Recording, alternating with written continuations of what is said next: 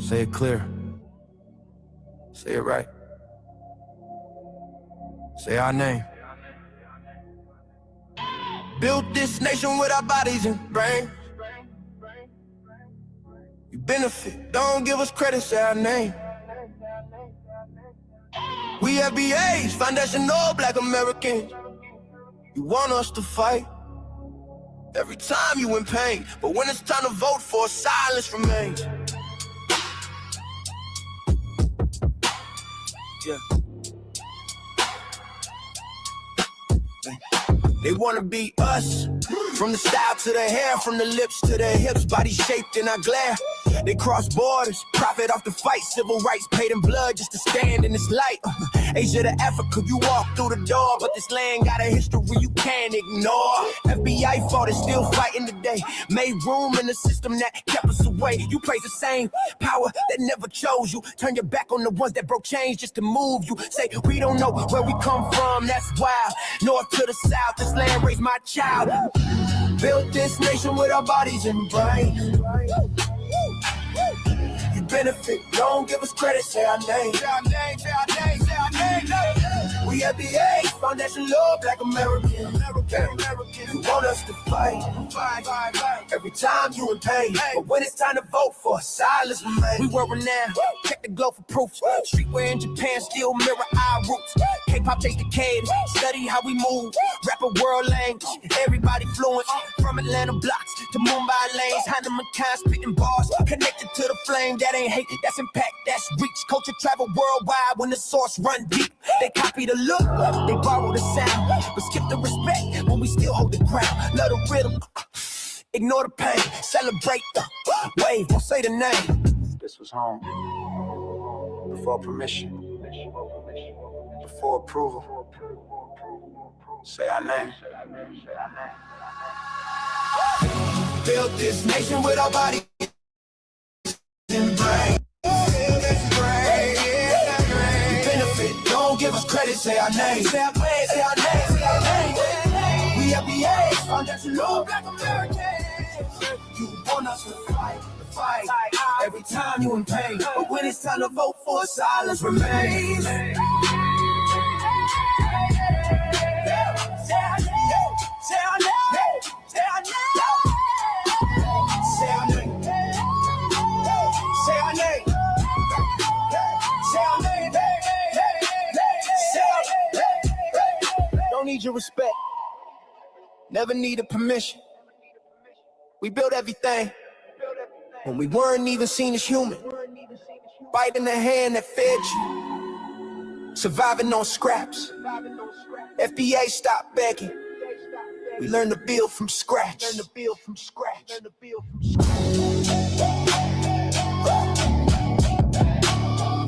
our name. Say our name.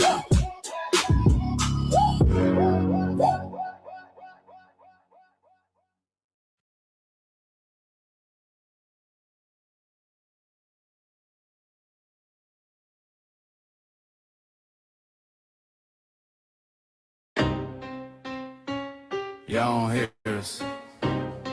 Pull up a seat and motherfucking listen.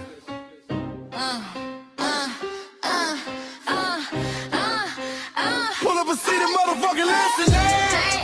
Pack your bag, time to go home. Talking crazy on our soil where our blood and bones grown. This our grind, we outside on it. While y'all fools on the outside looking, y'all show no respect to Black America, so leave. Hey. Y'all don't get it, so it's time to go home. Get the hell up out of America, take your disc, make it just fly on. Y'all don't get it, so it's time to go home. Get the hell up out of America, take your disc, make it just fly on. You landed on the tarmac, fresh off the boat. Talking about y'all building nothing, man, you choking on the note. My ancestors the reason that this country even breathes. Picked the cotton, built the White House, planted the seed.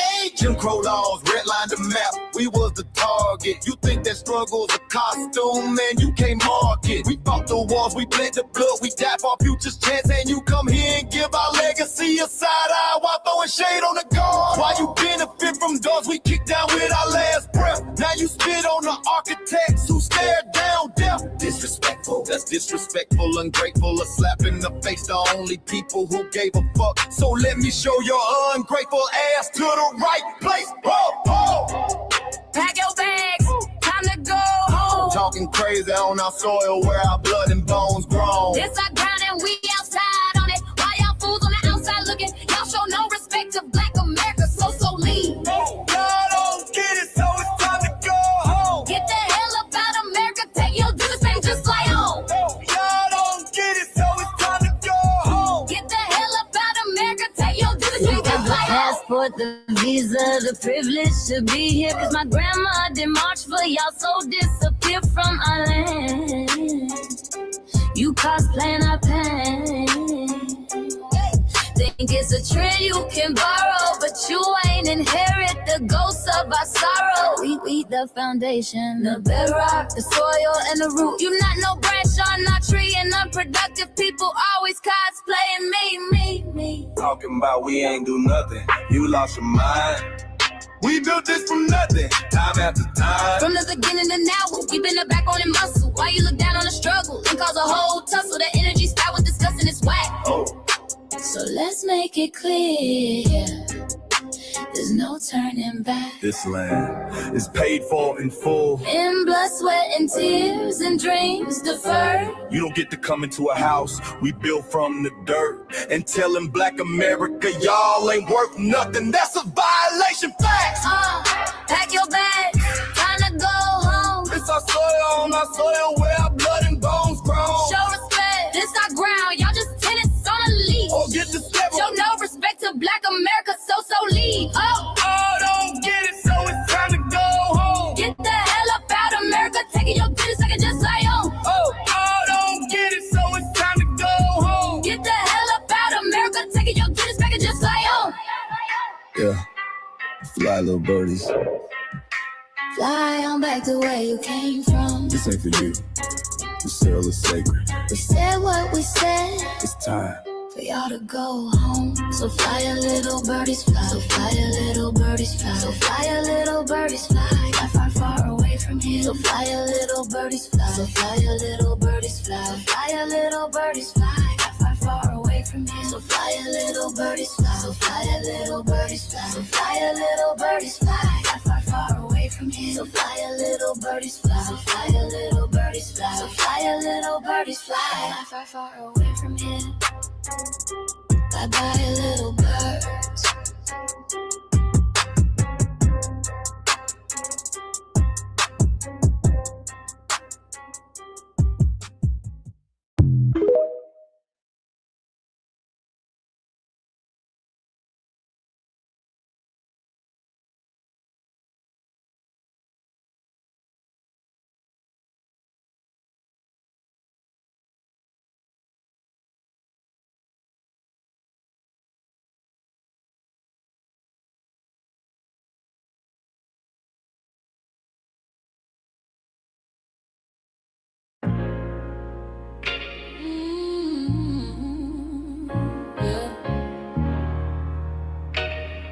We forgot, but we never forget. This one's for the rules. We built this land from dust and tears, 400 years, and we still here. They write new rules, but they don't see. Every freedom they got came off you and me. We planted seeds, they took the bloom. We lit the flame, they left the room. But we back now, know the skies.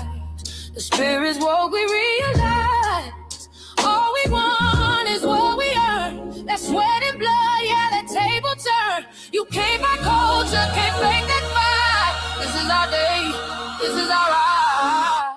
We FBAs. Say it loud, say it strong. We the heartbeat that's been here all along. Foundation of Black Americans, stand tall. We ain't begging for nothing, we built that all.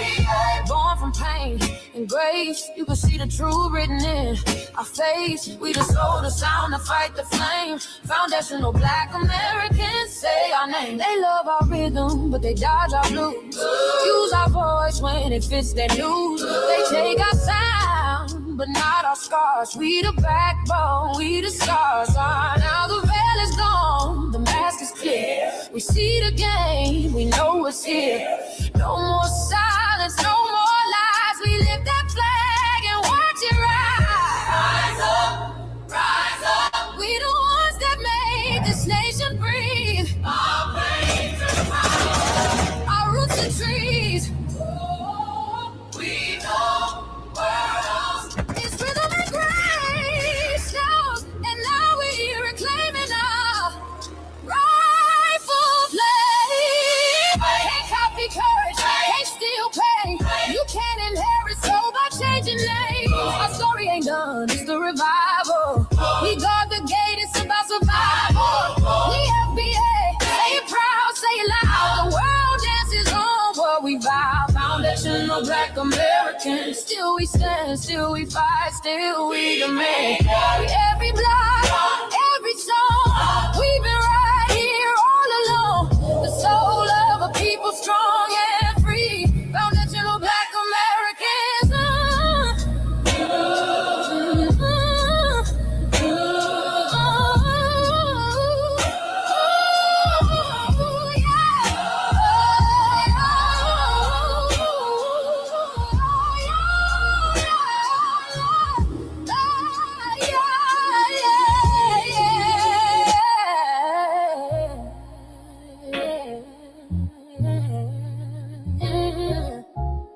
We the first, we the root, we the fire. Still rising, still here. Foundational Black American. We set the tone and they copy the cadence. Dance to our drums and deny the foundation. Wear the style but don't honor the source. Smile in the crowd and you distance and force. Say you not us but you rap like we breathe. Take the rhythm, then fuse the receipts. I ain't mad, I'm just holding the glass. Showing the mirror, now answer it back. I ain't here to cancel nobody. Just keep it honest, keep it solid. If you eat from the table we built, don't act surprised when we guard it. Do you like that? Do you like that? When I flip your sound and I ride like that. Do you like that? Do you like that? Do you like that? Cause that's how it feel when you borrow my culture. Then act like we never mattered.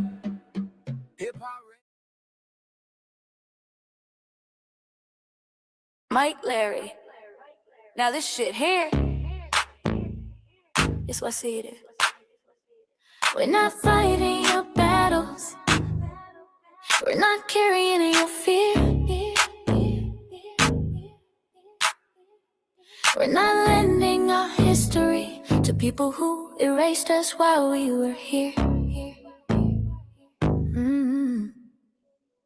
Just cause you're born here, don't make you FBA. That makes you a citizen, learn the difference today. This is lineage, not a look you can wear. Not a costume you borrow when it benefits you there. You used our culture like an access card, backstage pass, a straight facade. But now the mirror's in your face, no disguise. And you're uncomfortable looking truth in the eyes. We didn't leave our land to beg for a chance. We stayed, we fought, we took every advance. That's the separation, that's the line you cross. We paid the price, you learned the cost. You waving your flag on our soil, but fighting not to go back home. Waving your flag on our soil, building comfort on a foundation you didn't own. We waving our flag, red, black, and gold. Stood our ground, never sold. You waving your flag on our soil, but scared to build what you claim you love. Our humor, our style, the way we move, the smoothness, the sound, the things we prove. Music we birth, language we shape, innovation forged under constant escape. Warrior spirit means stay and defend, not flee your land and rewrite the end. You call it success, but don't confuse the two. Ease came after what we went through. You abandoned your land and called it strategy. You wave that flag loud, but won't return to build your legacy. That contradiction tells the story for you.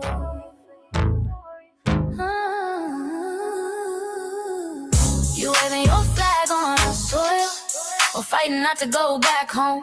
We waving arms where we were forged, every inch earned, every brick known. We can't be deported, and that truth changes everything. We can't be deported, and that truth changes everything. We know who we are, and now we see who you are too. Just because y'all born here doesn't make you FBA at all. It makes you an American citizen.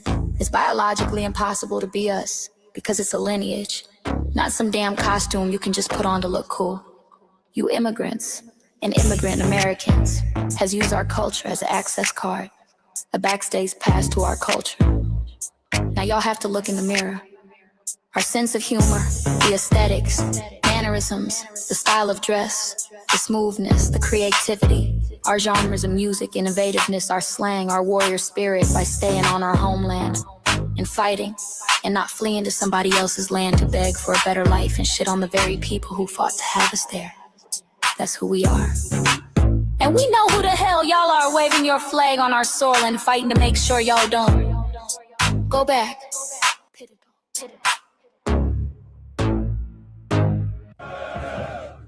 You can't leech off our culture anymore. Beat it!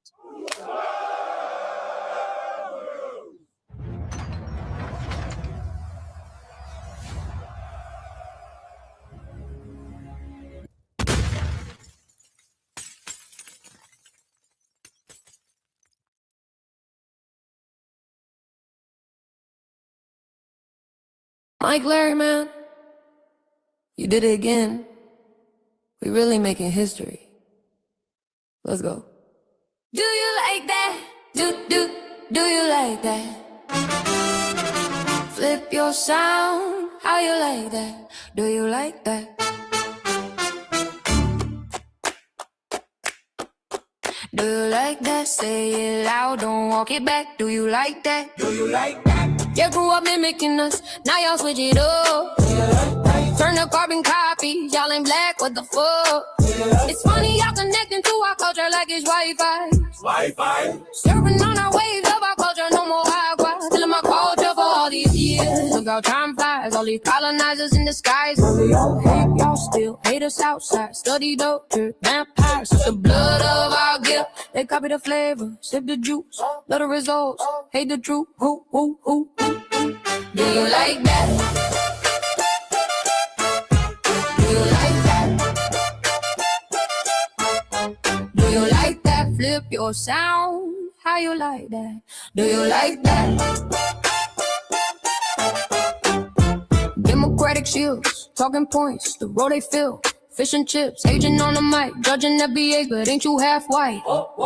Talking like you one of us, we need a proof face. The agent type with a prune face, like 50 and Jim, it's a cold game. Throwing stones cause we built our own lane. I'm joking, kinda, but I mean, smile calm, pressure intact. Y'all proud where y'all from, where they flag, beat they drum. But when it's us, tone switch fast. Same pride, but it's too much. FBA pride, lineage solid, you can't put this on, can't try it on. Built here, stayed and fought, that's the difference. That's the car. Do you like that? Do you like that? Say it clear, don't twist the facts. Do you like that? Yeah. Do you like that? Do you like that? Point made. No edit. No care.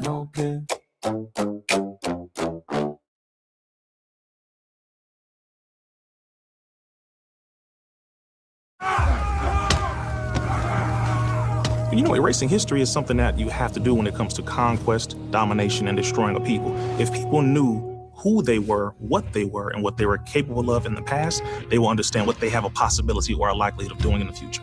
Foundation of Black Americans, we've always had a culture of resistance. We cultivated a culture of resistance on this land, and we've been resisting ever since we've encountered European domination. But nothing was really popping in Europe until the transatlantic slave trade, and that's where they amassed a lot of wealth. One thing that I think is unique about our culture as far as how we resist, how we fight back is just the environment we were put in from day one. Being only 13% of the population, the white supremacists were very meticulous about keeping that population at a certain amount. There's never a period when we did not resist the encroachment of the white man. They have a natural behavior of authority no matter where they go. That's why they'll step up in front of us in the line at the store. We're not important. They don't even see us. We've never been able to excel. We've never been able to relax. We've never been able to just be, which means that existence is resistance. It must be something in our DNA, our historical background, to when something doesn't sit right with us, especially spiritually, in our souls and in our spirit, we just say no. We live resistance. You know, from the moment we're born, we're in resistance. And it's handed down generation to generation. And so I think that cultural resistance is actually in our DNA, in our epigenetics, and then it blossoms out into the culture. So there's almost nothing in America that we do, from song to dance to politics to the way we talk, the way we dress, having coded languages considered to be slang today. Everything about Black American culture is a form of resistance. Of course, they want to always downplay our contributions to the global tapestry because they continue to act like our number one export in this country is not Black innovation. Everyone understands that our resistance has been the cornerstone of what foundational Black Americans have always done. We are the life that breathes everything into this nation. The further back you go, the further Black you go. It's just simple like that, brother.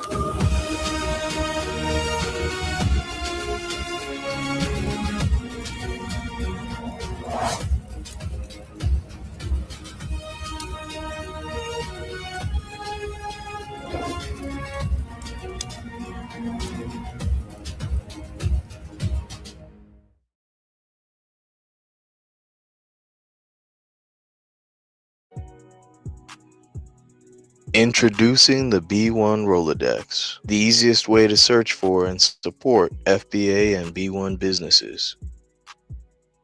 Hundreds of entries from the Black grassroots for the Black grassroots. Free to use, free to download, constantly updated. Trouble navigating the document? Try using the map version. Notice a business missing? Use this simple Google form to submit an FBA or B1 business. Also submit anti-Black businesses, which are now being collected in that last tab. Find resources, contact numbers, and much more using the second tab. All the info you need to start practicing group economics today. Go to blacktruthunited.com. That's blacktruthunited.com. Greetings, Black family, greetings, and thank y'all for tuning into another episode of the Frontline Black News. Family and fellow soldiers, I'm your host, Chan Crummer, and now my camera screen is all jacked up. And on this season 6, episode 26, part 3 of the Frontline Black News, we'll be discussing several topics that we didn't get to in part 2, and that is Democrats are only willing to fight for their jobs. The white media wants to persecute the Las Vegas heroes. Why the Democrats' Selma march flopped. Great news. Jermaine Jackson ordered to pay $6.5 million because of this. What if Republicans did a good job in Black districts that they're trying to take? Congressional Black Caucus Black Voters Matter campaign is a scam.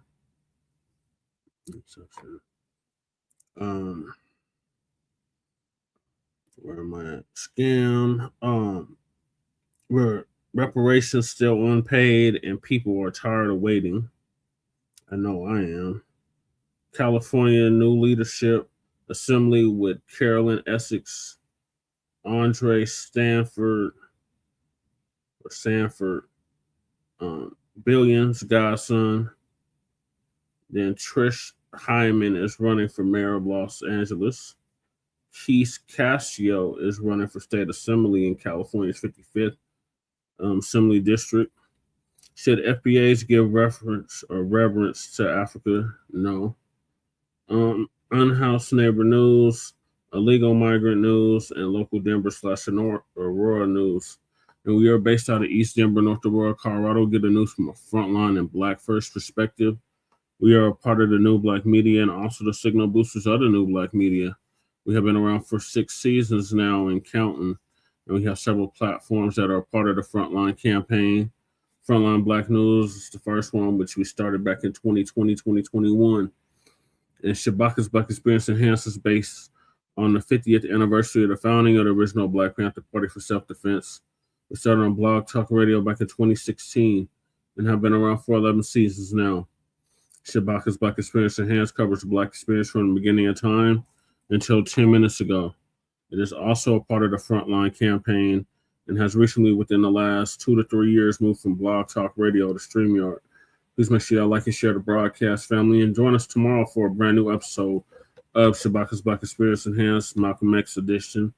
After all, tomorrow is our elder, master teacher, revolutionary Black nationalist. His birthday is tomorrow, May 19th. And please join us on StreamYard, YouTube, Frontline Black News. The links to all of our channels are in the description, including Frontline Black News, Frontline Black News 2, our backup channel. Make sure y'all sub up to that. Then we got my personal page, Disappearance, aka Chan Kruma. Make sure y'all sub up to that as well, so y'all be abreast of the city council and Denver politics, Denver and Aurora politics, Denver, Aurora City Council, and community events here in Denver, Black events. And then we got Lady Chase Seduction Doll channel. Make sure y'all sub up to that. That's her backup channel, so she can start going live on that channel. Then we got her main channel, the RBA, the Revolutionary Agenda. Make sure y'all sub up to that as well. She should be dropping the RBA sometime this week, but she did drop an RBA last week, so make sure y'all check that out. She's been going extensively in on them data centers for over a year. So check her out. She usually gets the topics that we don't normally get to on Frontline Black News. Then we got Shabaka's YouTube channel, Jeanette One. Make sure y'all sub up to that so Shabaka can start going live on YouTube. Then we got our cousin, our Lokester off the Bay Area, Jay Militant. Was cracking tribute with Jay Militant. Make sure y'all sub to his channel as well. Then we got our brother out the Mile High, out Bellside, Montbello, Kukizi 5100. Make sure y'all sub to his channel as well. He drops them FBA culture reports every week, so make sure y'all check him out. And also, he is a music artist. He has several songs in regards to cutting a check, so make sure y'all check him out. And then we got our brother Breeze Omega, who's out of VA, Virginia, Leesburg, Virginia, and it's originally from Hempstead, Long Island, and just surpassed 1,000 subscribers. I was chopping it up with Breeze earlier. He's probably listening in now. Make sure y'all sub to his channel as well. He drops similar content to what we drop over here. Then we got our brother Church of Black Power, who's out of Watts, California, Jordan Downs, to see exact, and he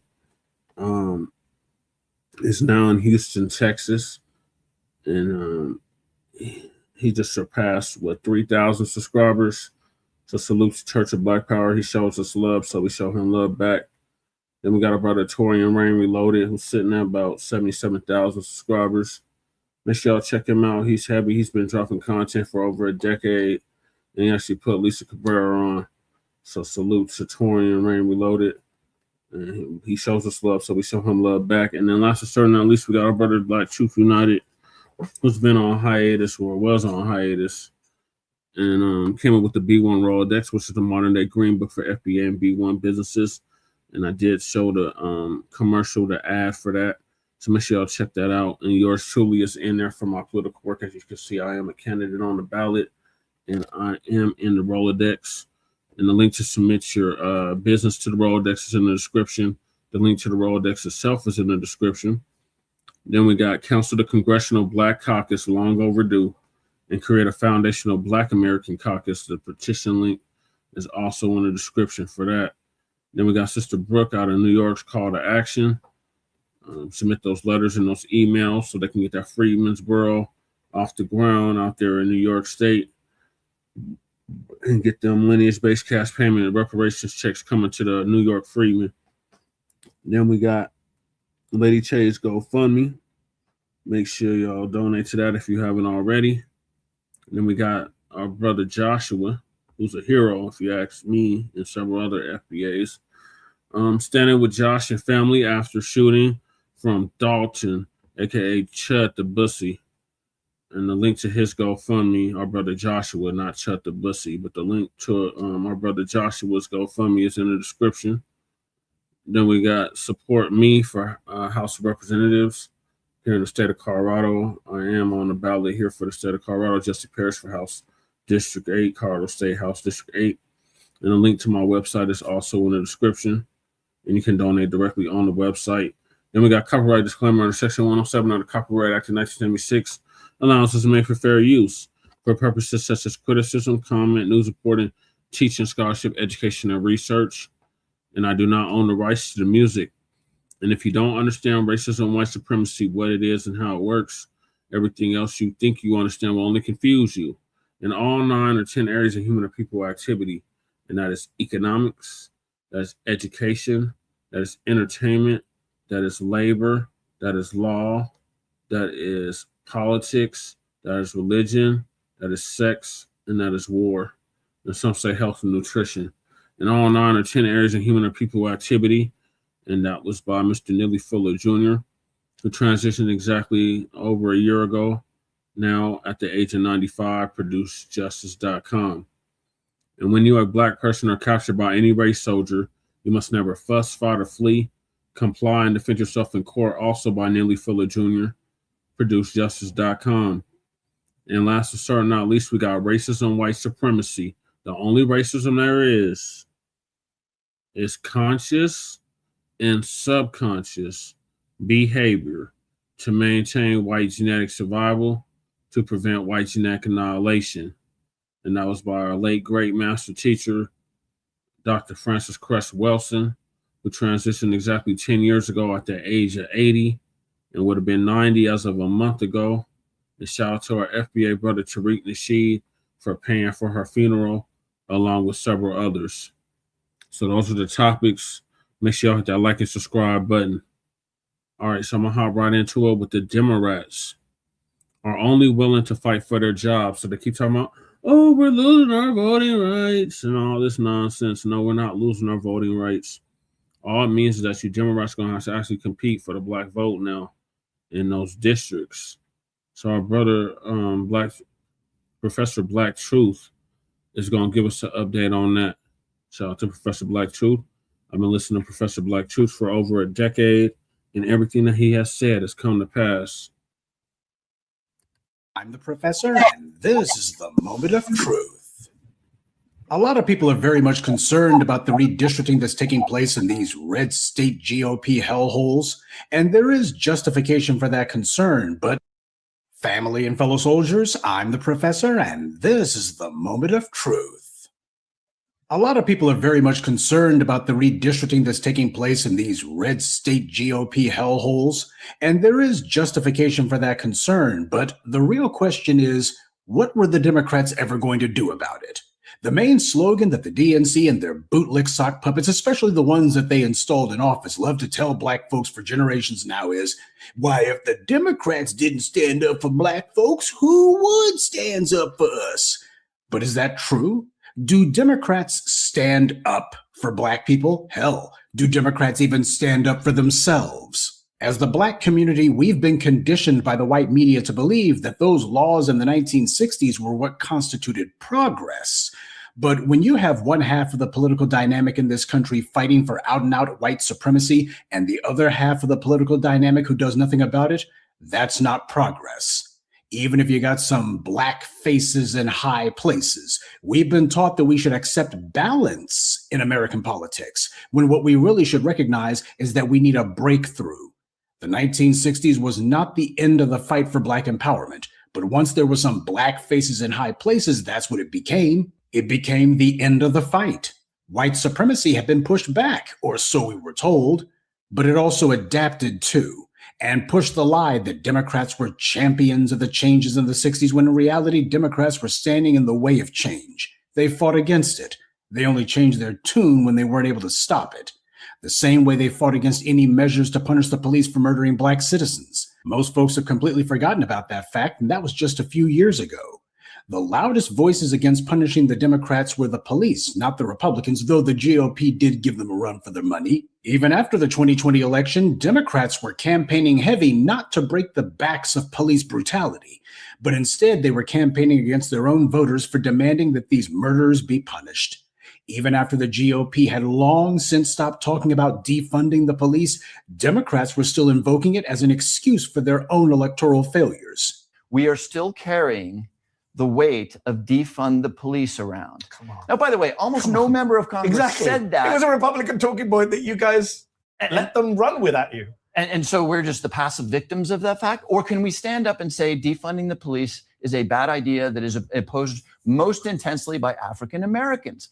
I do think that people on your wing of the party have hidden behind that rather than look at other issues that cost you seats, cost you votes. Like defund the police was not the reason you lost the election last year. No one was even running on it. Joe Biden increased funding to the police. I was giving you an example.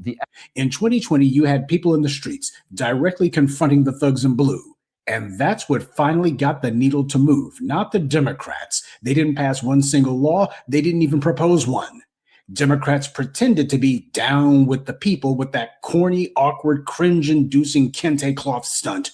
You know that had to be a white Democratic consultant from California who came up with that one.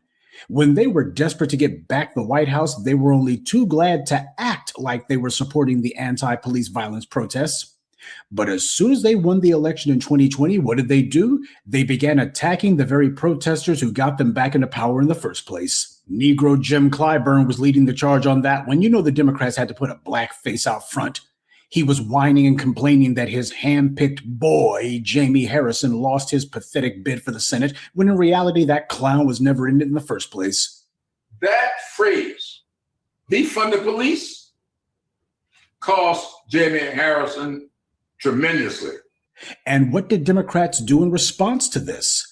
They made the failed Senate candidate into the head of the DNC. And what did DNC Chairman Jamie Harrison do when he was in charge?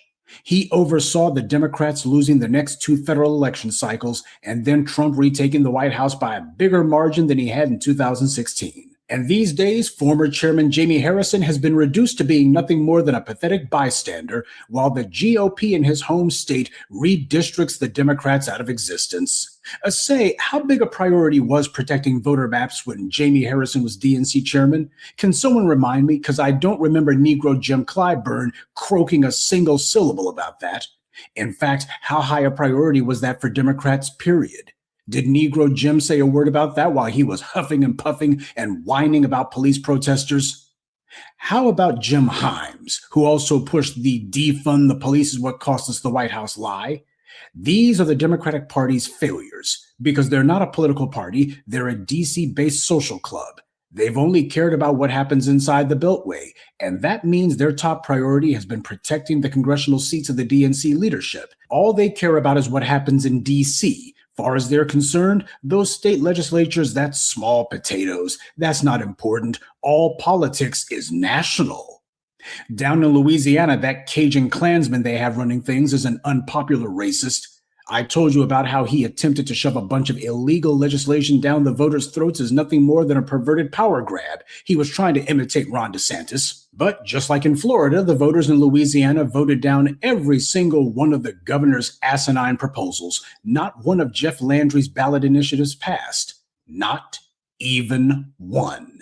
They all failed, even in the Republican state legislators' own districts. So these guys were going against their own voters, but they didn't care. Why? Because they recognized that there is no substantive opposition party in their state. Just like Ron DeSantis recognized that, just like Greg Abbott recognized that, just like Sarah Huckabee and the rest of the red state reprobates. They know that there's no real political opposition party in their states, so why not engage in whatever level of performative extremism that they want?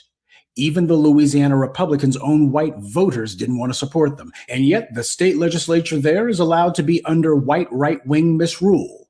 Now, why is it that the Democrats would not want to actually fight for states where they actually have support, where the people are not supporting these right-wing extremists? Why do Democrats allow these places to remain in the GOP's hands anyway?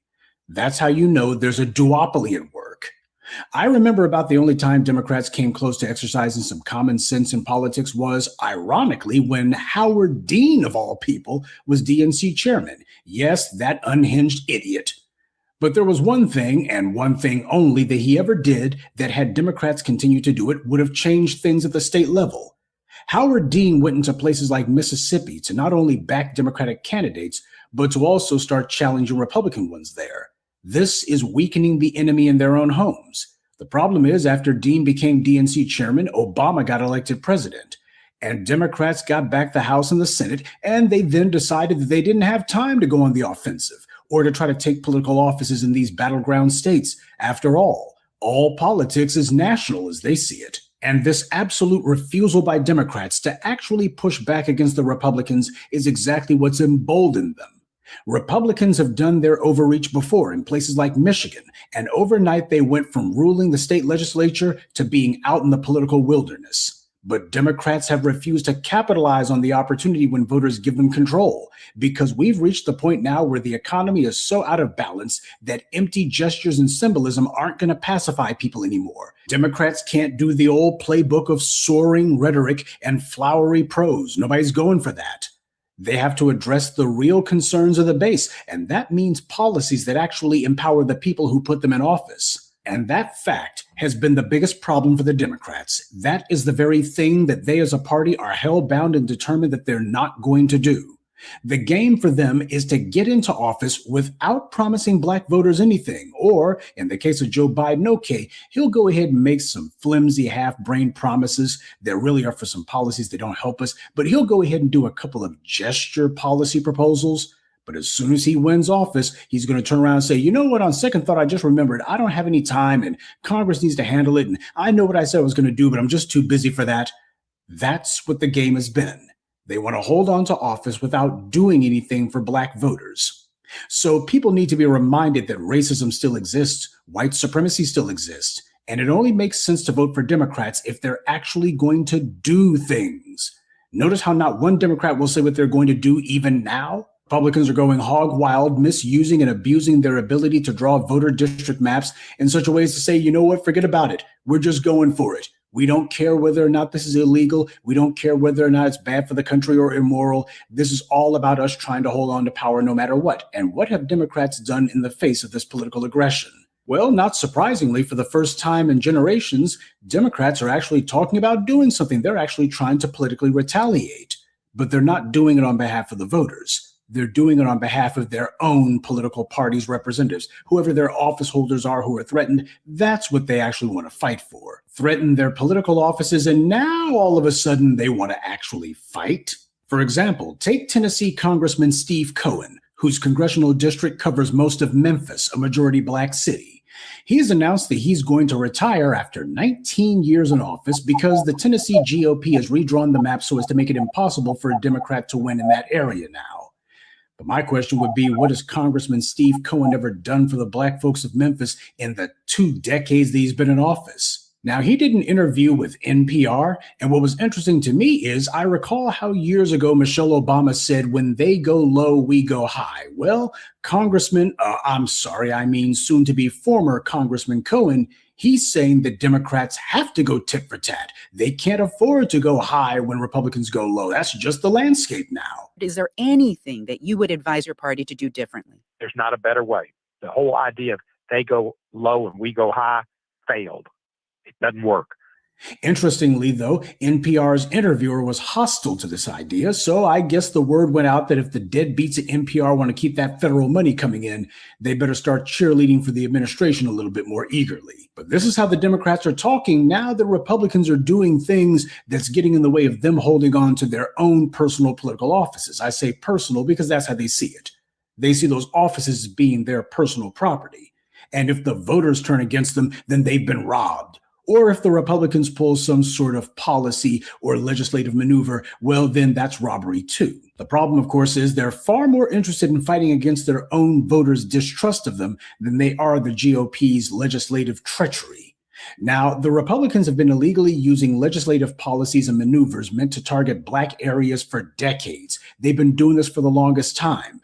In Michigan, they passed that illegal so-called emergency manager law specifically to target Flint and Detroit. Republicans did the same thing in Jackson, Mississippi, and more recently they did it in New Orleans, where the state legislature took the unprecedented step of writing a law specifically to outlaw one city clerk position in New York. This is what the Louisiana legislature considers to be the most important pressing business before the state.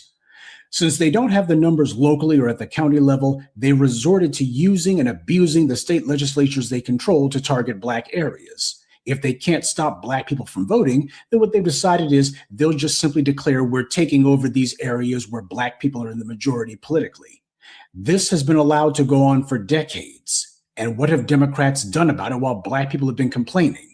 I've said that there should be legislative retaliation by Democratic-controlled legislatures in blue states that they control to target GOP municipalities. In other words, tit for tat.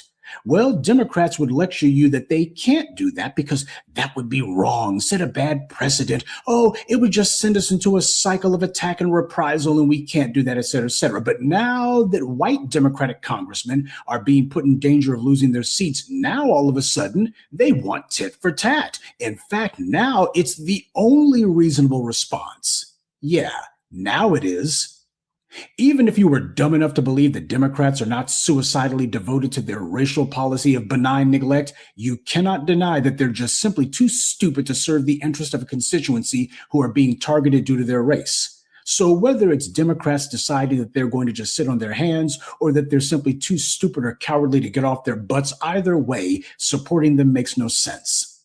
These are basic things, common sense things. And Democrats refuse to do anything unless it affects them personally. The shills, bootlicks, agents, and ops are angry because we say that the Democrats don't deserve any credit for merely pointing out that the GOP is racially targeting Black districts. This is a fact that we've pointed out for decades, and that the Democrats have refused to do anything about. Even their own Black bootlick politicians have been more interested in illegal aliens and abortion than in preserving their own jobs. Well, they went to the mat for foreigners, who in many cases, if they were able to vote, would support the GOP, since these people come from countries and cultures where they consider themselves to be white supremacist adjacent to begin with. The current situation didn't fall out of the sky, and it didn't begin with Trump either. That's another lie that the Democrats keep repeating. Well, this is because of Donald Trump, all because of Donald Trump. What the Republicans did in Michigan with their so-called emergency manager law, what the Supreme Court did with their infamous Shelby v. Holder ruling in 2013, that was years before the orange man waddled his way into American politics. So no, it's a cop-out and a lie to say this is all happening because of Trump. It predates Trump. If you want to say that Trump went ahead and said, guys, let's stop being bashful about it, fine. But this kind of thing has been going on for years before he announced his candidacy for president in 2015. And if Trump disappeared tomorrow morning, it would still be going on. This is the Republican Party's open political platform. But it's a platform that the Democrats have done nothing to shut down because as Democrats see it, a Black population that's under perpetual fire by an openly racist GOP will be simply too busy to survive to actually demand anything from Democrats. The GOP's open racism serves a very important function in American politics. It helps to prop up the game of political good cop, bad cop that both parties have been playing against us. As I said, the Democrats are not a political party. They're nothing more than a DC-based social club. They look at the Capitol as being their own country clubhouse, and their mission in life is to make sure they get their perks, their bribes, and to be a big shot.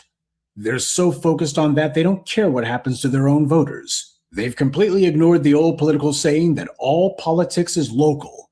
Democrats think that that means all politics is local bribes. Democrats haven't given a two-bit damn about Shelby v. Holder in the 13 years since the Supreme Court ignored the Constitution to hand down that illegal ruling. They should have been on a warpath right then and there, but they weren't. Not about that, not about much of anything.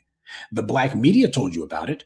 I've told you time and again about it, and specifically how Antonin Scalia himself admitted that the Supreme Court didn't actually have the constitutional authority to overturn the Voting Rights Act or to strike down any part of it. But as Scalia infamously put it, voters supported the Voting Rights Act, and GOP politicians were too worried about losing their seats to repeal it, so the Federalist Society flunkies on the Supreme Court, they had to do it.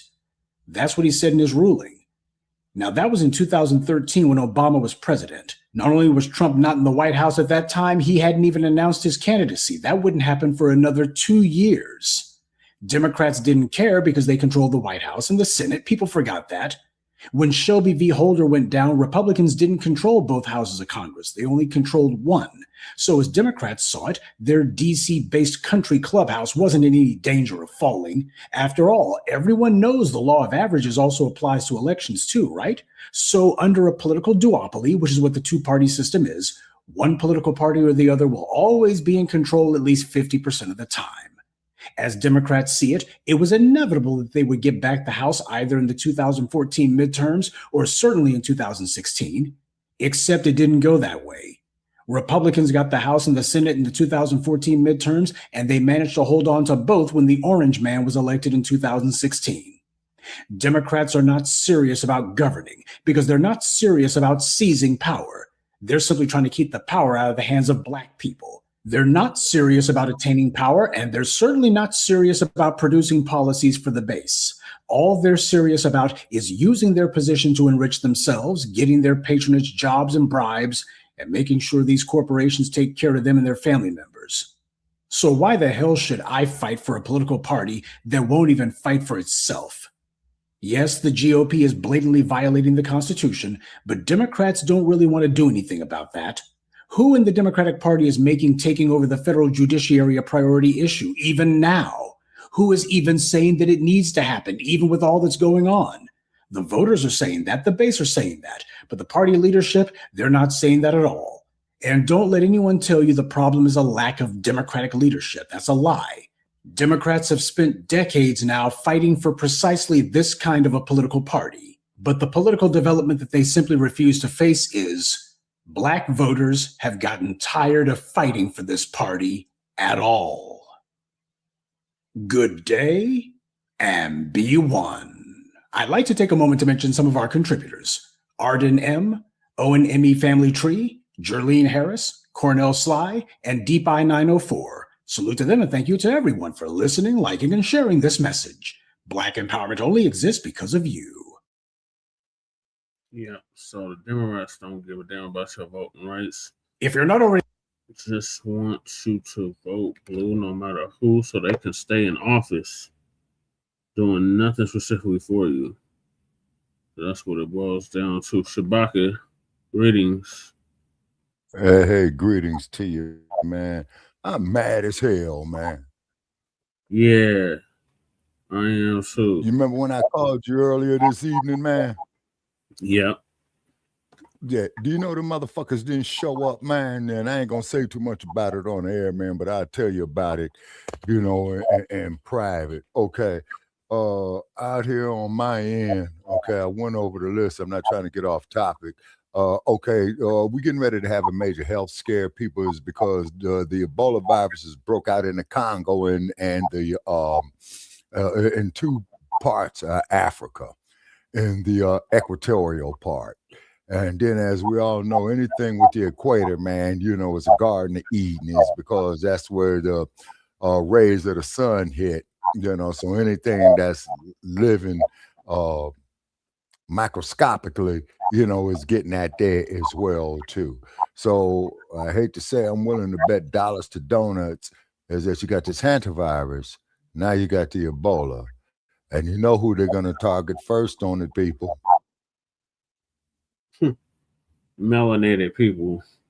You know it. You know what I'm saying? So was this shit, you know, planted there deliberately? And if anybody ever saw the movie Outbreak, I think about in the 1990s, I think, guess what? You're getting ready to see the shit for real, you know? So out here in Las Vegas, since motherfuckers travel here from all over the world, I'm going to be giving everybody extra distance. You know what I'm saying? Yeah, like we was during the pandemic. Yeah, exactly. But you see, but this shit is more dangerous, I believe, than the pandemic. You know what I mean? Because from what I understand, man, you get exposed to this shit, man, you dead in less than 24 hours. You know? So once again, man, formula in a lab, kaboom, connect the dots, people, connect the dots. You know what I'm saying? We are hated, but who we are. We are experimented on of who we are. You see what I'm saying? Because all these other groups want to be us, but they cannot be us. This is why they try to hijack our culture and our subculture. Yeah, they try to hijack everything from us. We're putting a stop to that. No, a line has we are delineating from all of that. Yeah, so only thing I can say is go get that damn Simply Lime juice, man, because I'm about to go get me 4 more bottles of it. You know what I'm saying? Yeah, I've been getting good with the Simply Orange. Yeah. It's echoing. I can hear myself. Okay, that means you're getting feedback. You might got a device too close to it. So what I've been... It might be your headset, Shabaka. It might be the headset. Yeah. Okay. You know I'm on the headset, huh? Yeah. All right, man. Okay. Please continue, man. I'm gonna switch over to Bluetooth. All right. All right. So moving along to where Shabaka's at, the white media wants to prosecute the Las Vegas heroes. So Professor gonna give us an update on that as well. Subscribe to this YouTube channel, go ahead and hit the subscribe button now, along with the bell icon so you can be notified whenever a new video is posted. And if you're already subscribed, check and make sure that YouTube hasn't unsubscribed you. And of course, be sure to give the video a like as well as share it on your social media. The white supremacists hate that. And now the Sunday address. By now, most of you probably have heard about the Las Vegas grocery store gunman. Last Tuesday, there was an active shooter incident at a grocery store in Las Vegas. 43-year-old Alejandro Estrada stalked his ex-girlfriend, Amanda Rosas. She was the mother of 2 of his children, but he didn't care about that. What he did care about was the child support payments he was behind on. Records from March show he owed more than $2,800 in child support. He was ordered to show up in court June 1st to explain. A police report said that Estrada told his roommate that Amanda was taking him to court for back payments and he feared going to jail for not paying. Well, apparently his plan was that it would be better to go to jail for a double murder instead. He also cared about her husband, Victor Rosas. Victor had 2 sons from a previous marriage. On last Tuesday, Estrada stalked them to the Smith's grocery store where Amanda and Victor worked. Estrada, armed with a handgun, an assault rifle, and lots of ammunition, went inside and opened fire on aisle 4, killing both Victor and Amanda. While everyone else was running away from the danger, there were 2 black men who were running toward it, Darius Alston and Marconi Clark. They subdued the shooter and put a little pressure on him to make sure he didn't go anywhere. By the time they were done, there was literally nothing for the thugs in blue to do except for cuff him. So how big a threat was this guy? Estrada had a Sig Sauer 1911 45 caliber handgun with 1 round in the chamber and a CZ Scorpion Evo 3 9mm semi-automatic carbine in his backpack, along with numerous loaded magazines for both firearms. So he wasn't just there to kill those 2 people. You wouldn't need numerous loaded magazines for 2 separate firearms if you just want to kill 2 unarmed people. He brought enough guns and ammunition to kill a lot of people, not just his ex-girlfriend and her husband. So this was most likely just the beginning of what was supposed to be a murder spree. So, those 2 black men who are rightfully being called Good Samaritans, they did more than just catch a murderer. They stopped what would have been a mass murder rampage. How many lives did they save that day? We'll never know, but one thing's clear. A lot of people are making a big deal out of these 2 black men being unarmed. In fact, that's one word that got used pretty much more than any other. They were unarmed. And while that certainly does speak volumes about their courage and heroism and altruism, there's also a problem with the fact that people feel the need to point that out. Let's be honest here. If either of these 2 black men shot that guy to death, they would have most likely been killed by the first thug with a badge who showed up at the scene. They certainly would have been arrested and charged with something. You had that case of the alleged gunman in Cambridge. There was a white guy who was not a cop who joined in with the police to open fire on him. Now, if that had been a black man with a gun calling himself helping the police, they would have shot him dead on the spot. You see, they don't fire on black people because a black person is harming someone. They simply do it because they're black. That's the actual rule for these people. Black citizens are never regarded as auxiliaries of the police. The thugs in blue treated a racist punk like Kyle Rittenhouse like he was one of them because he was using violence in the name of maintaining racial superiority. When it comes to non-black individuals who are running around with a gun, as far as the thugs in blue are concerned, well, these are the irregular forces of white supremacy. These two black men subdued a man who had just murdered 2 people in cold blood and came loaded for bear. It's safe to say he was planning to go out in a blaze of glory, but not before he went ahead and took as many bodies as he could.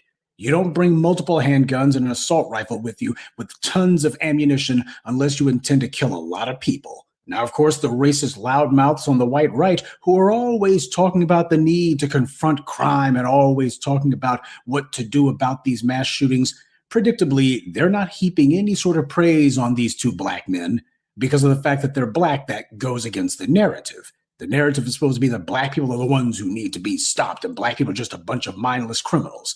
Yeah, this story isn't the kind that they want to highlight.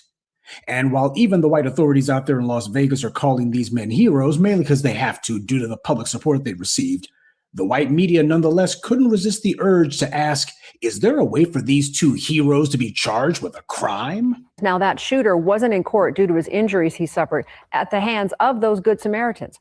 8 News Now reporter Joshua Peguero looking into their actions and if they could face any legal issues. The shooter is currently at the hospital recovering from the blows he suffered. But could those Good Samaritans be charged for a crime? I asked an attorney. We asked District Attorney Steve Wolfson if the Good Samaritans would face any charges if Estrada ended up dying from the injuries he suffered at the hands of the Good Samaritans. They're heroes, so I can't imagine anything other than praise coming their way. Your ears were not deceiving you. That's what some idiots actually had the nerve to put on the airwaves. This just goes to show that they do this whenever they're talking about a black person, period. This is the white media template for reporting on black people. It doesn't matter if you stopped a mass shooting from taking place. Like, well, can't we charge them for that?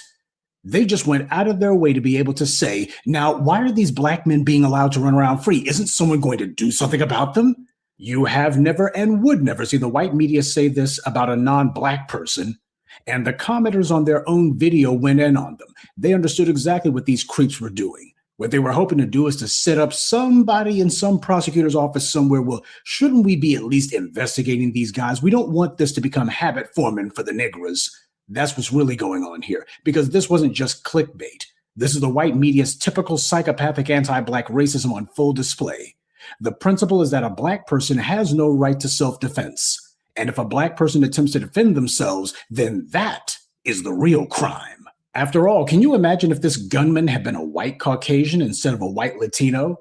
Daniel Penny strangled an unarmed man to death even though Jordan Neely hadn't harmed anyone. And the white media got on code as a group, and none of them, not even one of them, dared to report Daniel Penny's name. They knew who he was, but they all decided amongst themselves that there was going to be a media blackout on actually identifying him. They didn't want him to be prosecuted, so hiding his name was part of making sure that the public wouldn't be able to bring pressure to bring a case. And they also made sure that when his name did leak, they didn't put out any reporting that would support him being prosecuted. Instead, it was just the same lies they tell when a white cop murders an unarmed black citizen. Why, it's so difficult to prove murder, you know. You never know what a jury will say. The bar is so high. Well, it's just a fact that basically the people of New York are going to be behind Daniel Penny. I mean, they're just so tired of unpleasantness on the subways. They were doing everything that they could to be an unabashed cheerleader for this creep. The white man who joined in with the police to open fire on the accused Cambridge gunman, no one in the white media was asking if that white man could be brought up on weapons charges. They didn't dare say anything like that. Same situation, an active shooter, people were shot, a civilian was involved in, quote unquote, taking down the gunman. But in Cambridge, the civilian used a firearm. And more importantly than that, he was white. which completely changed how the white media reported on that incident. Oh, we're not casting aspersions on this guy, because they understand the entire purpose of actually putting out a headline like that. Can these good Samaritans be charged with a crime? The entire reason for doing that is to float the idea. You want to get that idea percolating in some prosecutor's head. You want something to be done like that. That's the entire purpose of doing it. It serves no other purpose. This is about enforcing the principle that all Black people are never to fight back against anyone for any reason. If you're Black, well, you're supposed to hide somewhere and hope that some non-Black person does something. That's what this is actually about. It's like, we got to get on code and let these Black people know, don't think that you're going to be standing up for yourselves, and certainly don't think that you have a right to self-defense. If you try it, you'll be prosecuted. Do you have any idea how many innocent Black people have lost their lives because when some critical incident occurred, that Black person basically had it in the front of their mind that as a Black person, they're always being singled out, always being arrested for no reason, always being prosecuted without cause, and then if you defend yourself, well, all the authorities are going to be on the side of whoever's attacking you. Because the reality is, for most Black people, that is precisely the mental calculus that takes place whenever they are accosted by some anti-Black racist, you know, like Chud the Butthead. And that's because, just like with this Las Vegas shooter, this is exactly what the authorities do, and the white media cheerleads for it and backs them up every step of the way. Meanwhile, violent white racists like Chud the Bum can attempt to murder a Black citizen in broad daylight in front of a courthouse. And then you'll have a judge inside that same courthouse who will grant him bail, even though he's currently already out on bail for a prior offense. And keep in mind, this Estrada guy had a number of priors. He had a number of previous violent incidents that he'd been involved in. Do you recall receiving a citation for speeding on December 18th of 2023? But he's here Thursday for a previous traffic warrant.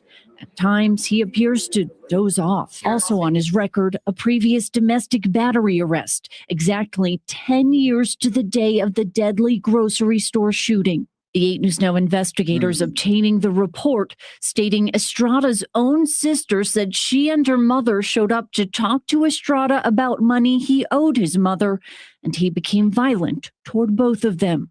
Court records show the case was dismissed after a bench trial was set and prosecutors didn't proceed. And yet the white media is not very interested in asking, why didn't the prosecutors do something about this guy and bring cases before now? They seem far more interested in asking, what cases can we bring against these two Black guys?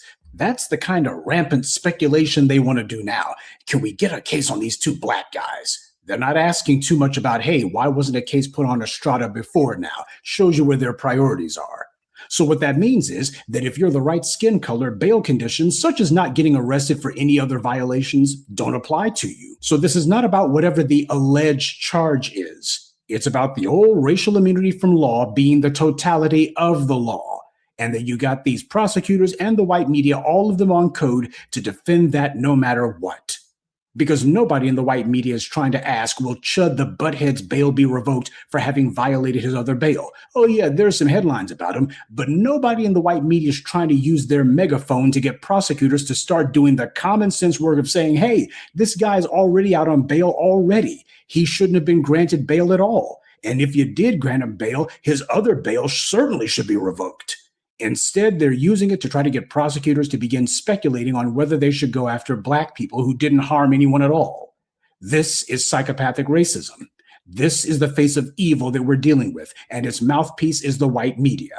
The praise that these two Black men are receiving is good, but there shouldn't be anything extraordinary about it because things like this happen practically every single day. There are acts of heroism and altruism from the Black community every day.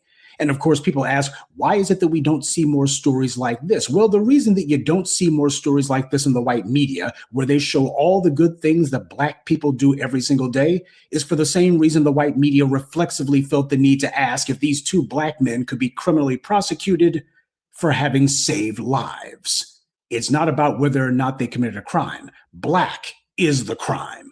The white media understands their job to reinforce and promote anti-Black racism, keep up the steady drumbeat, no matter how ridiculous it is. Had these two men killed this Estrada character, this is the narrative that the white media was planning to go with. Why, they killed him. Can't they be prosecuted? But even without a dead body, they still put that out there anyway. Well, what if they had killed him? Didn't the gunman have rights? They showed more concern for the rights of a gun-wielding homicidal murderer than they did for an unarmed black man who was having a mental health crisis on public transit in New York, a black man who hadn't harmed anyone.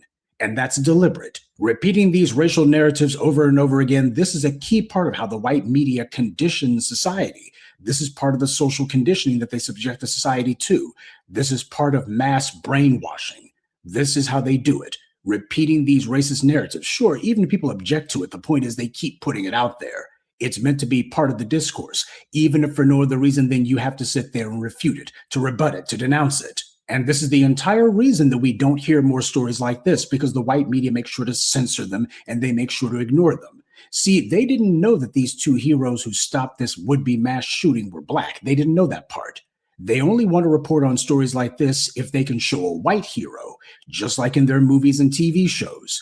They demand that the spotlight be on a white person, and if it's not, then they pretend like they didn't know about it. Well, in this case, you had a gunman who murdered two people and was getting ready to kill more. The story had already gone viral. The white media showed up quickly as possible because, after all, in this business, if you're not first, you're last. But the problem was, as soon as they saw those two black men, oh, we didn't know it was going to be like this. We made a mistake. And smearing these two black men after the fact, well, that's the white media's consolation prize. Can you afford to believe anything that comes from such obsessively racist people like this? So the point of this evening address is, yes, it is good that these men are being praised. They should, and more just like them should also receive their due. The problem happens to be that if these men had had anything other than their bare hands, oh, the white media had their narrative set up for that one, and that's a problem. Black people ought to be able to defend themselves and to defend others by whatever means they require. Everybody else is running around with guns, and nobody ever questions their right to bear arms or to use them in self-defense or the defense of others. But with black people, well, that's too much power for a black person to have. In fact, it's also a problem that they're just barehanded. The fact that you're barehanded, that's a problem. I mean, now you're using too much force, you see. A black person barehanded, that's just excessive force. I mean, all you had with this other guy was just a handgun, an assault rifle, and 10 bandoliers and magazines of bullets. But this black person barehanded, I mean, oh, clearly the black person had the upper hand. There's just too much force, excessive force, I tell you. So no, we do not ever want an environment where anybody sits here and says, well, if the black person had used a firearm, they would have been completely justified and they should not be charged with anything. And it's way past time that we started conditioning these bastards that that's exactly the response that they're going to give. A black person is never supposed to hesitate when it comes to defending themselves or defending others. That's part of the reason why you got all these white supremacist trash running around thinking that they can pull these ambushes, because they know that they're in an environment that is completely and thoroughly hostile toward black people defending themselves. Well, we're going to make that normal. We're going to regularize that. And we're also going to normalize calling out the white media for this garbage. We see them and we're going to be on their behinds about it.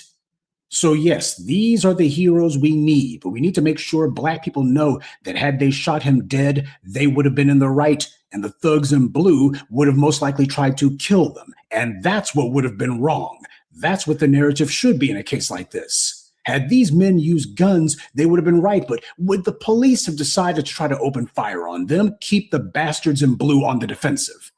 That's the only responsible journalism that would have come out of this. So in closing to this evening address, I'm going to say what a lot of folks have just been too bashful to say. The mother of Amanda Frias Rosas saying she appreciates the men who helped catch him.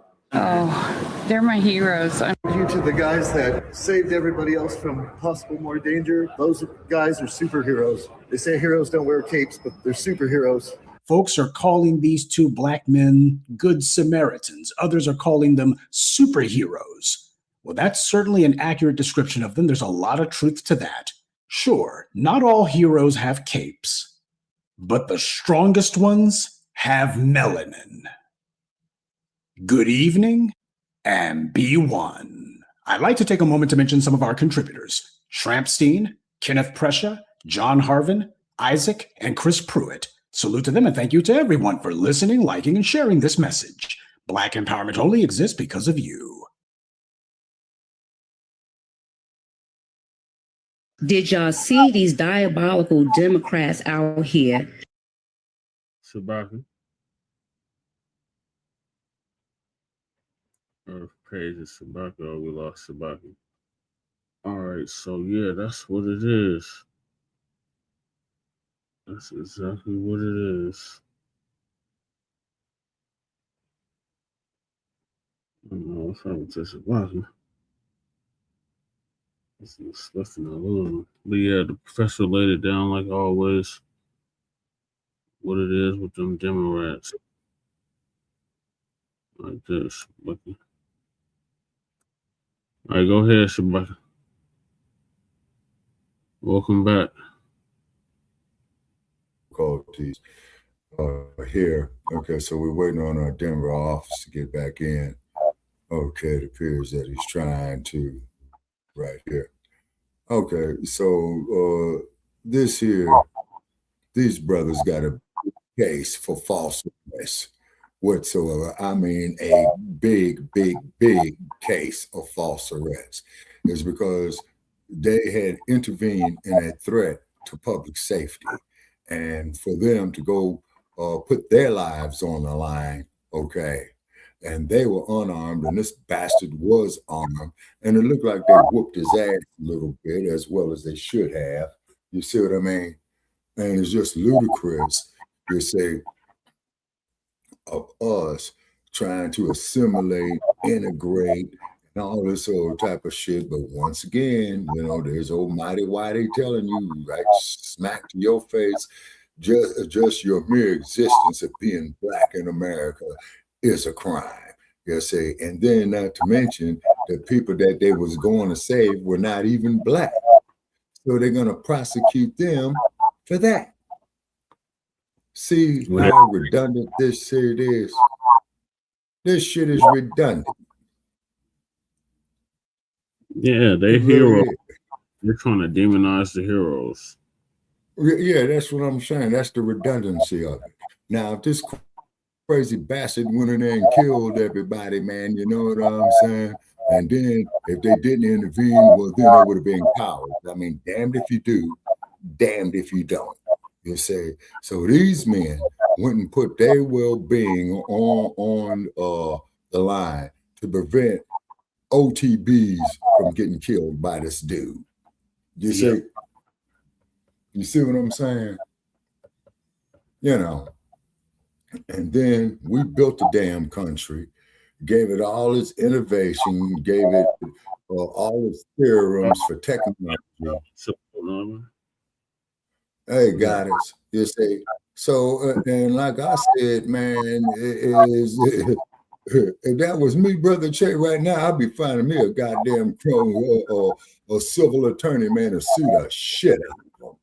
The city of Las Vegas, the county of Clark, and okay, now did the people at the grocery store, did they file charges against these brothers now?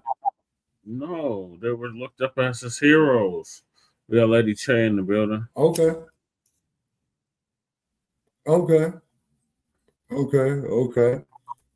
So therefore, it just goes to show you, man, you know, that no matter how hard we try to assimilate with these Nabisco ass motherfuckers, man, the color of our skin is held against us every time. So, and I wonder what Yasa bosses that they're going to get out here to say that they belong in jail. You know they're going to get some hand-picked Yasa bosses. You know that. You know what I'm saying? You already know. Mm-hmm. Yeah, you say, and then too, and like I said, I could have been in that goddamn store. You know what I'm saying? Yeah, any of us could have been at that store, somebody. Yeah, man, you know what I'm saying? But you really, because you're out there, you could have been at that store. Right, that's what I'm saying. And then, man, had I would have been up in that store and I saw them brothers got the upper hand on him, man, I would have been there stomping the shit out of his ass too. Right. Crazy motherfucker, because you know, well, we have a lady present. I was gonna say something. You want to say hi to mommy? Okay. What's it? Man, Amaru want to get on TV. Come on, boy. Come on, big boy. Yeah. Have Amaru be like the MGM kid. He's so the big. Frontline Black News kid. Yeah, the Frontline Black News kitty. He be growling like a lion and shit. Come on. Oh, yeah. You know, oh yeah. See, and the cold part about this bullshit black family is that these men could have been killed themselves by this psychotic bastard. You know what I'm saying? You know, because his trick ass can't take it that his wife left his sorry ass. You know what I'm saying? Yeah. Roo-roo. Roo-roo. So he wants to go. Mommy talking to. Roo-roo. Where you at, son? Roo-roo. Rupert. Is he looking for me? Yeah. I can't see. Years because his ears perked up. Roo-roo. Son. Yeah. I'm not at the door, cuz. He's out now. Around off. He done growl his way out. Yeah, Oh, little moody thing. Yeah, that pissed me off. Yeah, see, there's like it's stuff like having a hard time seeing. I feel like I'm like right up on the camera. It's really bright. Sorry, man. I'm trying to test it out, but it's hard. He back again. Oh, great news out here out of the West, people. That came across some information today. Everybody's gonna love this. Mark Furman is dead. What? Mark Furman is dead. What do you mean by that? Mark Furman was that son of a bitch in the O.J. Simpson trial. Said the way how we interrogate niggas. Yeah, that's great. Yeah, he threw. Lights out. Toes point north. Ticket punched. Okay, that's great news. How did that? Fuck Mark Furman. Well, isn't he old enough to die already? Like, shit. Lady Che, who gives a damn? You know what I'm saying? Fuck Mark Furman. Yeah. Fuck Mark Furman. Yes, many people have been jacked by crash with probable cause. You know, so hopefully he died in Boise. He don't know and don't care. You know, you didn't know he died. That's it. That's all you know. Yeah, that's it. It was up in Idaho because he had moved to Idaho, right? Where my kidnap? Where is baby? Oh, that's sleep on. My little black magic at. Behind me. You know that spanking her and being mean to her. I am not. That's a lot. Everybody can see the B1 dog until she wakes up and starts being nice. Mommy has a question too. You know me wake her up sleep. Did you see her? She was sleeping. Oh. She just was all little bear. She was silly. Like magic. Magic. Magic. Magic. What are you doing, baby? Magic. Magic. She looking for me, cuz? Magic. Like magic. Magic. I think she is looking at me, huh? No, she's looking at me. Look the other way. Wow, like turn around too. Can't see shit. My blood pressure's high. I feel like I'm squinting. And I'm all up in the camera. Sorry, my fault. Magic. Magic. Magic, turn around. She looked like she got bigger. Yes, she has. Magic. Black magic. And she just gonna give me the cold shoulder, huh? That's tough. That's all right. Magic, mommy talking to. Magic. She's just waking up. Magic. You woke me up for what? See? Did you get her the cold shoulder already? You don't want to talk to me no more? Punk ass kitten. And she's staring at you like you owe her money for her. Magic. Turn your ass around. Magic, why she looking at you like you owe her money? She looking at you like you did or something. I just had to clean up after her. She got all kinds of juicy. Oh well. Put her down because she's looking at you like you owe her money or something. Yeah, because I cleaned up her mess. She got caught red-handed. Doing what? What was she carrying up? Shitting all over. She shit all Oh, over the. look at me. Well, where's her litter box at? Magic. It's underneath Magic. this. Sir. Nice stand. Come on, baby. Where's the my little bear? Where's my little bear? Oh, there she is. All up in the camera, all weird and shit. You see her? Yeah. I'm looking for you, little bear. Where's my little bear? Look at Magic. Magic. Magic. Okay, don't answer me, punk. Magic. What she got? What's she eating? Nothing. What's she doing on the desk then? Look at Magic. She has gotten bigger. Yeah. Her eyes still blue? Yeah. So let's let her jump off the counter. No, they're black. And she's bad. You see her in person, like she's bad. She always looks like she's up to something. Yeah. Black magic. Magic. She's out. Magic. She's out. Magic. She wants to go. Mm-hmm. You woke her up. Oh well. Not today, huh? Yeah, let me put her back where she was at. She's like, Where was she at? look, my whole sleep up on the couch What? With who? by herself. What happened to sleeping on the bed? She been She's sleeping moving on- around. Yeah, she been moving around a lot. I'm a Ruth's big ass in the window.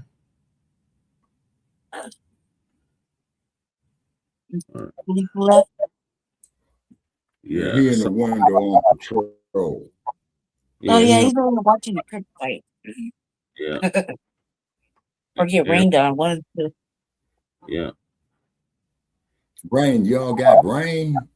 Yes, Shabbat. Yeah, it rained all day today. Damn. Well, it was windy as hell out here yesterday. You know what I'm saying? And the temperature dropped. You know? That's how bad the rain was. I knew the rain was gonna be some shit when I fell. Yeah, I told you. I tried to warn you. This is like motherfucker. You talk about like the bones knowing the weather's shifting, and then just doing some crazy shit. I got my mask pulled up over my hair. Yeah. I didn't think you were gonna do the show. What happened? What happened at the end of it? What happened at the end of the city council? They passed it unanimously. What does that mean? There's a ban for a year. For a year. I don't think that's gonna do. Then they gotta revisit. Or a data center, Yeah. the moratorium or some shit. Yeah. That was a lot of people. But the mayor could still veto it. You did what? Recall the fucking mayor. I said the mayor. The mayor. Yeah, man, the governor. And Tina Peters is free, or about to be free. She'll get out to next month. She get out on parole. Yeah, But no, it's a Clement. I thought it was like the full pardon. clemency. Yeah, clemency. I thought it was the same thing. No. I put that bro too. And then they're shaming the governor. I'm like, stop shaming the governor. You shame the fucking mayor. You shame yourself. They want the governor to resign. Fuck, he's already leaving. I want a lot of things too, but resigning is not one of them. They want the governor to resign. I want the mayor to resign. How about that? Like, we can't all have what we want. Right. No kings, and you got this fool. Check this out, man. They're so quick to switch on a motherfucker. All them years they're praising Cesar Chavez to get what inch of a fucking accusation. They're paying over his shit. Now they want the governor to resign. They're so sickened by the governor because he let that bitch go. Oh, I mean, you know, allegedly used for the whatever, right? Who cares? Who cares? Oh, I want Jenna Griswold to fucking be can too. She's just as culpable of doing fucked up shit. She let the passwords out for like 6 months of all the motherfucking machines, and she wouldn't resign. She wouldn't even apologize. And she wanted to sit there and talk shit about this other white bitch. Like, man, come on, miss me with that bullshit, cuz I want all of you to fucking quit and be fired. Like, we can't have everything we want, though, okay? It just doesn't work that way. Life isn't fair. Oh, dumbass bitches. And they're like, I'm so disgusted with with our governor. Bitch, I'm disgusted with your fucking generic isms. I'm disgusted with your motherfucking storytelling and shit every time you do a vote, knowing the good and goddamn well it's performative. I'm disgusted with your presence. I'm disgusted with you. Like, it's the same things. Like, it's like, the governor. I'm like, you know who you should be disgusted with? The mayor that you serve. And then take it up the ladder, but you're just gonna be mad at the governor, huh? He's done so many egregious things. Really? I think the governor was the one that was all extra open to the fucking idea of newcomers like they wanted. And now he's just an ass, right? Yeah, Did he give them everything they want? I get a hair echo. That's what your buck is in. But seriously, it's on your end then. No. It's not on my end. There's nothing else going on. It's on your end. It started when I got in here. Or actually, it was going on before I got in here.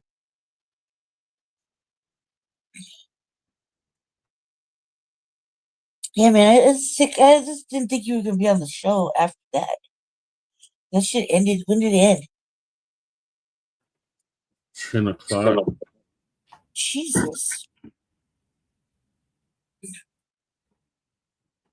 Well, come on, man. Let's get to it, because I don't know how much time you got, but I was trying to watch a movie. Okay, so you got up here still on March flop. Yep. What did I miss? Okay, all right. That means that might be great news right there. What did I miss? On the show. The Democrats. The Democrats working for themselves.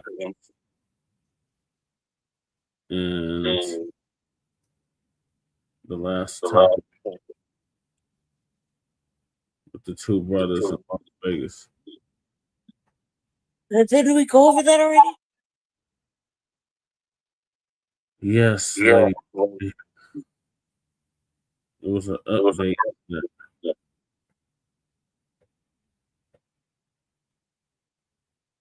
So that's yeah.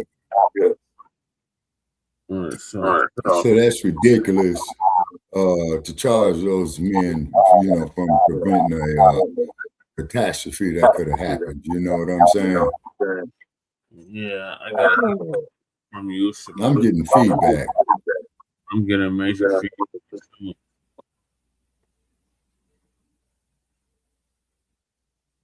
Is it still feedback? Okay, no, you're not on your end. Okay. Okay, what about on my end? Say something. Okay, former LAPD officer Mark Furman is DEAD. No great loss to Earth. Yeah, you sound clearer now. Yeah, okay. All right. And then, so I'm looking at the idiot box, you know, seeing what they're going to say about this clown, you know. And then they're saying the Selma March flopped. Okay, they did a Selma March people over 60 fucking years ago. Okay. So why are they going with a repeat of this shit? You see what I'm saying? That was 60 years ago. You see? And they repeating this march. You see? So what do they want us to still be stuck off in the 60s, still begging for a cup of coffee at a lunch counter? Apparently. How come we can't? Yeah, you see? So then you got these Democrats and all these people, you know, using yesterday's tactics. You know what I'm saying? You know, John Lewis got cracked in the head. He's dead. You know what I'm saying? You know, Angela Davis just turned 82. So all this type of stuff that they're using right now, you know, is wearing, it's a strip thread, man. You know what I'm saying? On a Bolton socket. It's a strip thread. You see? No innovation for taking it to the next phase. You see? This is all these other groups. This is to catch up to what the Somalis did. The Somalis did something similar like 2 months ago. Right. But now they got this get out the vote bullshit. Oh, man, I'm on the couch, man. I'm on the couch. You know, I'm on the couch. So what I did was with my sample ballot yesterday, since I couldn't see Scan Brown on there, I went on and shredded the motherfucker, man. You know what I'm saying? Yeah. Because the only thing they got up there is for the sheriff and the judges and all that shit. Man, I ain't voting for no motherfucker, man, to put me in jail. You know what I mean? Right. And being black in America, you do not have to be guilty to go to jail. Just like what did happen with these gentlemen over here, man. You know, they saved a bunch of people from getting killed. Right. But the city of Las Vegas wants to charge them. Clark County wants to charge them. What kind of miscarriage of justice is that? You see? Right. Now, I mean, Brother Jay, it's ludicrous. You see what I'm saying? Why do they want to charge them? Like, why? They did a good thing. Talk about the two brothers in Las Vegas, right? Why? Yeah. They did a good thing. They're like the heroes. Like what? No, I think what it is, Lady Che, when you look at dude's mug when he was in court, you know, they showed it. You know what I'm saying? Is that he absorbed a lot of right hands. You know what I mean? That So- all lead to the South shit. That's what they do. All roads lead to the South, Shabaka. Yeah, all roads lead to the South. Yeah, that's what that's Specify. Oh, okay. Okay. So now, What are you gonna do with the two brothers that saved them lives? well, see, that's just it though. Okay, they ain't looking at that. Uh-oh, the echo's back. No, There's dangerous. damn I've been on mute connection. any time. Let me see something. Yeah. So is that feedback coming off of my end? Nope. All right. Okay. So, but it's ludicrous to go put these men in the Clark County jail when they went up there and saved lives, right? You know, so it's kind of like, he looked horrible within the past 2 years. Goddess, well, I hope his raggedy ass suffered. Fuck Mark Furman. You know? Yeah, no good bastard. Yeah. Well, I'm just looking at all the brothers on the other side, man, you know, that he fucked over when he was with the LAPD. So hopefully they'll be beating his ass for eternity. You know what I'm saying? Right. Yeah. And you saw him on some crime TV show on cable. When was this, Goddess Navi? I saw him on Cascio. Okay. Mark Furman. Yeah, the hell with him. Yeah, and another motherfucker to say the hell with too is with the immigrants and the illegals talking about the second Selma walk in regards to redistricting. Yeah, they said the second Selma walk. So they out there fighting for, you know, these illegals and immigrants, some decisions affecting so-called voting rights. So these Democrats took another walk across the Edmund Pettus Bridge to fight for undocumented and illegal rights. They're not fighting for us. So those folks are using our ancestors and our struggles to elevate these other groups, and y'all over here playing, snuggling up with these tethers. Tell my way, they buy ethnic. I seen them at a march. They be doing FBA content. Yes, because people think it's trendy, it's grifty to talk about FBA. That's all they doing. That's Africans. They don't talk about what Africans got going on. Every time you see their space, oh, why don't FBA want to be African? It's grifty to talk about us. I don't care if y'all hear them talk about us. Y'all got these bi-ethnics over here running FBA spaces, Africans all up in our mix, and the Dems over here are erasing us, and y'all over here playing and infighting and doxing people. So let me tell you who was all involved in the second Selma March, just so y'all know what's going on. So Cory Booker, Raphael Warnock, AOC, Terry Sewell, Martin Luther King III, and Andrea Waters King. Okay, they calling it Selma 2.0, and then they out here with a whole banner talking about defend the freedom to vote banner, and everybody in that picture is Asian, Hispanic. It ain't us. It ain't us. We got real life issues going on out here. This is something that Black Alpha and I definitely want to talk about, and I got a lot more for y'all. So I'm gonna let Black Alpha like really go down the rabbit hole and what's going on and what he's been observing with these Democrats. Go ahead, Alpha, loud and clear. All right, I heard you loud and clear, man. You was dropping 200s, 300s, 400s, 500s. I thought you was talking about how old Al Sharpton was real quick. I had to check it out. You was talking about some Dusties. Okay, my bad. All right, right back to the game, though. Let's keep it rolling. Shout out to everybody, man. Hope everybody's doing good. All eyes on FBA. You already know that. You already know. But let's break down the real business, family. Let's get to some real certified work because, like we be saying, my sister Natty be saying all the time, we got some real serious work to do over here. These people may not understand it, but we understand that. So the game plan is laid out. The blueprint is laid out. And we got the platforms to do so. Family, my sister said it best: diabolical Democrats, dictator Democrats, hostile Democrats. These people are out here, and we know it. It ain't no secret, trying to erase and replace us.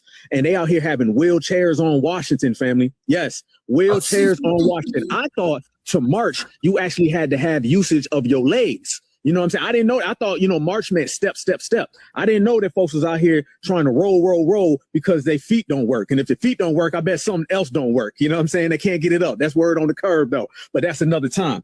Family, we represent the new era and the new wave and the new generation, okay? And I'm talking about every brother and sister who's living and breathing right now who's on code. And what these individuals are trying to do is that they're trying to replace the grassroots. I made it clear when I checked Kamala Harris, family, and I'm going to make it clear to everybody today. We have to establish the foundational Black American grassroots as an independent base, not an organization, not a group, not some type of think tank. No, I'm talking about a base. And within that base, there may be difference of opinions, but we all represent the same source, because no longer can we allow the Democrats to run around here and pretend that they are our spokespeople. I said this before, and I'm going to say this again. Right now, you tell me, who is the spokesperson for the Puerto Ricans or Mexicans? Nobody.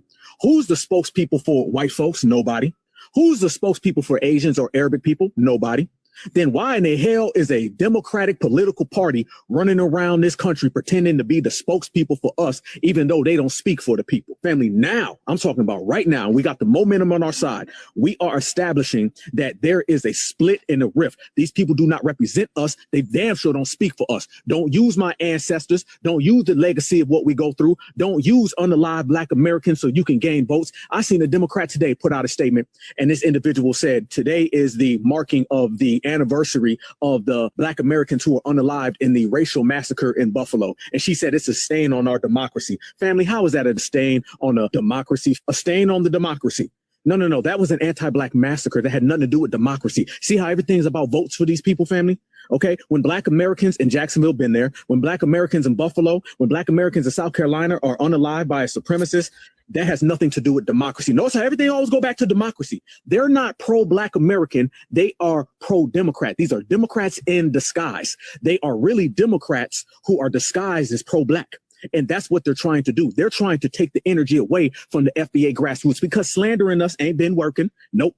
Trying to say we're xenophobic or hate group. Y'all notice that ain't worked. Family, if that would have worked, it'd be over by now. But the fact is that stuff ain't stuck. So now y'all notice all the Democrats is running around here talking about ancestors. Notice everybody talking about ancestors now, fam. Nobody was ever talking about ancestors before. Nobody was ever running around here talking about anti-Black. They didn't even utter the word anti-Black. But now they want to say it because they're trying to steal our language and trying to take our talking points, remove our names, and then put on specifically a Democratic stamp. That's what they want to do. And they want this era that we talk about now, what I call the reparations generation that's going on in an FBA renaissance. They want this era to go down as some type of Black Lives Matter era. That's what they really want to do. Remember this, family. Civil rights, that was in the 60s. The 70s was the Black empowerment era. But somehow we consider both of those as civil rights. The Black Panthers were fighting for civil rights. Let's make this clear. Martin and Malcolm never made it to the 70s, and Malcolm damn sure wasn't talking about no civil rights. So that's what they're trying to do now. They're trying to make this look like it's the Black Lives Matter era, and Kamala Harris is Coretta Scott King, and Barack Obama was Martin Luther King, and they're trying to make Hakeem Jeffries like he's Malcolm X, and Black Lives Matter like they're the Black Panthers. We ain't going for none of that. None of that, family. So this is what they're doing, running around here singing, talking about we shall overcome. Who the hell singing that in 2020 anything? They don't represent us, fam. And right now, what we're going to do is we're going to separate this belief that the Democrats somehow are our spokespeople. Never in the history of the United States of America have you seen a political party be the spokespeople for a lineage. Once again, tell me where. I'll wait. 1, 2, 3, 4, 5, 6. Where?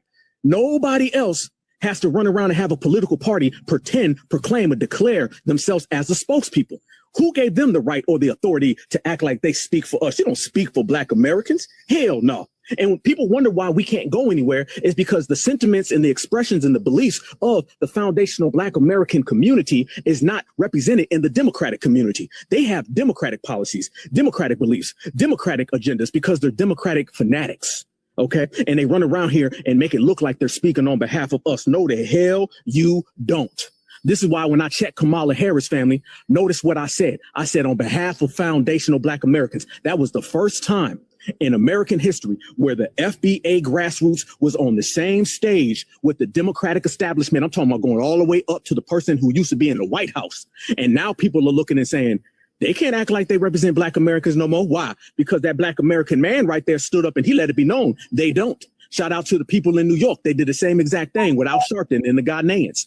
Family, we have to establish that we are an independent base. The grassroots is completely separate from all political parties. We operate with autonomy and independence, and nobody speaks for us. If you allow a political party to be your spokesperson, do you know that everything that political party wants done is going to be done in your name? They run around here and do all types of things in our name. Why do you think tethers come here and they get here and they try to tell Black Americans what we going to do for them? That's because the Democrats pretend to be our spokespeople and say that's okay. Why you think there's a Black and brown coalition? Because the Democrats tell them that's okay. Why you think they support reparations for Africa? And then they get mad at us when we say hail to the North? Because the Democrats say it's okay. And they've been running around here masquerading as some type of representative of us. Again, how come they don't ever act like they're the representative of white folks?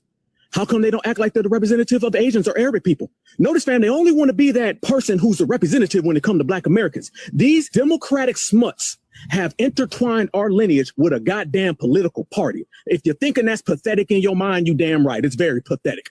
They don't vote blue no matter who, to the point where they think being Black is being Democrat. Why the hell we got to tell people we're born Black, not Democrat? That shouldn't even have to be said, other than these people have made that some type of belief in people's mind. The days of the Democrats acting like they are the representatives or they are the spokespeople for Black Americans is over. They've been shadow dictators. I want you to write that down, mark that down. That's what the Democratic Party has been. How you know? I'm public enemy number one. They still making videos about me checking Kamala. Keep on doing it, baby, because I'm going to go quadruple platinum. Easy work. And this is why we are establishing it. And how do we do that, brothers and sisters? We show up to where they are. Remember, y'all, they're having meetings in boardrooms talking about us, and we ain't even present. Yeah. They talking about reparations, fam, and ain't a foundational Black American grassroots representative in there. The Democrats show up. We want to talk about economics for our community. We ain't there. The Democrats show up. We want to talk about healthcare for our community. We ain't there. The Democrats show up. How come every time it's time to talk about business for us, none of us are there? They're there. And you know what they do when they walk in? They say, hey, I'm a Democrat and I'm speaking on behalf of all 50 million Black Americans. Damn, we ain't going for that no more, dog. We ain't going for that. It's a wrap. They don't mention anything that affects us. Chud the Builder was running around here disrespecting Black Americans, insulting Black Americans, terrorizing Black Americans, harassing and targeting Black Americans. And they running around here talking about voter rights, jumping on tables. How come they ain't jump on tables about hate crime protection? Ain't gonna do that, though. As a matter of fact, whenever we talk about getting the hate crime protection, they get mad at us. I want y'all to remember, every single thing that we want as a foundational Black American community, the Democrats will fight you for. Let me tell you what I'm talking about. Imagine being Black Alpha. Put yourself in my shoes, okay? I'm down in Jacksonville, Florida at a hate crime just a mere 3 years ago. And I'm in the middle of the street. Again, I'm the first and only activist in American history that demanded an anti-Black American hate crime protection at the scene of a hate crime when it happened, not weeks later. And when I come home, I see 3, 4, 5 different videos of Democrats getting mad and calling me every type of name. Wait. You pertain this game. You act like you rock with us, but you get mad at us for wanting a hate crime protection? Family, they get mad at the people who want a hate crime protection, even though we've been historically the #1 hate crime victims. Yeah. When I got back from talking to Kamala, standing on business for reparations, come home, there's 100 videos getting mad at me. So they get mad at us for wanting hate crime protections when we are the victims of hate crimes. They get mad at us for wanting reparations, even though we built this country. These are the people who say they're your spokesperson. These are the people who say they represent you. You see what false representation gets you, family? We can no longer allow these people to pretend to be our spokesfolks. You ain't supposed to be going to Selma. How come you don't go down to Arizona? Why don't you go down to El Paso, Texas? You love the Mexicans so much. They ain't gonna do that though, are they? Notice, fam, they're not concerned with ever being the representative of anybody else. They let everybody else have autonomy. You can pick and choose. OW, he can pick and choose what party he belongs to. They don't act like they represent him. A Latino, he can pick and choose what party he wants to be. They don't get on him neither. An Asian, pick and choose. Only when it comes to us do they act like they represent us. And this is why we've been pulling up. So do not allow these individuals to talk like they are us. Do not allow these individuals to speak on our name. Do not allow these individuals to put some type of badge who said they are the sheriff of our community. Who the F gave them that authority? Who gave them that authority, family? Who? Nobody did. See, these folks done voted blue no matter who, that they've intertwined our society. I'm talking about living, breathing human beings, okay? Black Americans, all right? I'm talking about kids. I'm talking about adults. I'm talking about elderly people and ancestors. Somehow they done Democratic tap dance to the point where these people think that they own us. Family, we have a political party that thinks that we are their property. Go ahead, 2020. Hey, what's going on, Natural? What's going on, Black Alpha? Man, that show you did, that broadcast you did was absolute fire. What's going on, family? How y'all doing this evening? Much respect, my brother, much respect. Hey, fam. I want to just piggyback off of what you said, Natural. These chud builders that they keep coming into the neighborhood, no matter where they at, that needs to get stamped out. I'm gonna give you an example. Like a couple of months ago, I was in a Dollar Tree. I'm online, waiting to, check out. So this strange looking white tee dude walked into the store with no shirt on and looked like he had a bulletproof vest on. And then there was a brother that was in front of me. So me and him looked at each other like we gave each other the nod. I remember we gave each other the nod. I was like, yo, you see that? I'm like, yeah, you peeped that? He's like, I peeped that too. So what I did was I walked right behind him because he was pacing up and down the aisles and stuff. So what I did was I was pacing right along with him. I was like in his back pocket. I was asking him, hey, I pretended like I worked in the store. Like, hey, excuse me, do you need anything? You good right there? Oh yeah, you sure about that? I would, because just in case if he try anything funny, I'm right there within striking range from him. And I waited for him to walk, out the store. So me and the brother walked out and said, definitely, man, I respected what you did. And that's the type of time we have to be on. We can't take no chances with these people. And you brought up the Buffalo situation. And if you remember he was talking to a brother actually stopped him in the street, was actually talking to him, talking about he's some type of Jesus. Y'all remember that? And was being real kind to him too, right before he did what he did. Yep. And not realizing he could have been the last line of defense.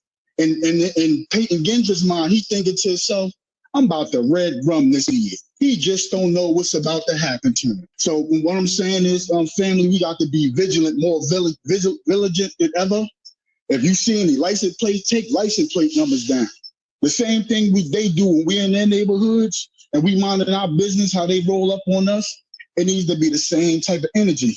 And also too, are y'all familiar with that story with them brothers that happened in Vegas, taking down that Pew Pew? The white Hispanic that they mad about that Tariq called white Hispanic. Yep, seen that too. And you notice how when FBA brothers are the heroes, they never talk about that. They never talk about us being the heroes because this always has to be this perpetual thing that we're the aggressor, that we're violent. But notice that never gets played. That never gets shown across the nation. Never. So when I say this to say that, we're looking for a hate crime. Excuse me. I don't know if I can say that on TikTok. We love TikTok. As far as the anti-black crime bill, it came in the form of Montgomery, Alabama, Tennessee, Cincinnati, and what's the other place? Vegas. That's how we going. Until they actually put something on paper. This is how we're going to enact the anti-hate crime bill. But on that, I'm going to park my Uber. Thank you, Natural, for bringing me up. Black Alpha, man, keep spitting that fire. I just want to say this from deep down in my heart. Khalid Muhammad was one of my favorite activists. And I never got a chance to speak to him. But I'm seeing you, and he's living through you. And I get a chance to build with you. You know what I'm saying? And it's an honor to be able to do that. But man, keep putting pressure on these people. Black Alpha, you set the precedence for these pull-ups. So now we need to up the ante. And the same thing, see how these tethers always in our spaces invading our thing? Let's start going into their spaces. Like they try to hijack our Juneteenth. Let's start going into their little events and start, hijacking their stuff. We got to snatch the narrative back. But on that note, thank you, family. Appreciate for letting me come on. Much respect, family. I appreciate that. It means a lot to me, brother. That means a lot to me. Thank you very much, family. I was just telling Alpha that, I'm always trying to organize with people in my state. We need to start organizing with people in our state. So when these events is going on, we can get together. If we're living, me can get together and we can pull up. That's what we need to be doing. We doing everything online. It's time to get offline. Okay. We know delineation. We about to get these ops, grifters, agents, cosplayers, tethers about our business, but we need to be getting together within our state so we can start these pull-ups. Okay, 2028 gonna be here like this because we almost in 2027. We need to be organizing, getting together with people collectively in our states so we can pull up. Oh, no, definitely, fam. We can keep it rolling. Let me say this real fast. I like the way my brother just laid it down. I like the way you just laid it down. For the last 2 or 3 years, family, we've been showing everybody that these folks have been coming to our events and they've been hijacking what we're doing. And as I always say, these people are ancestral kidnappers. And what happens, y'all, when we pull up to them then? You know what I'm saying? Since we're going to match energy, let's match energy. Let's meet them halfway. They ain't even got to get up out the seat, fam. That's the vibe that we're on right now. And as I sit back and I come up with different ideas on how to evolve this game and how to take this to the next level and how to put platinum on top of diamond, that's the next step of it, family. So they want to go ahead and they want to have a little Juneteenth celebration, then let's go ahead and pull up in their spaces. You did? Because everybody knows when foundational Black Americans step into places, all eyes on us any damn way. So that's the new wave and the new energy and the vibration that we on, where we're not sitting back talking about these people done hijacked this from us and they done stole this and that from us. F that. We done pulled up to where they at now. So since they want to be FBA all damn day, let them see some FBAs. The days of people talking about cosplaying, acting like foundational Black Americans when we ain't there are over. Now let's see the energy when we are there. Okay. Y'all want to come to where we are? Let us go to where you at. All right. We've been over here dominating our playground. Let's go to your playground. Let's see what it's hitting for.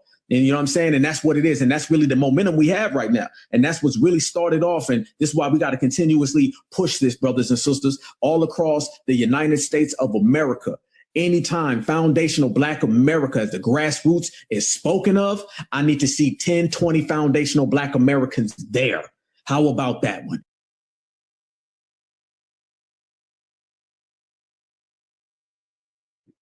Been saying that for the longest. Yeah, well, like I said, you got these damn culture vultures out here, man. You know, the quote you, Brother Che, they want our rhythm, but they don't want our blues.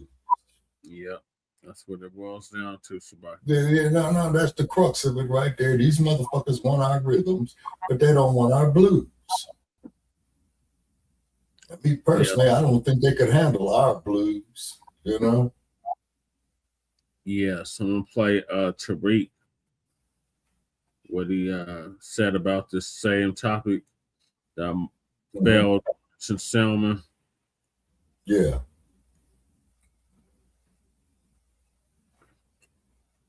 Lady Che, did you want to say anything? Well, I do got something to say, but it's gonna sound pretty fucking contrarian to me. Like, I'm not even trying to be contrarian. I'm just saying I got time to be creeping up on motherfucking tethers and all that extra shit. Like, I'm doing really serious work. Like, you know what I mean? And let's put it in the serious context of how it is in Colorado. There's only like maybe 10 motherfuckers here on code, and 5 of them are in here. You know, or 3 of them are in here. So, like, it's kind of like a little difficult because I don't want to be teaching motherfuckers either when I go outside. And it's always something like there's a lot of I don't like this and that, but they used to be the same people. You know what I'm saying? And it's just a lot. Like, that's a lot, you know? And especially when you think about motherfuckers that are actually doing the work in the actual city. Yeah. They're doing, like, you know, you, whomever, Kurt doing the work, you know what I mean? Right. So it's kind of like I don't have time to be rolling up on motherfuckers in their little spaces and shit talking whether they on this or they on that, whether they're Democrat or not. Like, cause that being a Democrat is not the wave anyway. Period. She's been over and done with since the election. Hold on. Since the election, when we sat on the couch, right? Yeah. And this has everybody coming in late. I've been way past this a long time ago. So it's like miss me with all that. That's like all this for the birds. Like, what you really saying? Do we really have time to be going in other places on our Juneteenth or their Juneteenth or whoever's fucking Juneteenth? Do we really have time to be going in other places, fucking around with other people just because they want to cosplay FBA fucking antics? Don't you think it'd just be better just to keep the eye on the prize, which is like the goal of reparations and the crime bill, et cetera, et cetera, et cetera. Like they said, there's all these stipulations of what everybody wants, and then the people that are doing the work on the like typing it up and legislating, like it's constantly evolving and changing. Like fucking stay with something for a little bit, so we don't have to keep evolving every goddamn day. Like every day, I have to type and change it because the nuance came out. You dig? So it stays in alignment. It's like, oh man, I don't got time for all this other extra shit. Just stay on. Just talk about everybody being cold. Well, let's get out of one alignment and do the work. Like, can't be like galvanizing what groups to do what. Like, if anything, you should be galvanizing motherfuckers to help me write this motherfucking shit. You know what I mean? So you set it through. It's gonna be a hard fucking way to get all that through that way. See what I'm saying? Yeah. The legislative side, you know what I mean? Just to get the momentum. And like that's not a factor to anyway. When you just got time to be bouncing around at Twitter spaces, talk about fuck you use a tether and I'm just gonna be over here fucking up, raining on your parade and shit. Like, come on, man, let's be so serious. Like, it doesn't sound like something that is constructive, like the code says. You know, you're not doing constructive work. It's just more being like messy and petty and in the way. Like, I don't want to be in the way. I want to be constructive. I want to do, constructive things with my time. I don't want to be fucking around with. I don't give a fuck. I'm not gonna ruin my motherfucking day because some weird ass tethered in space talking all that Democratic bullshit or Republican bullshit. I ain't gonna ruin my motherfucking day and rain on my motherfucking parade. Shit, I got things to do. That's what you should be thinking instead of all this extra shit. You know what I mean? Like move the people forward. You got time for all that other shit. That shit is messy. It's petty. It's like, man, I'm like 46. That shit, I can't, like this. This is my opinion. 46. Wait till you hit 62. Yeah, if I get so lucky, be so serious. But in reality, though, you know what I mean. I'm just saying, not to be contrarian to what old boy is saying, because Lord knows I got that black alpha energy too. I'm just saying that I have to do constructive things with who I am. You know what I mean? Yes. Hey, how you doing, bud? I want to be constructive. I want to be doing something with my time instead of just fucking around on the internet playing games with motherfuckers on a day I could be outside in the sunlight. You know what I mean? Doing whatever. Like constructive, productive shit versus being messy and petty and like, you know, man, I don't give a fuck about what other people are thinking or doing. I'm on a mission. Are we at war? Like, mission? Tunnel vision? Like, I'm the only one that's still here in the war? Like, all that other shit don't mean nothing. If everybody live in 50 states, like I said, everybody in all these states, right? And there's only a handful of motherfuckers each state doing the actual legislative shit for that state. Yeah. And we don't have enough of a black enclave anymore because everybody done left the neighborhood and went up to the the nice neighborhood, right? So they done got a little bread and went up somewhere, right? Okay, fine. So who is here is what you would consider where the people are, right? Yeah. So look, if they acting ignorant in the street as it is, and you gotta do all this extra talking just to get some understanding of like, look, man, you're not African American, you're a foundational Black American. What? Now, look, come on, cuz I don't got time for that shit. You mean you lost? You didn't read the internet? You aren't on the internet? Okay, just say that. I ain't got time to do that. You ain't got time for all that. Especially when I'm over there writing 6 motherfucking bills for the betterment of FBA. So I'm saying I got time to be playing around in Juneteenth and fucking around with tethers and whoever else because they're over there cosplaying FBA antics or doing whatever, throwing out whatever Democratic quips they're, trying to vote blue no matter who and get you to go march for Selma. Yeah, like motherfucker do the march again and we shall overcome and this little light of mine and whatever. But come on, man, I ain't got time for all that, cuz. And they didn't have time for it either. They're just performative. This isn't performative. This is work. So playing around in Twitter spaces and shit is not like something a grown motherfucker want to do when they're fighting racism and white supremacy all motherfucking day long. Don't let the shit deflect the message. See what I'm saying? Yeah. It's like, which one do you want to be? Is it on code to be over there fucking off in Twitter spaces and shit, just, following the bandwagon? Or is it more on code, like the book said, to do constructive, productive shit? Right. That area is human activity. What the fuck am I doing with my time? Because if we were supposed to go over there and play around and fucking do Twitter spaces and dialogue, and then all of a sudden we're supposed to galvanize. Galvanize who in Colorado? Galvanize who in Denver? All these motherfuckers here are off brands, except for Kurt and Ricky Dillard. Okay? That's us. Us and them. That's 4 people. Oh, okay, let me take it back. Okay, maybe like 10 people. I can count on my hand. 10 people. They're on code. Out of You see the problem there? You see the problem there? We go to these little events. You see who we're have to talk to, and you see how they're not with it. And we've seen them every day for like 4 or 5 years and said the same shit every day to them, like 4 or 5 years. And what they do? They want to out there, right? Stop the motion. So, what would I be doing if I carried on with that nonsense and didn't move forward with the agenda? See what I'm saying? Yeah. That's all I'm saying. That's just me.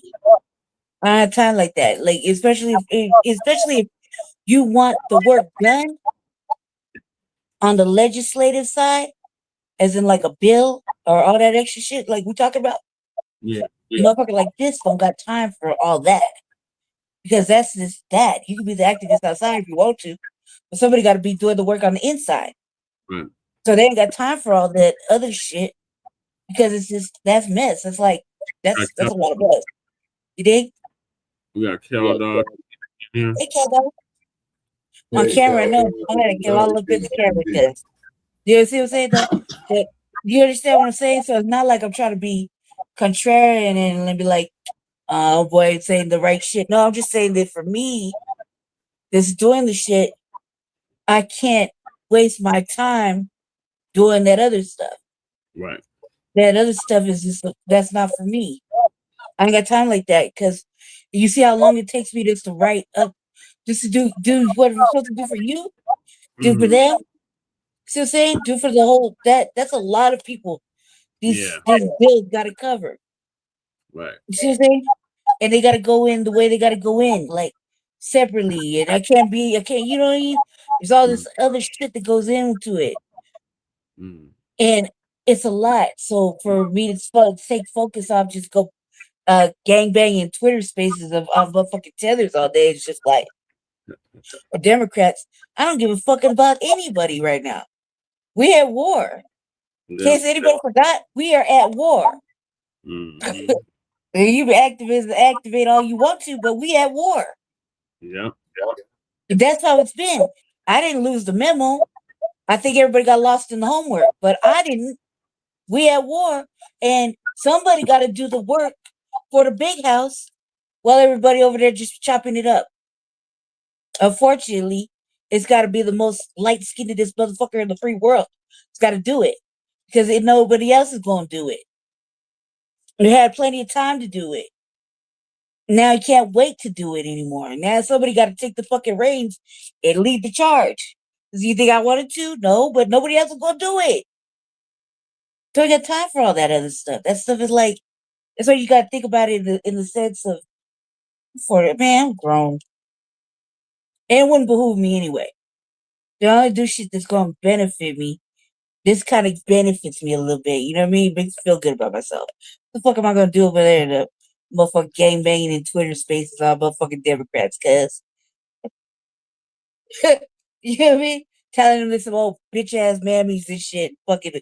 No, cuz, like, what does that go and gain me? You know what I'm saying? Let's see, Gather. Did I lose you? Did I lose everybody?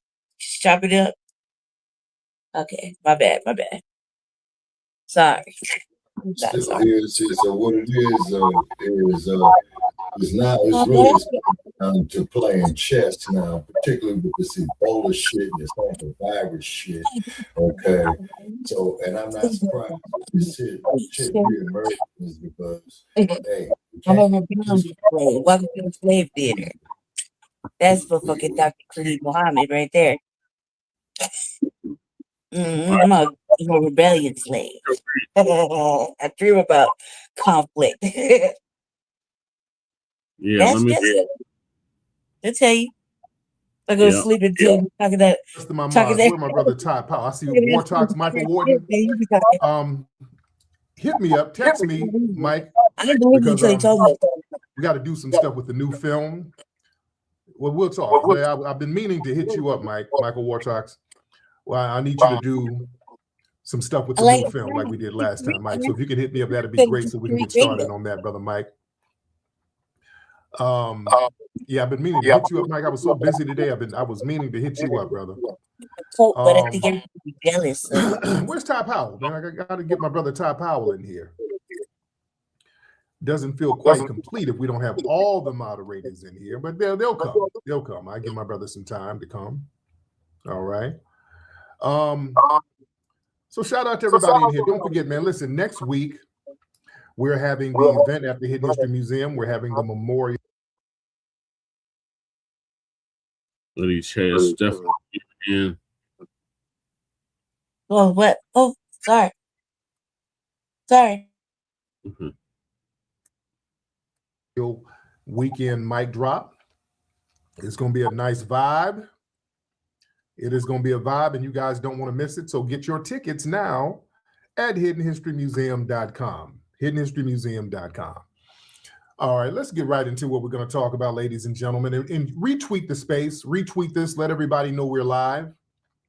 Give me a retweet. Let everybody know that we are indeed live, ladies and gentlemen. Let me show y'all the news report. Let's break all this stuff down. Let me show you the news report out there in Selma. All right. They went down there pandering in Selma. All right. Hold on. They had something called All Roads Lead to the South. Oh, okay. All right. This is the news report. Okay. Hey, big head. It's a cute damn reporter. Hold on. Today, hundreds of people in Montgomery protesting the recent Supreme Court decision that could advance redistricting Alabama congressional maps. Good evening. I'm Sydney Spencer. CBS 42 Charlize Ramos was there and spoke with those about the issue. All roads lead to the South in Montgomery today, with protesters out here saying their right to vote is under attack. But others say these recent Supreme Court decisions are about ensuring representation among voters. All eyes were on the South today, with signs held high and hundreds of protesters rallying outside the Alabama state capitol. This moment requires you not to be silent. It requires you not to give up. That message and the belief that there won't be liberation without obligation brought people like Jill Billingsley to Montgomery today. When our ancestors died for us to vote, I had to be out here. You know, like the point is that voting is very important. So it's my spirit to be here today. Organizers say recent redistricting decisions could impact Black and Latino communities. Black and Latino, really. Notice, ain't too many young people out there. They keep showing the same group of young people. Most of these are like elderly people out here. They keep showing the same group of young people. Across the country, with the U.S. Supreme Court now opening the door for Alabama to revert back to its 2023 legislative maps, which would impact congressional districts 1, 2, 6, and 7. Former Alabama Secretary of State John Merrill says these decisions aim to represent all voters. So the most important thing we can do with congressional or legislative representation is to have communities of interest together that represent the way that those individuals in that part of the state actually live, work, and grow together for their jobs, education, and for social purposes. Merrill says for the special election, Governor Kay Ivey set for August, the candidate who receives the most votes in congressional districts 1, 2, 6, and 7 will become the nominee for the November general election. Reporting in Montgomery, I'm Shirley. All right. So they had a little, basically kind of a nothing burger march out there. All right. They had a nothing burger march out there. All right. Kind of senseless. People are like, okay. All right. The Democrats are very desperate right now. They don't want to do the right thing, which is if you want to get us back on board as a large voting bloc, it's time to break off those tangibles to foundational Black Americans. Oh, y'all, you're Democrats, you're trying to go around it. There's no way around it. There is no way around it. You're going to have to come right up the middle and come through with the tangibles. You got to come through with a crime bill that protects foundational Black Americans specifically. These little symbolic gestures don't work no more. This is why this didn't really make no noise. You understand? What you're doing right now, you're trying to get your Democratic jobs back because the Republicans have checkmated you. Y'all trying to act like this is something that's going to really affect us, but it's affecting you. It's affecting you. And they always got to go down to Selma and go down to Alabama. That's my home family, my family's hometown, my family's home state. Listen, you're going down there. This is not an organic celebration of civil rights, all right? This is a high production political triage. See, the corporate political establishment, they're going through a crisis. So they got to look for Black pain, Black struggle, Black trauma to use as an emotional shield. So they have to leverage the historic cachet of the foundational Black American civil rights movement to camouflage the fact that a specific party is losing its grip on power. You understand? You're not fooling anybody. You got to go down there to my home state of Alabama so you can get that moral battery pack. See, that's the pattern. These corporate politicians, you only remember the road to Alabama when your careers are on the line. Remember, the Somalis were out there. What the hell? They were out there a couple of months ago.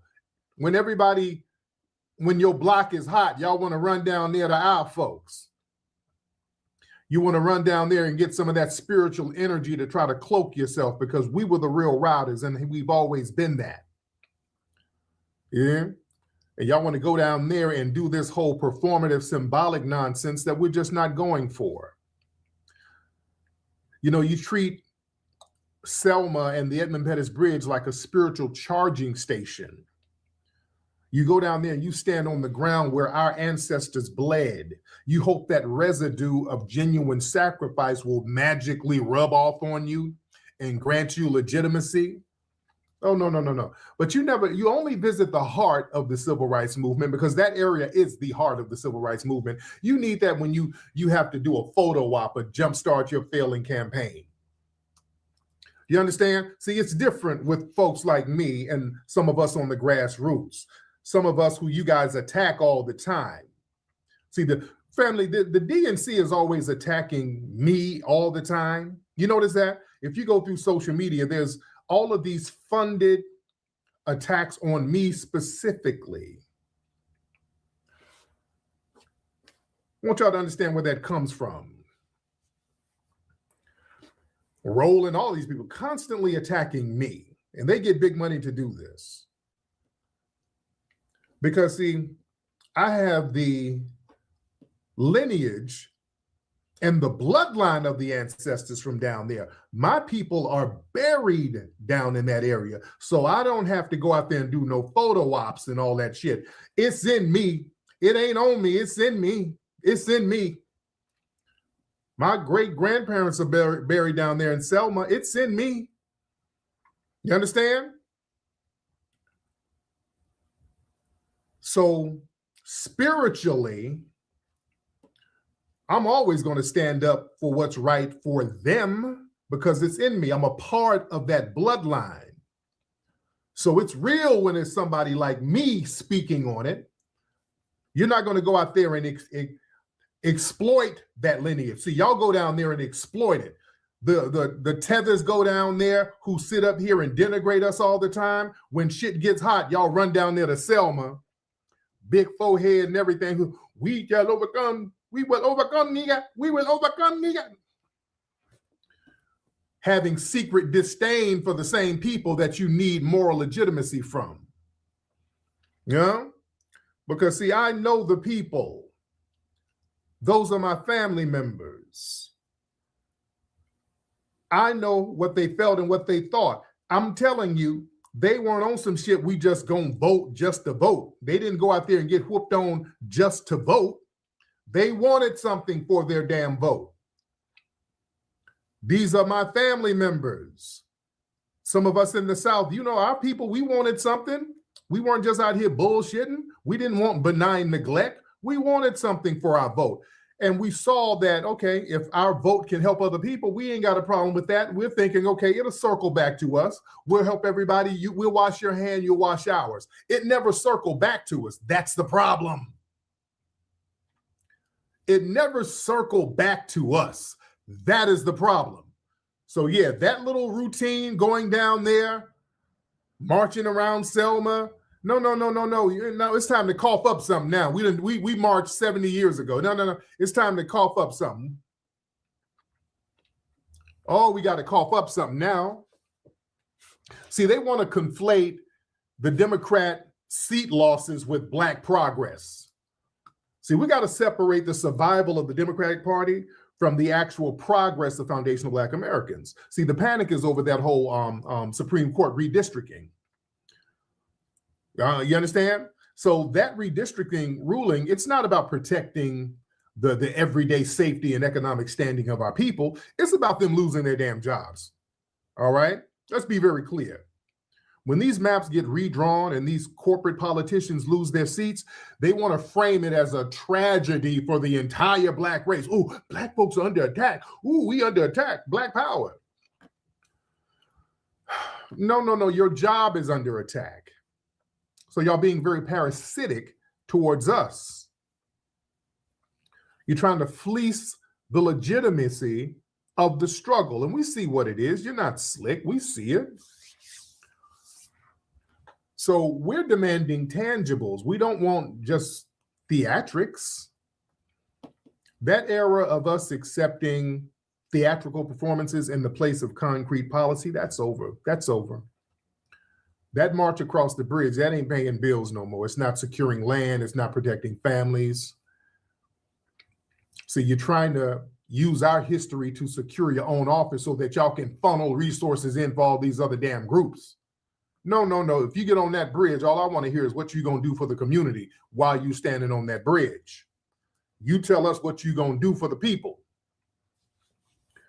We need a dedicated crime bill for foundational Black Americans. If y'all politicians, DNC, if you're listening, and I know you're listening because you monitor everything I say and do, and we're going to have to go on a hardcore campaign about getting a crime bill, just like with this whole stuff going on with Chud the Builder. That right there shows how desperate we need a very specific, and I ain't talking about no slash bill, no crime bill for Black folks and somebody else. Y'all do that, that waters it down. None of that James Byrd / Matthew Shepard shit. No. We need something specifically for us, and that's it. Because when you mix it up, you water it down. Understand, if you want to prove the value of our lives and not just votes, address the real-time vulnerability of our communities. We need targeted legislation. We got to get specific protection. Foundational Black Americans should be a specific protected class. We need federal protection bills passed right now. Because other groups get it. You understand? I don't want to hear about the Republican when we ain't got no power. When you were in power, you didn't do nothing. Y'all did it for everybody else. You didn't do it for us. Y'all not going to blame Republicans for every damn thing. Get out there and make a promise. Go out there and do something. Y'all can do that. There's nothing stopping you from doing that. Yeah, you're not going to latch on to the legitimacy of our lineage. You understand? Because see, they do a couple of things when they go out there to Selma. I want y'all to understand there's a couple of things when they go out there and do the whole march on Selma. What they also want to do is keep reiterating a false narrative of nonviolence, of nonviolent resistance. They love to show people peacefully marching on Selma. All right? They love that narrative. Now, we know what happened in Selma in 1965. We know what really, really happened. See, they have to weaponize the passive Negro aesthetic. See, they got a psychological interest in promoting the image of, nonviolent Black people holding hands, singing gospel, and accepting systemic abuse with quiet dignity. So they want to rehash the footage of us being beaten and gassed and brutalized on Edmund Pettus Bridge and go out there and show us basically marching, having the same passive disposition without them actually doing something about it. See, they want us to be docile, waiting for a moral awakening from the dominant society that's never going to come. Do y'all know what really happened out there in Selma, family? Do y'all know what really happened out there in Selma in 1965? It's time to learn what really happened out there. We got any Alabama folks here? Anybody from Selma? Family, let me tell you something. When those race soldiers were out there brutalizing those unarmed marchers and protesters and beating them down and all that, what makes you think, why do you think they stopped? There was no casualties. They could have, like John Lewis said, I thought I was going to die. They wanted to unalive a lot of the Black people there. You from Alabama, you're from Birmingham. Listen, follow me, family. Follow me. I want y'all to understand, this is another part they don't tell you in Selma now. Trauma, do they still have the George Washington Carver projects over there? Do they have the George Washington Carver projects over there? Trauma Point, what's up, beloved? They still got it. Do you know the history of the George Washington Carver projects? All right. Let me tell you something what they don't tell you. Right by Edmund Pettus Bridge, there's a housing project, the George Washington Carver projects. When those race soldiers, those troops were beating down the Black people on that bridge, they got very bloodthirsty. Not only were they trying to beat on the people who were marching, they start going around some of the other areas and they just start catching random Black people who were just minding their business.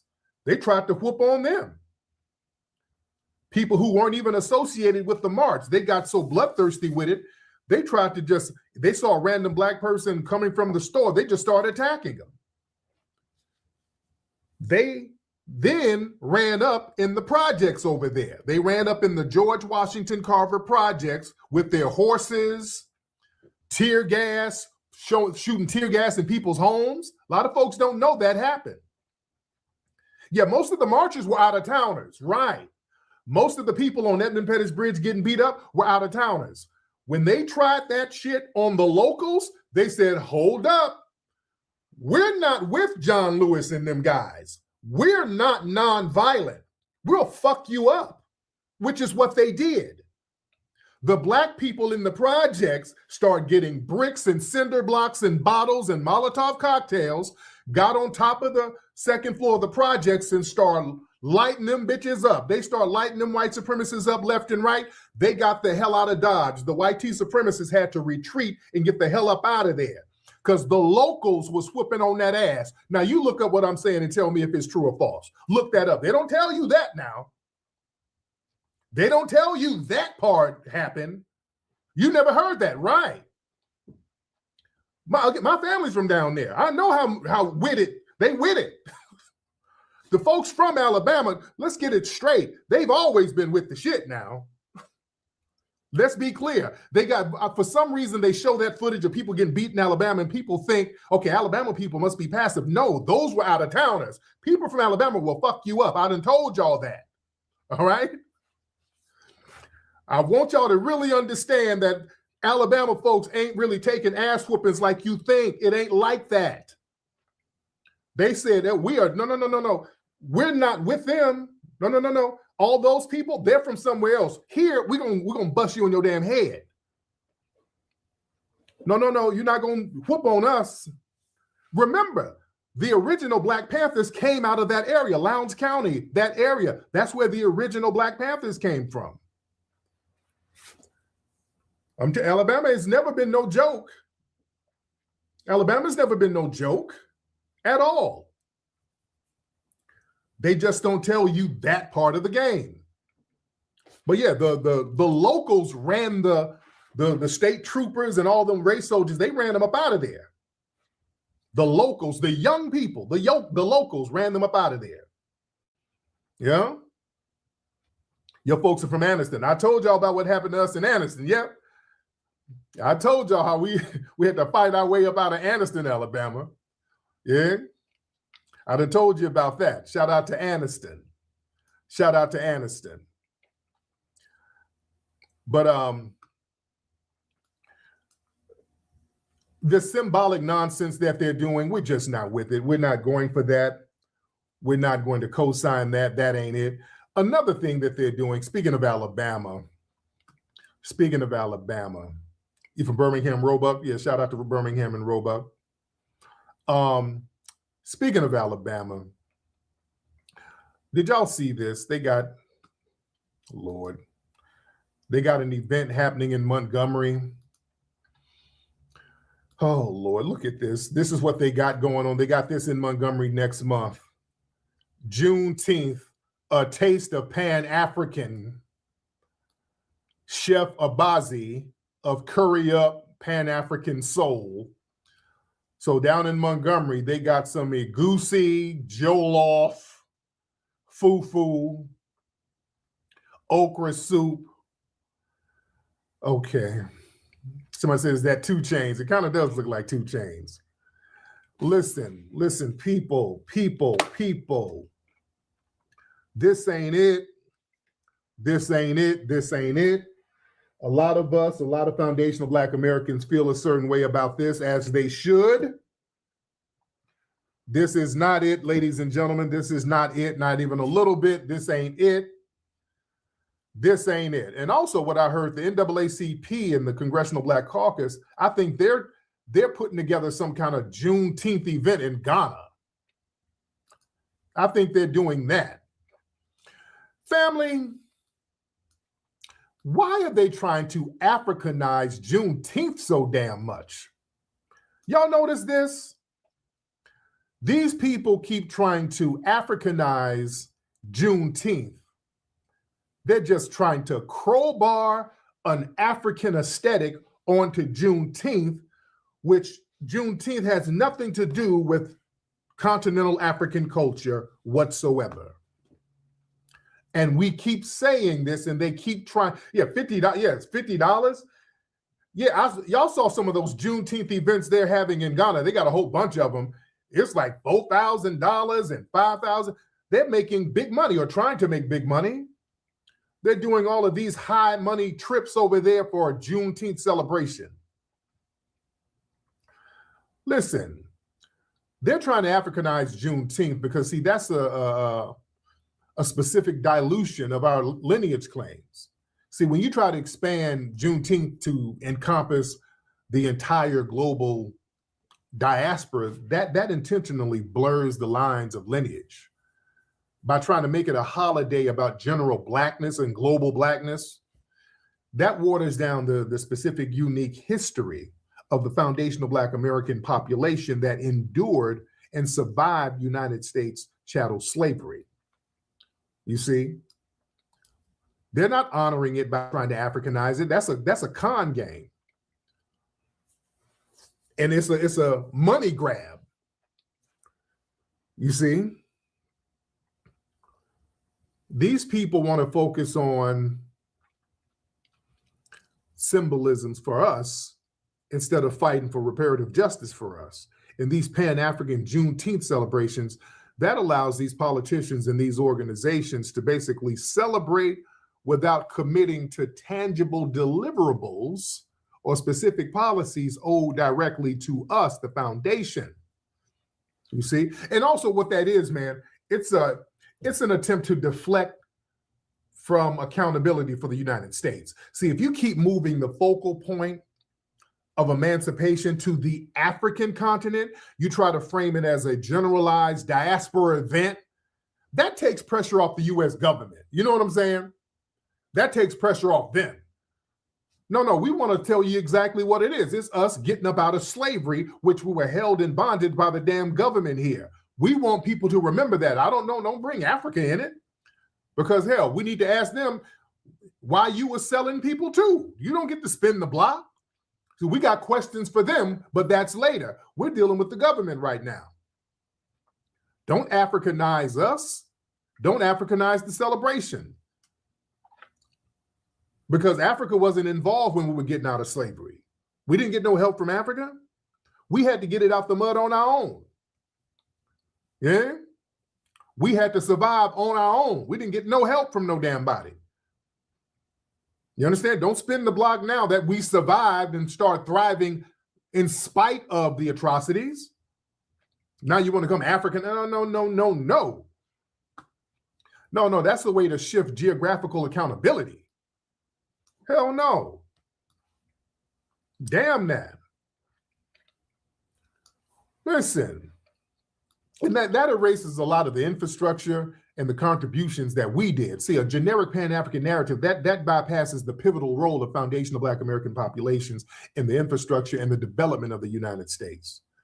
See, that distracts from the specific building and the agriculture and the engineering contributions that was made by this lineage.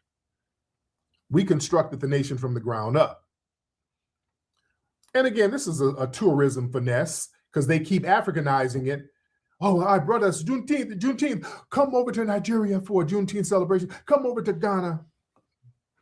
It's a money grab. Yeah? And we're saying no.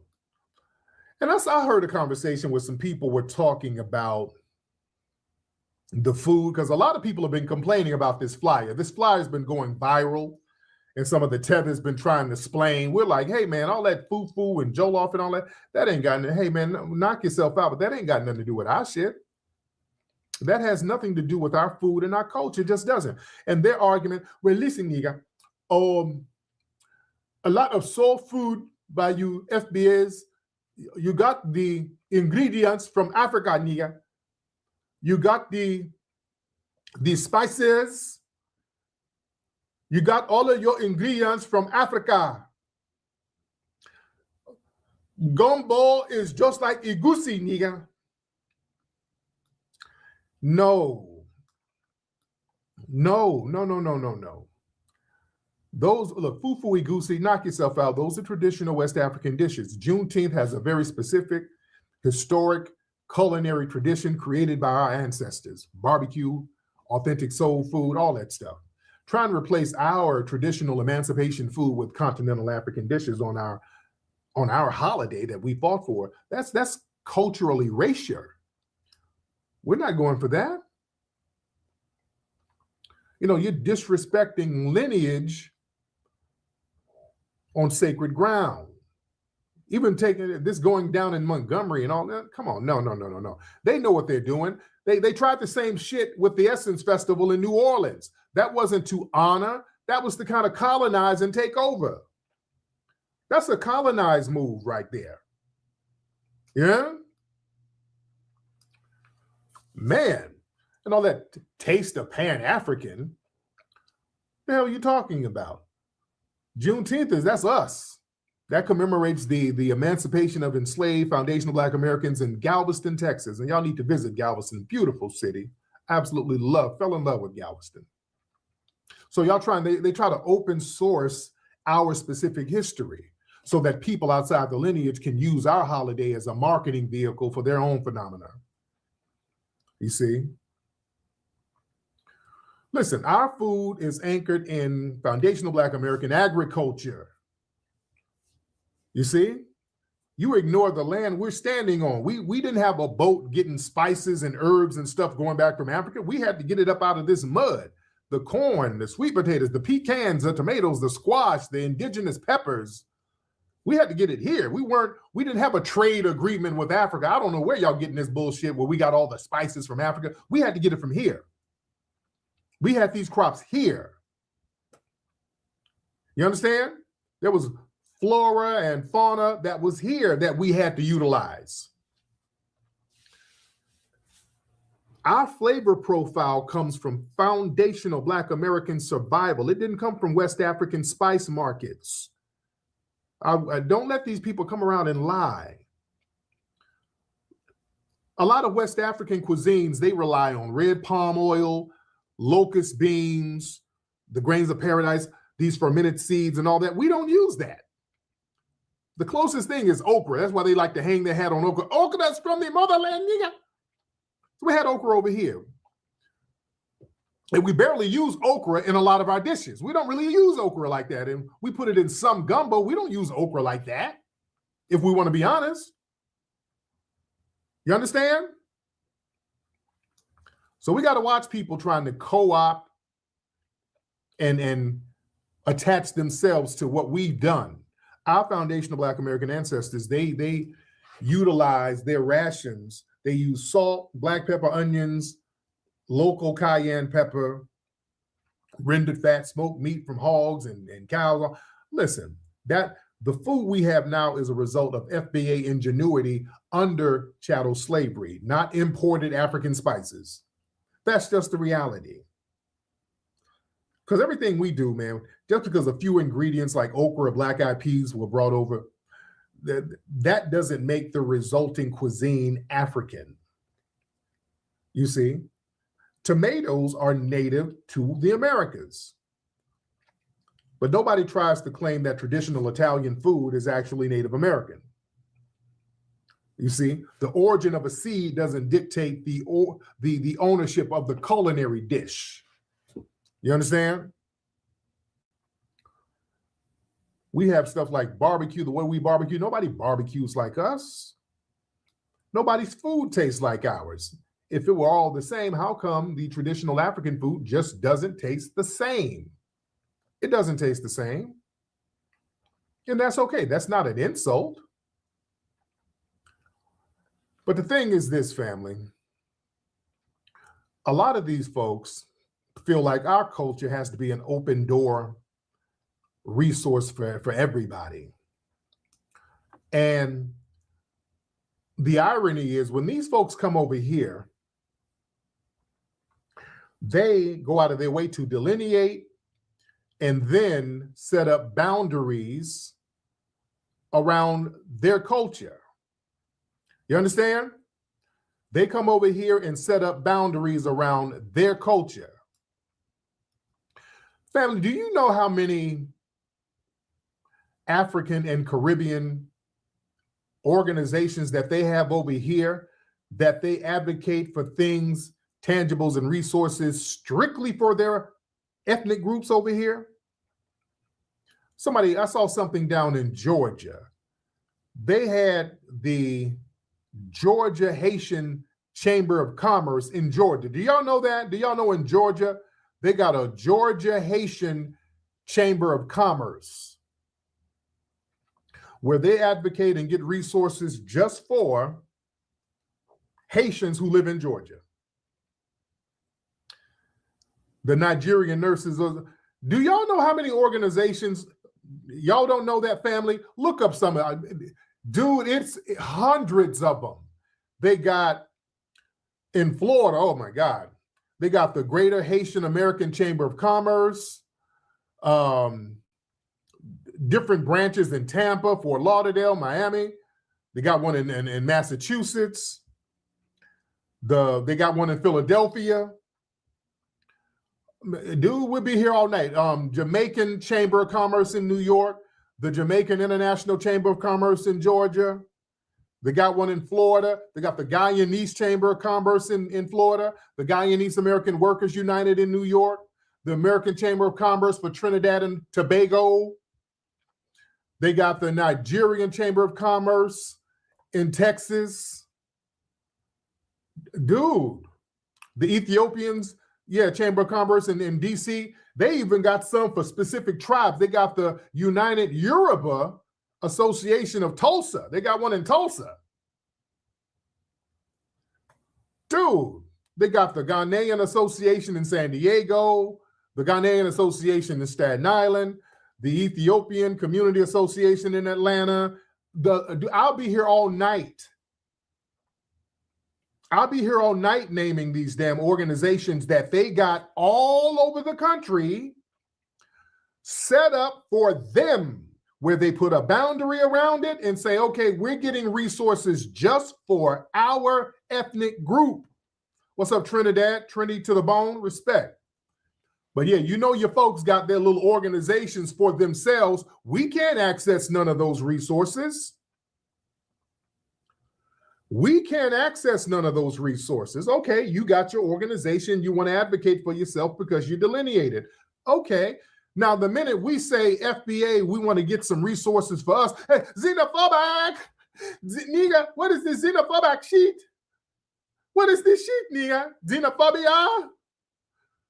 We're all black, nigga. If the police pull me over, they're not going to ask if I am Ghanaian or FBA. Don't let nobody play that game. That's a con game.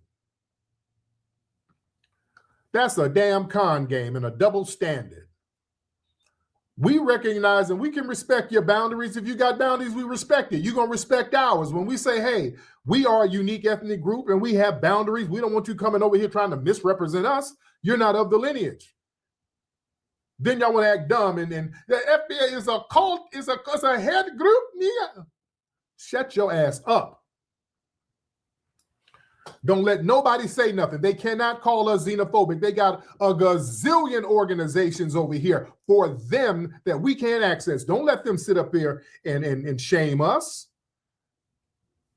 It's perfectly fine for us to get some things and resources specifically for foundational Black Americans. Damn that. That's why they're so mad. Because they like to double dip. They like to have their own little shit for them that we can't touch, and then come over here and get up all our shit. We can't touch none of your stuff. Remember Jorvay? We can't even use the name. We can't even say the name. Jorvay, no, that's Trinidadian. You can't say that, Michael B. Jordan. You get away from our culture now. Go on now. But when we have a Juneteenth celebration, you show up with a damn dashiki and some fufu and bushmeat. Hello. It all comes from the motherland, nigga. Juneteenth, Pan-African. No, get your ass and sit down somewhere. Stay away from Juneteenth and respect the foundational Black American culture that it is. Oh, we know Minnesota, Lord, Minnesota, that's all. They had so many organizations where they were running scam money through, you know? We saw what was happening in Minnesota, all the scamming money they were running through with all them damn organizations over there.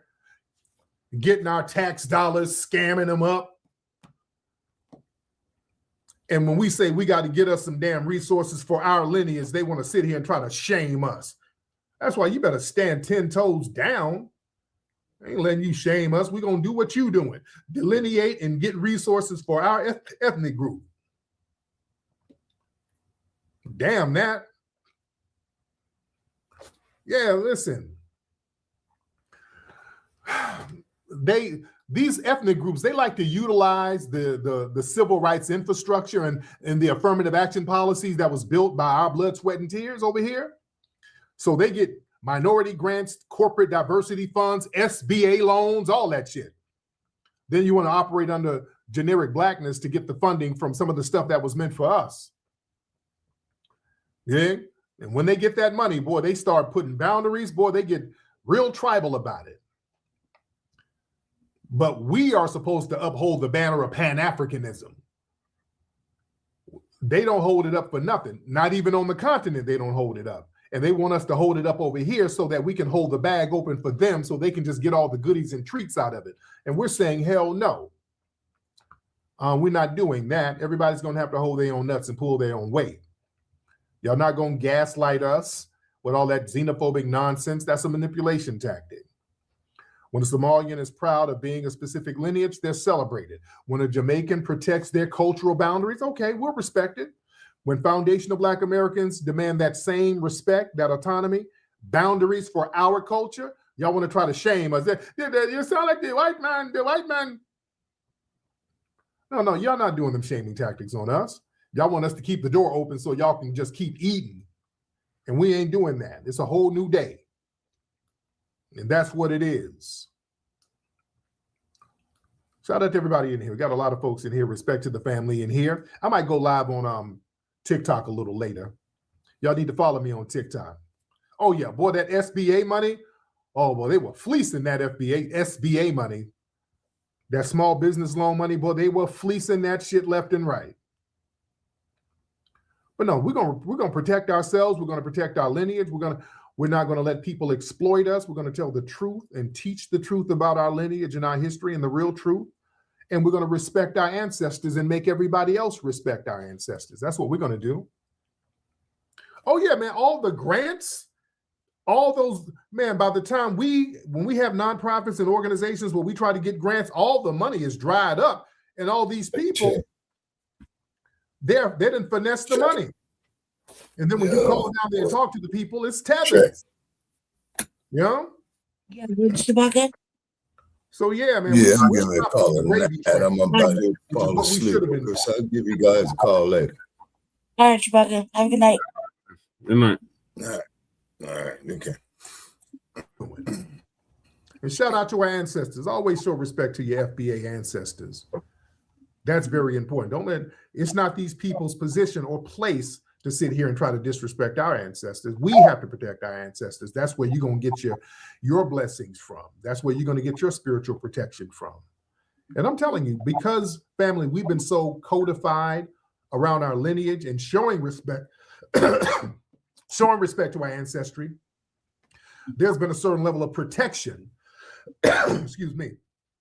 There's been a certain level of protection. Y'all saw what happened again with the Chud thing when he tried to unalive our FBA brother out there in Tennessee. The ancestors made sure our brother survived. That brother survived that attack by a vile, rabid white supremacist. The ancestors helped that brother survive and got that white supremacist locked down. You understand? This brother was shot at very close range and he survived. You see? So, man, we got to give props and praise to our FBA ancestors for looking out. You understand? This is our time, ladies and gentlemen. This is our time, and us standing on lineage business. But that was a wild card a lot of folks didn't expect, and that has a lot of people shook because that's empowering us. And we're never supposed to be empowered. We're supposed to be weak and watered down. The last thing they wanted is for us to be empowered. You understand? It's our duty to protect each other, to protect foundational Black Americans, to protect our lineage. And we'll respect anybody who respects us, but we're not going to be exploited. Yeah? And that's what it is. All right, let me get up out of here, man. Listen, go get your tickets at hiddenhistorymuseum.com. And also just give a contribution. If you can't make it to the museum, go to hiddenhistorymuseum.com and make a regular contribution to the Hidden History Museum, ladies and gentlemen. All right? I'm up out of here, ladies and gentlemen. Puppy Akut.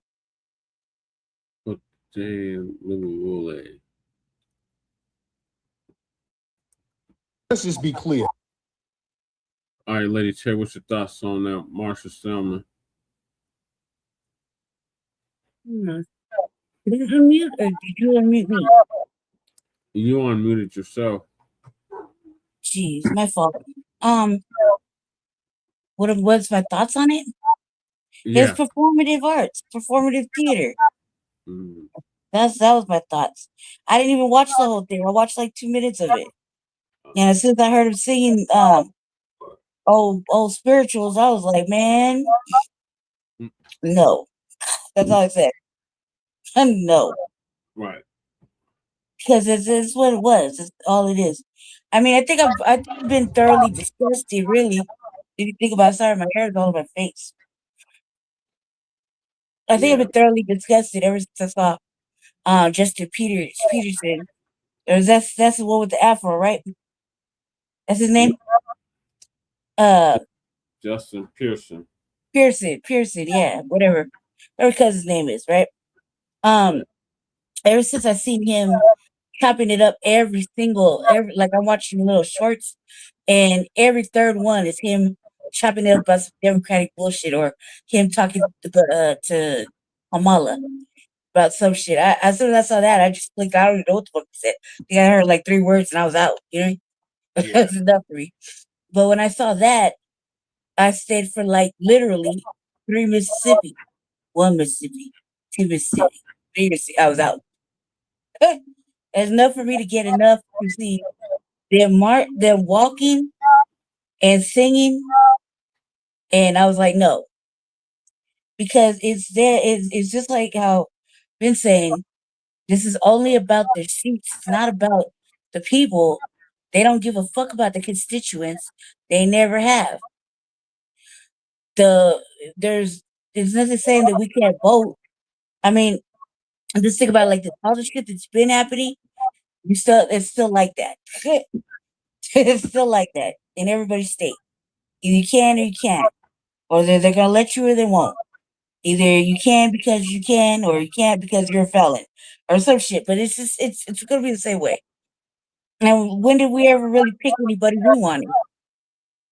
This is a selection. So them saying, well, you're not gonna have the representation that you want. Well, that was a lie in the first place. They weren't gonna let you pick who you wanted. You know what I mean? It's an illusion to think that you're actually picking somebody that's worth a shit. You did? In reality, it's not even like that. In reality, they give you only two options. You know what I mean? And they gaslight you to think which one is better. So you think it's this one, you pick that one, and either way, you're still getting the same result because they both serve races of white supremacy. You know what I mean? And at this point, all them old ass motherfuckers just standing on desks and shit. You don't have that energy for your constituents. Nowhere. From here to there, from there to here. They could stand on all the motherfucking desks they want. But there is no such thing as democracy in a constitutional republic. Basically, like, just think about it like I said. Your parents say, this ain't a democracy. What that mean? That means do what the fuck I say to do. That's it. There's no vote. You don't get to ask no questions. It's what I said. Right? Did we grow up all like that? This isn't a democracy. You don't get a vote. You don't get it. You see what I'm saying? That's how a constitutional republic is. This illusion of democracy doesn't belong even in the same sentence. It's an illusion. It's not real. They're basically the same fucking, like we've been saying, the same dirty bird. Same results, different times. They're playing the long game both times, right? And they want you to get out there and go throw your vote away for what? The loving arms of motherfucking Democrats. They did shit for anybody in God knows how long. They're the Republicans. Nobody give a fuck about. They don't give a fuck about their people. Look, if anybody was real serious about caring about the constituents, the people, we wouldn't be so in distraught right now. Everywhere. You see what I'm saying? So what they gonna do? They're not even pandering and telling us a plan or some sort of policy or anything like that. They're not pandering to they're gonna make shit better or they're gonna stop this or stop that or they're gonna do this or do that. You know what I mean? To make the lives of their black constituents better. They don't give a goddamn. So in that aspect, keep that same energy. I don't give a fuck if you keep your seat. In fact, I think political musical chairs is in order. Hold out there. Get the fuck about your seat. You know what I mean? And not necessarily guaranteed to put somebody good in there either. See what I'm saying? Not necessarily guaranteed that. It's kind of like just playing craps and so like whatever. But some of these legacy motherfuckers, some of these old ass individuals that have been in these seats for like 3-4 terms, they gotta come out. Just on general principle, because they haven't done nothing and they're wasting our time talking about civil rights and this and that, and we're losing this and black people, this might be the last time you get to vote. Man, so what? It's not like it mattered the first time. There's an illusion to think your vote mattered, right? Am I wrong? Think about it. Are you asleep? No, I'm right here. So, answer. Am I wrong? Am I wrong what I'm saying? No, you're right. Right and exact. Sound like you sleeping. No. I have a question. What is the difference between a woman filing fake charges, and a woman brings up a charge? Those charges bring up. What do you mean? There's a difference between. We got time. Well, one is fake, and the other one, what brings up a charge since 1988, was those charges bring up in 1988. I think the 1988 was a long motherfucking time ago. Those charges don't count. Right. Okay, let's talk about really relevant charges that happened relevant this decade. That's a long time. 1988. Jesus Christ. Yeah. Let Speaking you of the live. Jacksons, I would just tell you, let you live, man. Like, damn, like, hopefully you were, hopefully you're reformed by now, cuz. Her bringing it up is real petty. Like, you guys got to ask yourself, do I really need this person around? 88, we're 26. Yeah. You see what I'm saying? Tell her that shit's old news, man. Everybody and their mama know about it. Tell me something better, shit. That's what I would say. That's what I always say, right? Yeah. Old news. Everybody and their motherfucking mama know about that. 88? We're in 2026. Those charges count for Bill Cosby. Cosby went to prison on accusations that something that more than 10 years of Stephon Diggs is just in a case where we'll, yeah, just stay away from women, man. If they gonna be lying on your dick, cuz. Real shit. Obviously, this is a bad sign. I would just creep back into the bushes like Homer Simpson and just let that go. Cause that's kind of like, it's real messy. Bring up some shit from 88 that may or may not have happened. How does she know if it happened? How do you know? You know? The crazy part is that this at the age of, she never teased me. Yeah. Oh man, is this a white woman? Is this a white woman? I think so. I don't know. That was a whole separate issue. And this thing that happened with Stephon Diggs, that broad was just only about the bread for a restaurant. She didn't care who she hurt or lied on. You know what I mean? Yeah. And I think secretly that bitch was jealous of something. She was like trying to be included in some shit. But she's supposed to be the cook, not the friend. Like, gotta pick a wave, you know what I mean? It's a separate thing. 10 years ago. Yeah, but Bill Cosby's a whole separate issue. Bill Cosby's a whole separate issue.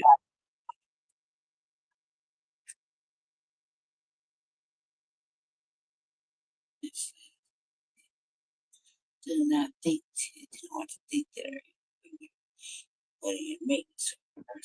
Yeah, I would try not to think about that. I hope not either, man. But sometimes I would like to say this. I don't want to think that way either because I would like to think that sometimes the music that's real ratchet can, instead of us having a feel good moment, with it, you might take it too far, you know what I mean?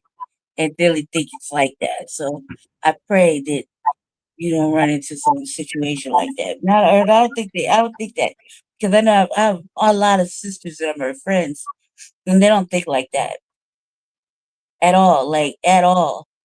So I don't think that they're focused on work, saving money, building a life. You see what I'm saying? And I have a lot of sisters that are friends, all really more melanated than me, and they don't think like that. So I think that shit is just for the videos and the streams. Like I don't know any. I don't. I would say this though: Black women are probably the most loneliest women out there, and misunderstood. And they don't. I would say that. So I would say that I don't think that they on some ratchet shit. I just think that a lot of women are misunderstood and lonely and all by themselves because it's shit's just too rough out there, man. Too rough out there. There's like too many games, too much bullshit. Nothing serious, nothing straight.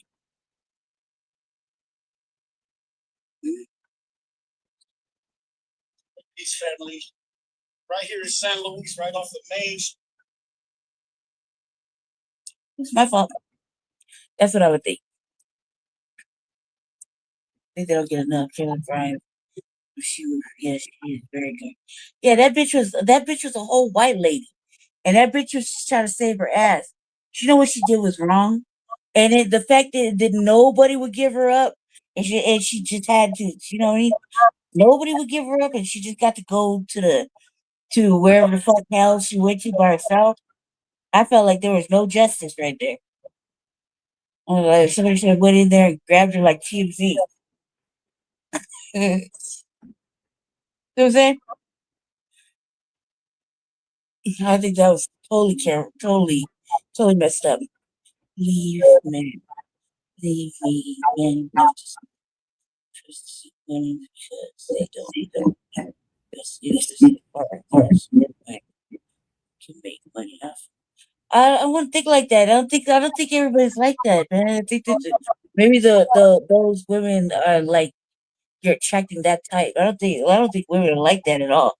Most women got their own shit together. They got their own job. They got their own bread. They really don't need a motherfucker. You know what I mean? They're entertaining you this because they want to, not because they need to. Every sister I know, she got her own job, her own bread. She don't need no dude to give her nothing. If anything, she just likes to spend quality time and get to know a motherfucker. Not like that. It's not like that. But I was put it also too this way. You know, there are motherfuckers that like to give women money just to give women money. So I think you gotta set the boundaries straight when you get together. But majority of the women I know got their own jobs. They've been saving their own bread. They don't need nothing. They're definitely not over there begging a dude to take care of them. You know what I mean? None of the sisters I know are like that.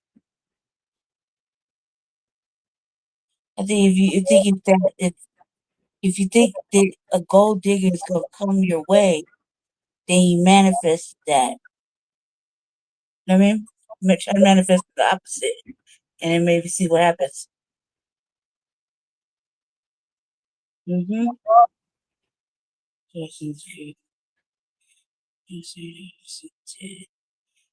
Yeah, that's good. That's movie. What's the next thing, Jesse? Mm-hmm.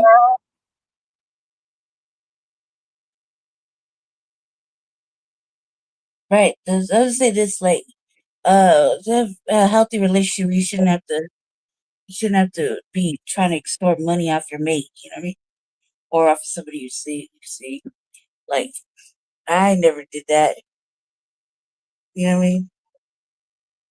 I never did that. I didn't have to do that. And true, let's just put it this way: money, not all money is good money. And if it comes from an ugly place, it's gonna have ugly juju attached to it.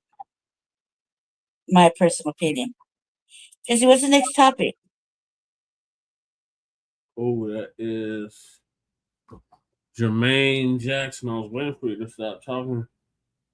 Ordered to pay $6.5 million because of this. Man, did y'all see what was going on with my good brother Jermaine Jackson? And I talked about this before. There was a case where this woman, I think she was a YT woman, tried to say that she was flexually assaulted by Jermaine Jackson back in 1988, damn near 40 years ago. She said that she was flexually assaulted by him. What's that mean? And she had a civil case against him. Basically, they never served him because I guess they were trying to serve him with this case, but you know, Jermaine jet setting all around the world. So they never served him. So they did a default judgment against him for $6.5 million. I'm like, man, if y'all don't get out of here. It was a default judgment for $6.5 million. And you know what they do, because he didn't respond to the lawsuit because they couldn't catch him, they couldn't find him because he's, you know, I mean, Jermaine is all over the place. So they did you serve him by publication in the LA Times. If you put up like a notice in the LA Times or some shit like that, they're supposed to respond. And if not, you can do a default judgment. They got all types of little janky things in the legal system where people can do these little bogus suits. So the court did this little janky default judgment. And, you know, they treated the allegations as uncontested because he was not in the case fighting them. So they act like, so let's just be clear. That judgment, they didn't put all that in context, what I just told you. They make it seem like there was this case and he lost because he presented evidence that wasn't correct or he was guilty. No, they never served him. All right. So I just want to put all that let's get it in the right context. He never went to court. I didn't even know that this was. All So right. this It was is some what little you're talking about. janky Time you talk about this topic? manipulation default. 'Cause I didn't know what you was talking They about. do But this now I with get it. Black Now I entertainers, man. get That's the that. same thing they did with Bill So back Cosby. in They camp, put a 'cause this big like this judgment is on Bill Hollywood Cosby shit. recently because of a white T You woman know, talking that's about real or not. You know what I mean? he did something to her in the 70s or whatever You that know, you it sounds like you some can't shit though. prove. Right. So they get into these I'm white This T is and what I you was say talking so about, Time? cases. I didn't know. I thought you was talking about a personal thing. You see, My fault. so My fault. this is how they Right. show how an accusation becomes conviction when an accused person is a Black male celebrity. See, the default judgment becomes the conviction. You see, and they do these weird statutes of limitations, revival laws. So they create a legal time machine, but that time machine always finds that Black male wealth very easily. See, they got this thing out here in California, this AB 2777, that Flexual Abuse Cover-Up Accountability Act. So that creates a temporary path for certain old flexual assault claims to be brought forward. You see? So when Black folks start saying, hey, this happened to us in the 70s, 80s, oh, that's too long ago. Hey, man, they took our land. They did this to us. Oh, that's so long ago. Oh, that's the statutes of limitations. Oh, that's so long ago. Now, if a white T woman say, hey, this Negro touched my alabaster breast back in 72, now they done an I'm white and I say so and brought this jive ass law out here to basically target Black wealth, because I only see them use this on Black entertainers. You see? So they can get that paper. And also, this is, you know what this is, the timing of this and all that. This is a financial attack on legacy. See, Jermaine Jackson, he's not a random celebrity. He's part of the Jackson family. That's one of the most powerful Black entertainment families in the world. So right now, his son, Jafar Jackson, that's Jermaine's son, he's starring as Michael Jackson in the biggest movie in the world right now, one of the biggest movies. This movie about Michael is breaking all types of box office records. It's about to hit $1 billion pretty soon. It has revived the legacy of our good brother Michael. It's introducing a younger audience to our brother Michael and the legacy of the Jackson family. It's putting the Jackson family's legacy back in a cultural positive spotlight. After they tried to sully our brother Michael, this same legal and media apparatus tried to destroy our brother Michael. So now the family is reviving their legacy and their name and getting their financial weight back up. So now this garbage. You see? They did everything they could to bury our brother's legacy. And this movie is disrupting that narrative. You see?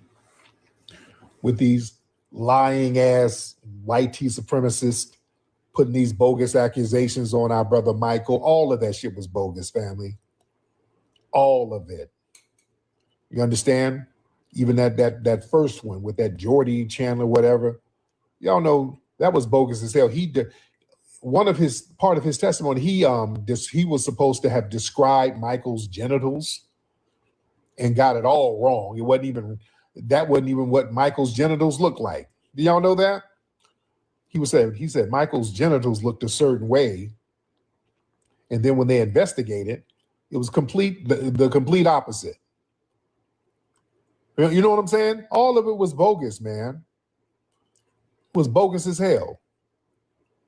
Oh, it's deep, man. Oh, it's deep. Yeah, pause. I know, pause. I'm just stating the fact, shit. Yeah, it was bogus. Yeah. See how white T supremacy refines itself. It doesn't always destroy the brothers. It'll either take your freedom or take your money, or try to do both. They took R. Kelly's money and freedom. They took Diddy's freedom, and they tried to take his money. They tried to do the same thing with Diddy. They tried to take his money. They took OJ's money and freedom. So that's how they do. They didn't get Diddy's money, though. That's what they were hoping with that bogus RICO. That bogus RICO didn't pop off, so they got him on a humbug. But yeah, when they can't get your freedom, they'll take it to your estate. They'll get your catalog, your royalties. You see? See, the new system, they use civil courts, revived claims, massive judgments, media amplification. So they know that these civil judgments, that can attack your assets, that'll mess with your royalties, that'll create liens, that will financially drain your family when you're gone. So they know. That's what they're doing with Smokey Robinson. Remember, they put a bogus charge on Smokey. Some housekeepers or whatever said he was trying to do something. Smokey can barely walk. So they tried to put some bogus stuff on Smokey to mess up his legacy. So, because Smokey wrote a whole bunch of hit records. Smokey has a catalog. So y'all got to watch that stuff. These brothers with these catalogs that's going to live on when they pass, they want to make sure right before you pass, let's get your estate tied up in litigation. You know? Oh, it's heavy. It is heavy. Yeah. Well, Smokey wrote so many hits for Motown and hits for the Jacksons. Remember, Smokey wrote a whole bunch of stuff for the Jacksons too. Well, man. Yeah, remember they tried to put some Suge. They got Suge's Money and Freedom. You know? Man. It is heavy. It is heavy. Yes, indeed. Let's see who we got in here. Let me see. Deaf to America. Let's try Deaf. DEF. What's up? What's up, Deaf? How are you, man? Yeah, talking about Michael Jackson. I was going to talk about something else. Yeah, talk about something else. We're done with that. What's on your mind? Oh, you ever heard of a foundational Black British? Did you just ask me a weird question and giggle?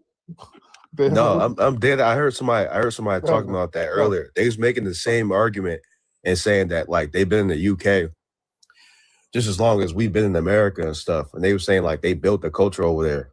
They was dead serious too. I had to laugh. Oh, no, because Britain already existed before they got there. You know what I'm saying? So yeah, they're not a right. Yeah. America did not exist before we built it. That's a major difference. So there's no such thing as the foundational Black British. They all came after Britain was established. Britain has been around for centuries. So yeah, that's not true. You know? That's it? All right, brother. Thank you. All right, yeah. There's no such thing as a foundational Black British. People try to emulate us.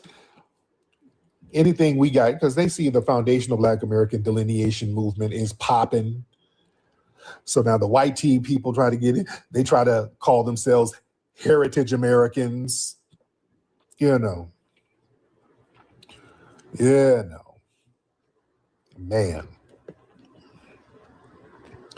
Let me see. All right. I ain't like how he started giggling. I ain't like that.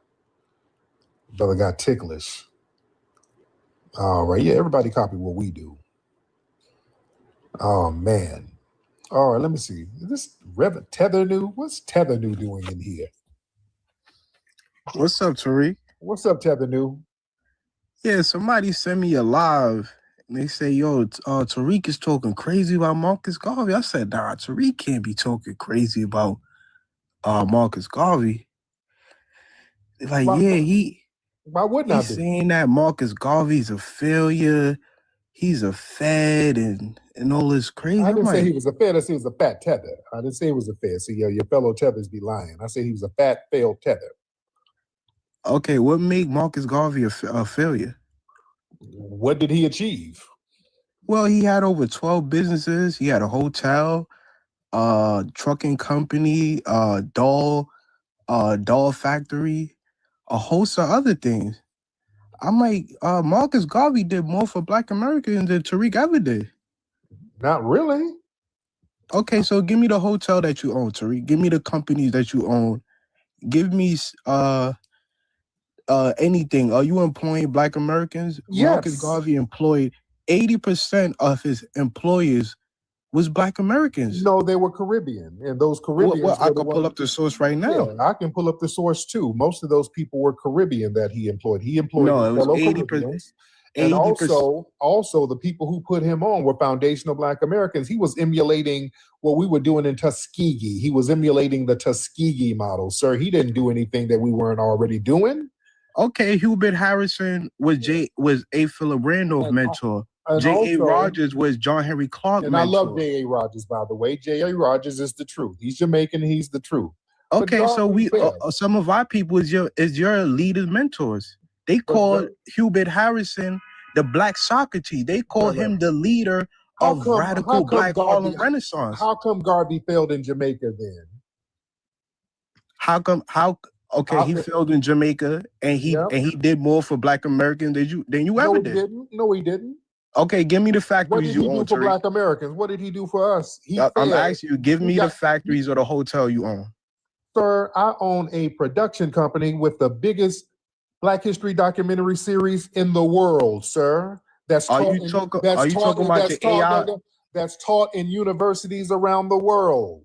Sir, Listen, now my films are taught in universities all around the world, sir. I have more influence than Garvey. Yes, I do. No, you don't, Tariq. Yes, I do. Yes, I do. Garvey was a failed tether who died in squalor in Britain. He had to flee to Britain and died in squalor. Okay, give me the leaders you influenced, Tariq. Everybody who really? Yeah, Who give I me some influenced? leaders. I'm not talking about TikTokers and YouTubers. Colin Kaepernick, Nipsey Hussle, many people. Influence no Sir. Nipsey Hussle. He never talked about. Well, who? Who? Nipsey Hussle never talked about you. Colin Kaepernick never. Are you out of your mind? Are you out of your damn mind? Nipsey tweeted about me and talked about me all the time, sir. What are you talking about? Nipsey was always talking about how he was influenced by me. Are you insane? Go look up some of Nipsey's tweets, sir. Okay, let's do one for one. No. Marcus, Go let's do one for one. Go look up some of Nipsey's tweets, sir. Don't just let's say stuff. You're just throwing stuff out there. Okay, let's compare you to Marcus Garvey. Let's compare your business to Marcus Garvey. Right. Let's compare who Marcus Garvey influenced versus you. He influenced Malcolm X. He influenced Malcolm X was influenced by the Honorable Elijah Muhammad. He was influenced by Elijah Muhammad. All right? Influenced Elijah Muhammad. He influenced John Henry Clark. He influenced all your. But the thing is, Elijah Muhammad wasn't a Pan-African. Elijah Muhammad. No. How you gonna say he influenced Elijah Muhammad? Elijah Muhammad was anti-Pan-African, sir. You don't have to be a Pan-African. Oh, no. If you influence somebody and you're a Pan-African, then the people you influence should be Pan-African. Marcus Garvey was Pan-African. That was his whole thing. Elijah Muhammad. Kaepernick ain't no FBA. Colin Kaepernick is FBA. When did he say he had FBA, Tariq? He don't have to say it. It's not a group, sir. He's born into the lineage. So why are you trying to superimpose your ideology on everything? There is no ideology, sir. Yes, it is. We're talking about a lineage. No, it ain't, sir. Okay, give me the progenitor. No. You said it's a lineage. No. There's no ideology. Okay, so lineage. What's the ideology? Who said there's an ideology? Well, you the one that coined it. You just because you coin a lineage or give a proper name to a lineage, that doesn't mean there's an ideology. What's the ideology that somebody said? Okay, you said it's a lineage. Now give me the ideology. No, you said there's an ideology. If I coined it and there's an ideology, when did I say there was an ideology? You said it's a code. You said it's a code. It's an ideology. No. You're talking in circles. You're not making sense, Reverence. You said it's a code. Ideology? What's the ideology that I said? Be anti-Pan-African, be anti. No. I ain't never said that. Democratic Party. That's called being a lying tether. I ain't never said that. So yeah, you prove you're So a why do you pathological. call You prove you're a pathological liar, sir. Right? why you call people You are proving Democratic shit? you are proving you're a pathological lying tether. That's why we delineate. You have proved why delineation is important and why you tethers fail, and people like me are more successful than Garvey and you. See how that works? You can never walk in Garvey's shoes Because he got flip-flops with his fat ass. I would never walk in a musty tethers failed flip-flops. Garvey was a failure. He failed. He was a failed fat. He was a failed fat tether. If he was so successful, why did he have to go to Britain and die in squalor? If he was so successful. Okay, let's compare what you did for. No. Why did he fail and die in squalor? You gonna let me explain or you gonna keep no, because don't keep changing the subject and lying like a tether. I'm not changing anything. I want to still make a conversation. Why did he fail and die in squalor? I'll explain. Edgar Hoover. Go ahead. Edgar Hoover and A. Philip Brainov, the snitch that went to the feds, got the feds on Marcus Garvey. You like to talk about feds and people are right. A lot of people had feds on them. Everybody had feds on them. But they were still successful. They could still be successful though. Yeah, the feds own every damn body. He was fucking up. He went to court and tried to represent himself, doing all that plebiscite babbling. He didn't have nothing going on. He didn't touch Africa, never went to Africa talking all that Pan-African shit, never touched Africa. Did him raggedy ass Timu ships that didn't work. He didn't have nothing going on over there. Didn't have nothing going on in Jamaica, sir. He failed, sir. You gonna let me talk, Tariq, or but you're not gonna sit here lying. You go okay. You're not gonna lie, sir. Your idol was a fat failure. Well, you're a failure. You're not doing nothing for Black America. I'm doing more than you and your failed tether. That's why y'all whine about me all the time. That's how successful I am. Y'all hate up. Y'all whine about me. You stay in rooms whining about me. That's my proof of my success. You whine about me all the time. I'm your God. You whine about me all the time. Them big bug eyes stay crying about me. Them big bug ass eyes you got and that damn peppercorn stay whining about me, sir. That's all. You gonna let me respond? You have sleep paralysis with me floating over you. You crashing out. No. Your hairline is crashing out, sir. I'm your God, sir. That's why you whine about me all the time. Can I respond? You're jealous of my success, sir. But go ahead, Tether New. Okay, so after Marcus Garvey set up deals in Liberia, the American government put pressure on Liberia and said, you better, yes, Marcus, the UNIA landed in Liberia and the European powers in America put pressure on Liberia not to do business with the UNIA, and that's how Firestone got into Liberia. Okay, you should know this. You're reading something. Okay. Sir, you're reading and explaining. You're reading and explaining. I'm in Pan-African knowledge. Okay, you're reading and explaining. You're a failure. And by the way, let me show you something. Let me show you my influence because you're saying like Nipsey. Let me show you some of Nipsey's tweets. You got no influence, Tariq. Hold on. Let me show you some of my good brother Nipsey's tweets. Hold on. This is hold on. Who is Nipsey Hussle to Malcolm X? No. You said Nipsey don't talk about. Did you said Nipsey don't talk about me? I wanted to show a gang member to Okay. Get out of here. Now you're changing the subject. Okay. All right. Yeah, I'm about to bring some receipts. Okay. I was about to bring some receipts. I was about to show all the tweets Nipsey shouting me out. Now you switching up. I was about to show some receipts. Okay. This is Nipsey's Instagram. Hold on. Where Nipsey is watching me on video while he's doing a business deal. That's Nipsey. And he put up the caption, I predict explosive growth on all fronts. That's Nipsey's Instagram where he's watching a video of me. That's me on video he's watching. I mean, I can pull up. I mean, Nipsey would tweet about me and tweet to me all the time. He's retweeting me. That's him. Nipsey would tweet me all the damn time. This is Nipsey shouting me out. Nipsey just watched an incredible film. Big respect to Tariq and his team for this one. Nipsey shouted me out all the goddamn time. Shut the fuck up, nigga. The hell you shut up. The hell you talking about? Do you know the people I've influenced? Prince was influenced by my movies. Prince would tell people to watch my films. Dude, I got a gazillion tweets from Nipsey and text messages. Nipsey shouting me out all the time. Nipsey always said how I influenced him. The hell you mean? Please, I love TikTok Shop, by the way. Dude, the artist Prince. Janelle Monáe, I should pull up that tweet from Janelle Monáe. She said that Prince would make everybody watch Hidden Colors.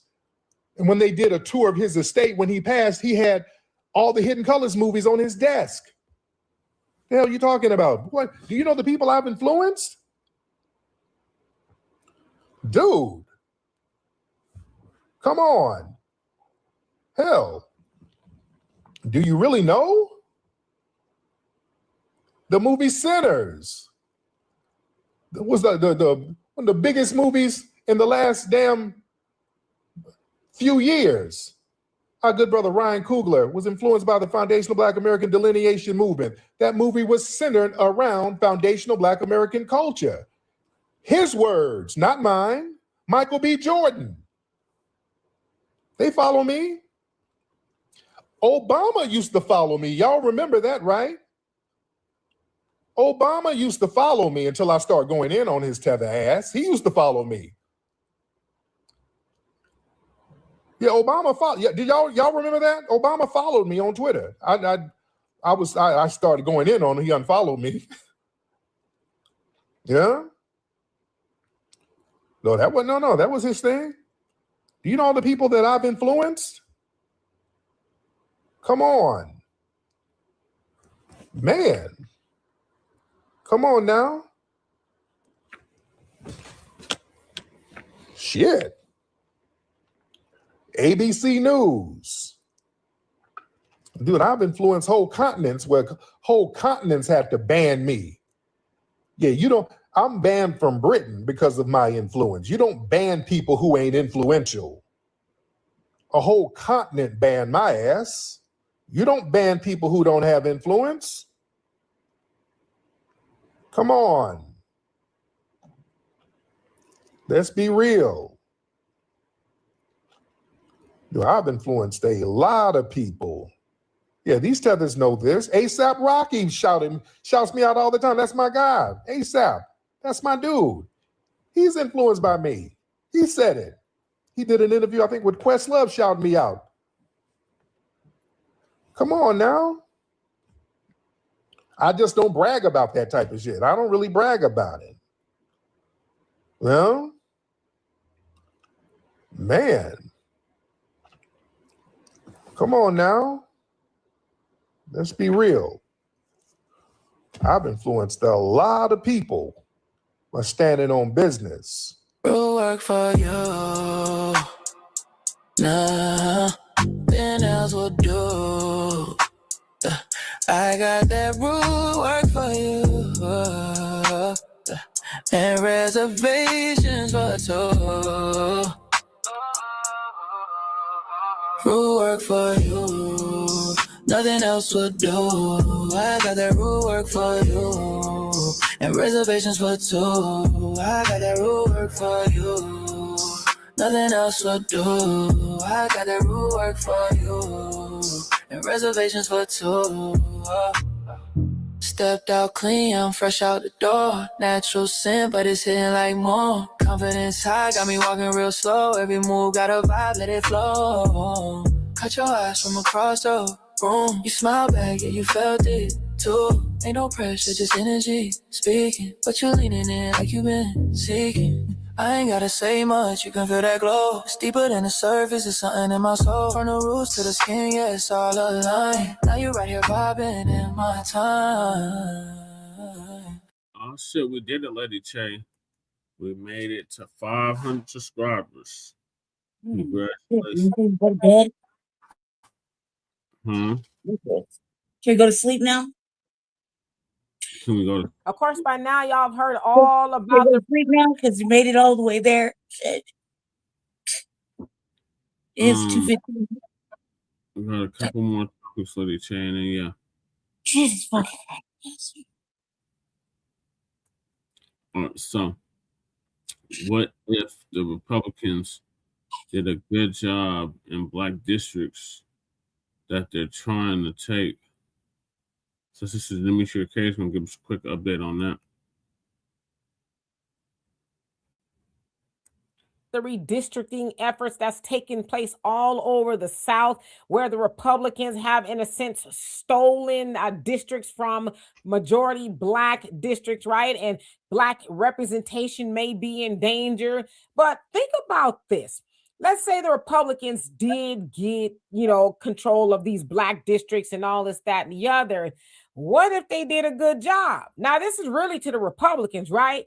If for whatever reason y'all did get elected to those districts, if you did a good job, you might have another loyal voter base. Now, what do I mean by that? We know that Black voters predominantly give our support to the Democrats, right? Yes. But imagine if y'all came in and y'all wasn't with the foolishness, right? And y'all actually did things like brought some resources to those communities and, tamped down the crime, whatever way you know how to do it, right? Respectfully, okay? And just made it a great place to live for those Black residents. Unlike the Democrats, they would vote for you. I'm telling you, I would, right? I'm an independent. I don't, predominantly support the Democrats or the Republicans, right? But if the Republicans got in control and you actually did great things, Black people would say, well, it is possible. Because oftentimes in our communities, we're told what? Well, we're going to wait and see. We don't know if that's possible. Well, we going to try. Just vote us in and we'll, all of that, right? But the thing is this, to me, it's just logic. How is it that the Republicans district seem to run a little bit better? They seem to be, right? Like, let's say the better part of town, okay?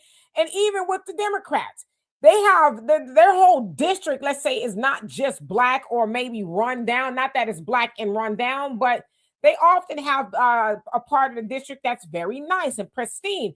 So what are they doing differently on that side of town that they're not doing on the Black side of town? It's benign neglect. Of course, we know that from the Democrats and Republicans. But I'm just saying, if Republicans, y'all going to steal the district, are you going to steal the district to improve it? Or are you just stealing it to just be racist? Because yes, let's concede that. It is a lot of racism going on with the Republicans wanting to steal the districts, but that you're going to steal it, at least benefit from it. Benefit by getting another loyal voter base, by doing the right thing by those people in those districts. And it's a win-win for both people. And then the Democrats, in order for them to come back to the table, they got to come correct, right? Because they could no longer say, well, we can't do it. Oh, well, we don't have this and we don't have that. We would help Black people, but no, they actually have to come with it. So I'm just thinking out loud. What do y'all think? So for more insightful commentary, please subscribe to this channel and my channel, The Demetria K Show, here on YouTube. Peace. I think you're right, Sister Demetria K. What are your thoughts, Lady K? It's a good thing. I mean, like, you want the perfect world, you know what I mean? Yeah. Yeah, like that would be great. Like that, when I first started learning about politics, I was thinking, well, what if we go like this? And it's set up for failure. So I understand. Right. All right. So on other news, the Congressional Black Caucus Black Voters Matter campaign is a scam. Our brother Water God T, we're gonna give us an update on that. 2 weeks ago was a tense environment because this is something where a lot of people, particularly Black Alabamians, are hurting and feel that they are not being treated fairly. And I agree with that. Might have to drop a dime on this. For sure. You know what I'm saying? Stop. I don't like that shit. For sure, bro. I don't like that shit.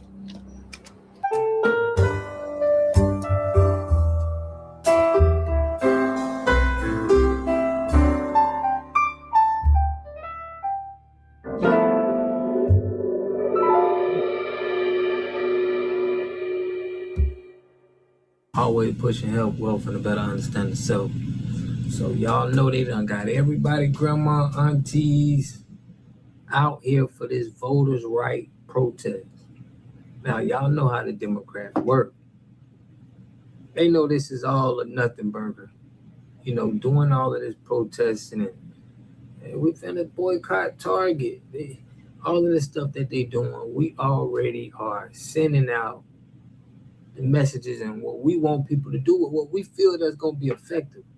But we always got to look at the news and see groups of Democrat-ran people telling us the plays that we got to make, like they're trying to fight society. I'm going to show y'all some clips. Make sure y'all subscribe to the channel, hit that like button, push on the algorithm. I greatly appreciate that. We got another play that they running with this voters' rights. You would think that, you know, certain people can't vote or what's going on. And this is what they do with us. Instead of talking to us on what they gonna give to us, what are they gonna do, it's always like we got a war to go up against. While everybody else get peaches and cream bills. Okay. I wonder if Chud the Builder would have been doing that to them little hats. I wonder what they would have been, you know, how they would have responded to this. But neither here nor there. Y'all check out these clips, man. I'm gonna give y'all my commentary. Let's get it. Now, just looking at this, I'm like, I see some snow bunnies in the building. I ain't gonna say I see a lot. We just starting, but just to start, to check the temperature, we know it's some liberals in the building, but check this out, y'all. I want to know what y'all think. Let's get it. Hearing from protesters is that the fight for voting rights is far from over, saying changes to voting laws and district maps will have a major impact on Black voters this upcoming election, adding they don't want to go backwards. We're not going back! We're not going back! We're not! People packing the streets in front of the Capitol building in downtown. I'm still confused on what are they even talking about. What, do they feel like Black people not going to be able to vote? Like, we got all of these Black people out there, and they making it seem like I'm thinking that they can't vote. Let's hear. Montgomery, some driving in from other states, saying they felt called to show up for what they see as a critical moment for voting rights. Dang, they got different states and all going there. Why don't we just reparations? Why wouldn't we be saying it?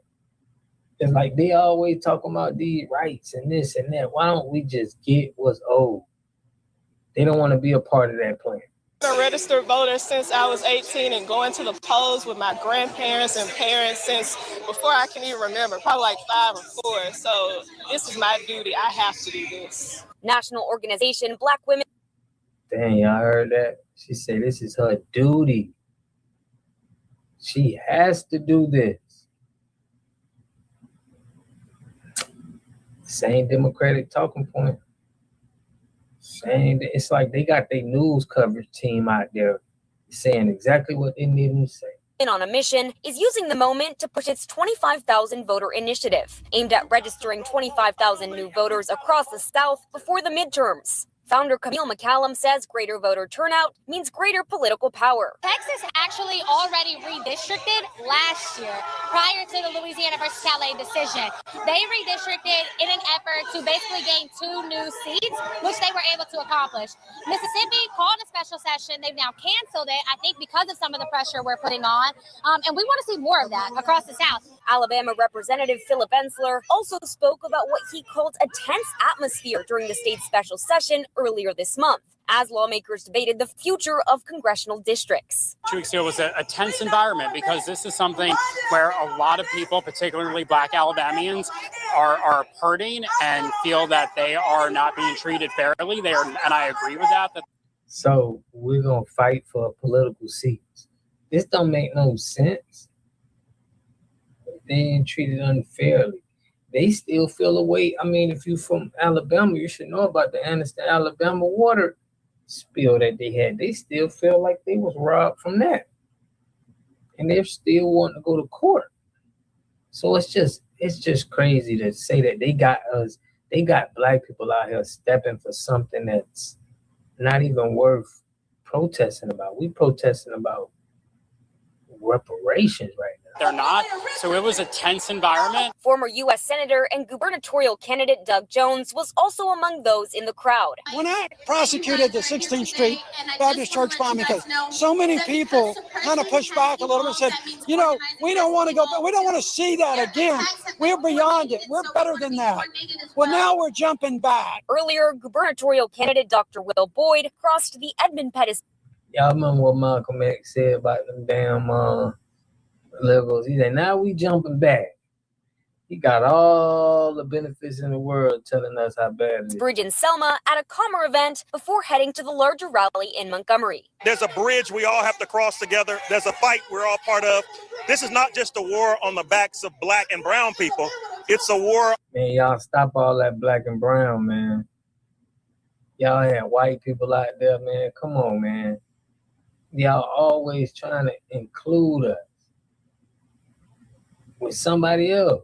This is getting out of hand. That black and brown and that African American, you suspects. That's what I hear. On all people. And we need to make sure we stand together. White, black, brown, all of us together in this fight. We're not going anywhere. We're going to continue to fight for fair, just democracy. We are not going away, and we will stand together. In Montgomery, I'm Valentina Chal. Talk about how Black Americans are the blueprint globally. Everyone's trying to act like they're black nowadays. Everyone. Why do you think a lot of Mexicans are leaning more towards Black American culture? Because black people, they're cool. They're cool. They inspire most people around the world of different demographics. But that's just how good Black Americans are. And I have to say Black Americans because this is specifically Black Americans. The whole world wants to talk like Black Americans, wants to walk like Black Americans, wants to dress like Black Americans, etc. The whole world. Black Americans are the most powerful when it comes to influencing the world. In the United States of America, we wouldn't have virtually any music if it weren't for the black people. Virtually, I think all of our music, whether it's country, western, bluegrass, the blues, rock and roll, you name it, it all started and came from Black America. All right, so there y'all see it, man. The Democrats is doing nothing but trying to push out nothing burgers, no bills for us, anything like that. But they always want to include us with somebody else. And it's crazy we didn't hear none of them talk about the Chud the Builder guy. But, you know, we already suspected Southern Law Poverty Center, but who knows? I'm pretty sure some information will come out about that. But let me know what y'all think about this in the comment section, man.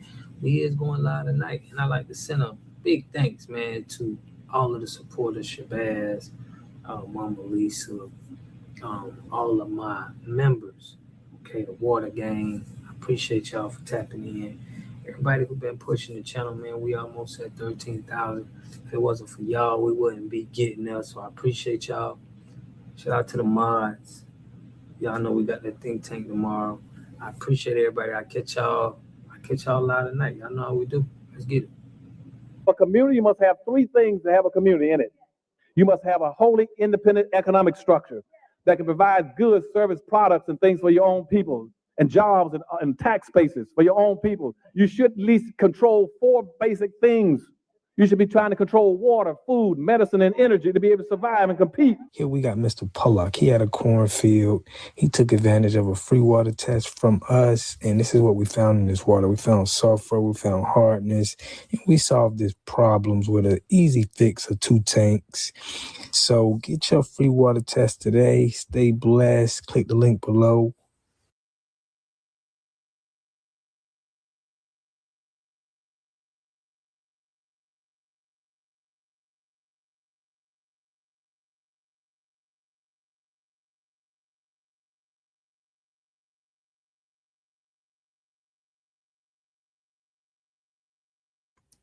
What are your thoughts on that, Lady Che?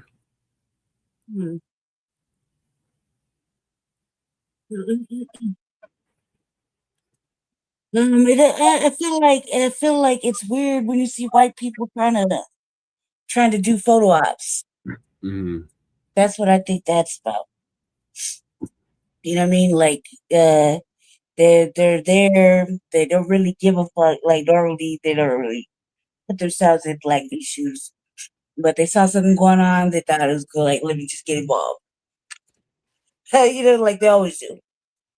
I think that's weird because the Democrats, when they did all that, they went and got, they had white people with them when they were leaving and making scenes. It's like just a handful of white people, but it was like, what is that to say to us? Like you want us to need them? No, we just don't need white people. You know what I mean? Right. I felt kind of like conflicted with my feelings about that because I felt like, are they bringing the white people out? They're protesting to get us to think that we need them to make movements happen. Is that what it is? Because I don't know if I could get down with that idea. Like, never in my life. You know what I mean? Right. Yeah, I'm gonna go look to the whites for my solve my issues. Yeah, right. Can't solve shit in 46 years. Can't go do it now. Right. Like, should I just go run to the nearest cracker and be like, hey, can you help me solve my problems? We're having a protest. Do you want to get involved in our Black issues? Because we need you. No, man. It ain't like, look, you see that shit happen in these little events that we go to. You know, like, hey, your white friends to come help. What? What white friends? Like, what you talking about? Right. Yeah, that shit bothers me even in those situations, because they're like supposedly, look, don't shame me because I'm light skinned, okay? I'm like way beyond that. But like, there's a difference between being light skinned and being a cracker. Yeah. You know, like the big difference. They let them white people sit on the panels. They barely let me speak. Mm-hmm. You know what I mean? They really don't want me to talk. You're just like, they don't want to pass me the mic. The only reason they pass me the mic is because I'm disruptive. And I'm like, hey, you're real loud. Yeah. That's the only reason. Like, if I was just sitting there passively wave my hand, they keep on walking. I'm like, nah, you ain't gonna fucking do that. Bring that back over here. Mm-hmm. But they got white people sitting on the panel with Black people. Yep. And then get mad if you disrespect the white people where they're up there. But, Right. like when I do that, I'm like, this is kind of weird when you have white people in Black spaces. And I did old girl, you hear me? I was like, yeah, but these aren't your people. Right. You know what I mean? This ain't your neighborhood. I mean, Right. okay, I guess, but this is a part of your neighborhood. Like a big gesture of like, you see all these beautiful Black people? You don't belong here, colonizer. You know what I mean? You know what you did? Right. You know what you did? And like, that was bad. That was really bad. Yeah. I mean, in my defense, I enjoyed every moment of it. Yeah, I got a kick out of it too. And she was like, man, she was not ready. I mean, that's what I'm saying. Like, I bet the next time that brought Caesar, and she gonna be ready again. They never ready. So I'm like, so have you learned anything? Last time we talked? Because I've been watching. You ain't done not one bill that has to do anything with Black people. Not one. Not one. I've been taking note because I'm like, you do a lot of hosting with other white folk though. Yeah. Not with Black folk though. Is she I getting didn't stand on there. You watch them house meetings? Yeah. Is she getting Did you see that broad stand with any Black person to No. sponsor a bill? No. White folk. Yep. No more crackers. Yep. That's it. That's all. So what she really do? Like, she try to give you the for everybody speech. And I was like, no. That's for everybody. Is she getting APAC money? Who knows what you're getting? I don't know, man. I don't know about that. Like, I can't tell you. I don't know about that. I don't know about that. I just know that she got all the endorsements and all the money. So, like, I mean, I just like, I be talking shit, like, about that. You know what I mean? But I don't know where the money comes from. I think it's all bad. Yeah. That's why I don't want to take no, like, if I ran for office, I won't take no money. Why? Because then I won't be, they own me. Yeah. And don't nobody own me. Right. Like it's been like that since I came out the coochie. Don't nobody own me. That's I'm right. my own spirit. I run away. I run off. You know what I mean? I'm a renegade-ish. You know what I mean? You don't own me. You can't program me. You can't buy me and mold me and tell me what I need to do because I took your bread. Not all money is good money. That's why you Right. shouldn't take the money. Like in my opinion, me like they offer me money to do something. Yeah. No, but then I'm beholden to you. That Yeah. means I'm in your pocket. That's why, like I said, I never borrow no money. Mm-hmm. Right? You don't ever see me borrow no money or ask nobody for nothing. If I can't afford it, I don't get it. Or I guess I'll just wait for it. Maybe it's not for my divine best interest to have it, right? Because if I have to borrow, beg, or do anything like that, then I'm beholden to that individual for whatever they want. And Yeah. I'm like, then that means my soul is on loan to them for whatever they gave me. Yep. Right? And not all money is good money. That Yep. money, like, you know And what I mean? again, They come with like, look how Beth McCann did us. Look, oh, check this out. In my opinion, she slaved us out, right? Only to choose the white person, right? So, and yep. that's I almost said it to her at the fucking table. Remember, Yeah. I had to control myself. I was Yeah. like, so basically, you let the black people, and then that's where you stopped me, right? Because Yep. I was like, man, let the black people do all the motherfucking work, Yep. but you can't write a letter the Mm. work you saw and benefited from for like 3 motherfucking years, and you Yeah. gonna do this fraud that nobody knows? Yeah. Like, the fuck have we been doing every month? You know what I mean? And I was like, so you mean to say that you was like, no. Because I was like, no, because you slaved us out. That's Mm-hmm. what you did. That's what she did. Yep. That's what we did.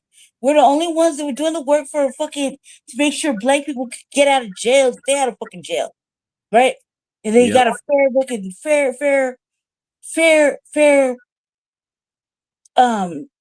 trial. Yeah. Things like that, right? That they were able to get out. We're doing all this fucking work on the backside for black people. And what happened? What happened? Because she benefited off of that shit. And then when it came time to do the right thing, she said no. She choosing her friend, the little old white brother. They colonized the fucking Africa and never brought no money back. Right? And That's made a whole business out of it. Got a whole agenda plan. And fuck that bitch. And fuck that bitch. Right? But I was like, you basically slaved us out. mm-hmm. You read it was like she's like, shh, calm down, because it was already controversial because you run for office. It's like a non-political event. But I'm like, nah, fuck that. This is the last time we go see these people. Like, we gotta get on our grind. You know what I mean? I was on our grind. Yeah. And in my mind, that white old lady slaved us out to do the work for our people, but without giving any fucking, not even a fucking letter of fucking whatever. Yeah. Nah, no fucking endorsement. Fuck that. Okay, well, what about like a letter that you saw, a written testimonial or whatever, bitch? Like, come on, we didn't do this work yeah, we did this work for the people, but we didn't really do this work just to be doing this work without something like, bitch, you leaving, cuz do the right thing. Right. You know what I mean? You like do the right thing. Like, why is it so hard for us to not we do the right thing all the time? But then what is wrong? What is wrong is like how I said it. I was like, bitch, you slaved us out. Yeah.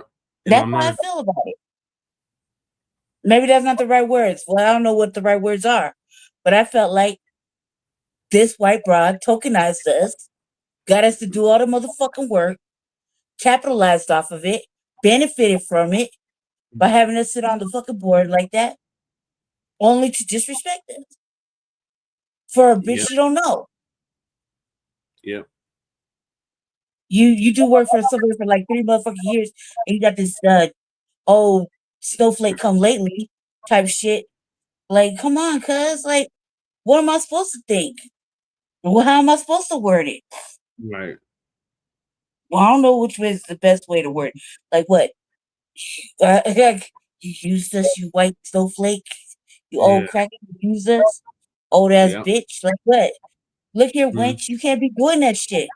You know what I mean? Like that's where I wanted to take you to. But man, like, how many warnings can a motherfucker really get? And then you see her punk ass successor, he won't even meet with us. And that motherfucker, I know that motherfucker, right? But he don't even want to look me in the face when I see him in the thing. I'm like, jump, like all loud and shit. You know what I mean? Because I know him before he was anything. Yeah. Does not even matter how, right? But in my mind, I'm like, do I really need to go there with you to do the right thing so we can do the right thing for our fucking people? Have I really got to beg the white man to let us come on the board to do for our people? That's really what it is. And for him to say, oh, yeah, we'll get back to you. How many times does he say that? We got it on record that he's supposed to do it. At least 3 times. At least 3 times we have it on record that he said he can be held accountable for. Yeah. And what happened? Did he honor any of it? No. Nope. How many years has it been now? Almost 2. Yeah. Right? And if we talk, hey John, you said woo woo woo on this day, and here's the audio. When you gonna make that right? Oh, have somebody call you from my office. It's like some bitch made mark shit, cuz. Yeah. That's the whole thing. I don't think I could get down with, because that's what happens when you say we need the white people to come help us. Yeah. Like, no, man. If they weren't, we're still, look, check it out. In my mind, this is how I feel. They only want us when they need us. When the fuck we need them, they're nowhere to be found. Like, to honor just even a fucking pact they made. They made that agreement. We didn't make that agreement. They made that agreement. So for us holding them accountable for that motherfucking agreement, it's like we're doing too much. Yep. So if that's the case, fuck them and they fucking little fucking stupid yellow bus they rode in on. Yep. I don't think we need them. If that's the case, and I don't know how these broken ass, mammy ass fucking black folk out there get these white folks to do what the fuck they want to do. I don't understand the level of galvanizing it takes to grab all them motherfucking crackers to come help them, and then hold. We want. I was like, bitch, I'm not even listening. Civil rights, and we are standing here. Okay, bitch. Yeah, right, sure. We're at war. 30 minutes in, your dad's going right back to your office. stand with black people. Yeah, right.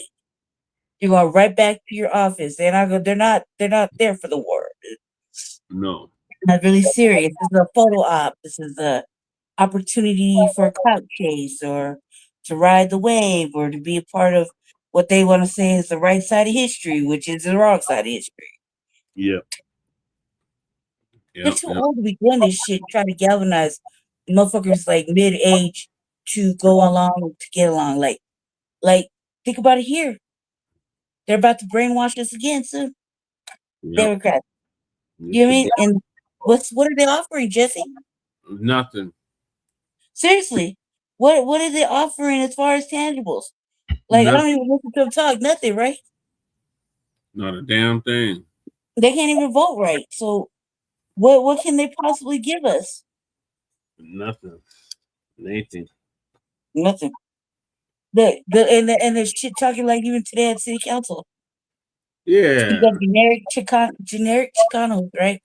Yeah. And try to put the governor on blast when in reality they need to put the mayor on blast. Right? Because they've been doing the work of the devil since he showed up. Yeah. And if you want to be really serious about it, they're the ones that are complacent for the budget being fucked up and all the money missing. Yeah. Because they're the ones that issued it. Yeah. So while we're sitting there blaming the mayor for him overspending, him putting the money this way or that, really you need to look at city council. Because they're the ones that dish out the money for every motherfucking contract that goes right through there. So they're placing the blame on the wrong motherfucker. He's complicit, yeah. He's hella guilty. He's dirty as fuck. Yeah. But they're the ones that did it. Right.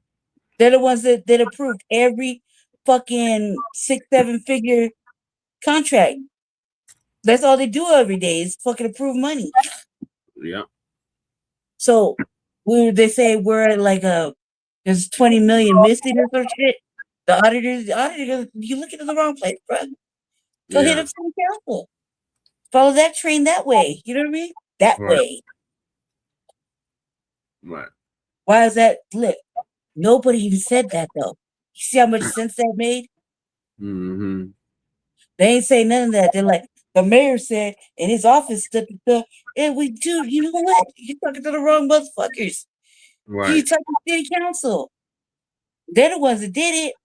Yeah. They're the ones that fucking lit his little fire and helped him do it. Mm-hmm. So if anybody go to prison, it's all the city council, the whole mayor's administration. You know what I mean? They're all culpable. They're all guilty, not by association, just guilt. They all did it. Yeah. Look, if they're the ones that hold the purse and they're the ones that are approving contracts for like 7-8 digits, and they're the ones that vote on the this and that, who gets what and where, like alchemy. What is it? Alchemy, whatever it's called. Urban Alchemy, right? Yeah. They approved that contract as a big ass contract, right? And they had a little controversial fucking public comment, right? And then they sat and had some meaningful little dialogue about how, this is a bad look for these people and they're like this, they're salacious and they had all these problems elsewhere. Woo, woo. And then what happened? They approved the money and they let them go and run that motherfucking hotel. Yeah. Right. So they just do the political, the fucking performance and the boo-hooing and care about the people. But there you go. Write that check, cuz. And what happened? Then people was up in there good. Solid. Right? Say they doing God's work. Okay, cool with it. Right? All the housing projects, like hosts and all that shit. Right? Yeah. Yeah. How you think them other people get to quit their job and move up in another part of the housing pipeline after they got done scamming the motherfucking people and making them worse than what they were? You see what I'm saying? Yeah. Yeah, like 3 bitches leave and go somewhere else up the food chain on the housing, and they're making way more money than a lot of people. Make like 9 digits, cuz. Yeah. 9 digits in this economy. The motherfuckers trying to put gas in their car. Some people like, look, I'm thinking about if we go eat really at the end of the month because I don't want to spend no money. Every dollar is like, every dollar matters, right? You think? So, but they ain't worried about that shit. They taking big dollars. That's why why I'm surprised nobody said anything about the data centers. Yeah. Can we get that money that you kicked into it, that you gave away for incentives and kickbacks? Incentives. Tax breaks, whoever owns that shit, they got major fucking tax write-offs and incentives. Can the people get that while you're polluting them? She said they didn't get that.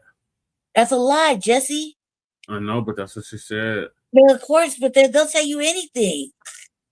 They'll tell you the sky's fucking yellow and purple, and you just gotta eat it. Like, they'll lie to you. That's all they do is lie. That's what they do. What you mean? Somebody's in there. They're fucking putting somebody in there. What's that? What's that data center gonna be? Like what?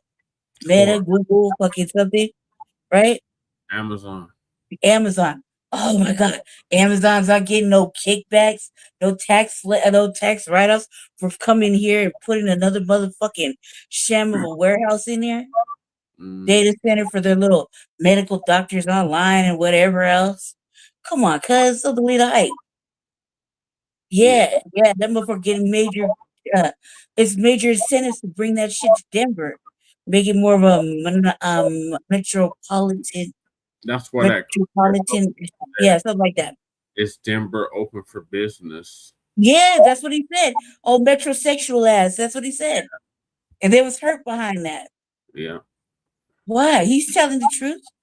Why you think the Denver partnership was there? Yeah. To be a neutral party Why they even have an opinion? Because Right. they're the ones with the money. Yeah. Where you ask, is the data center a good place to put it? If Palantir ditched us,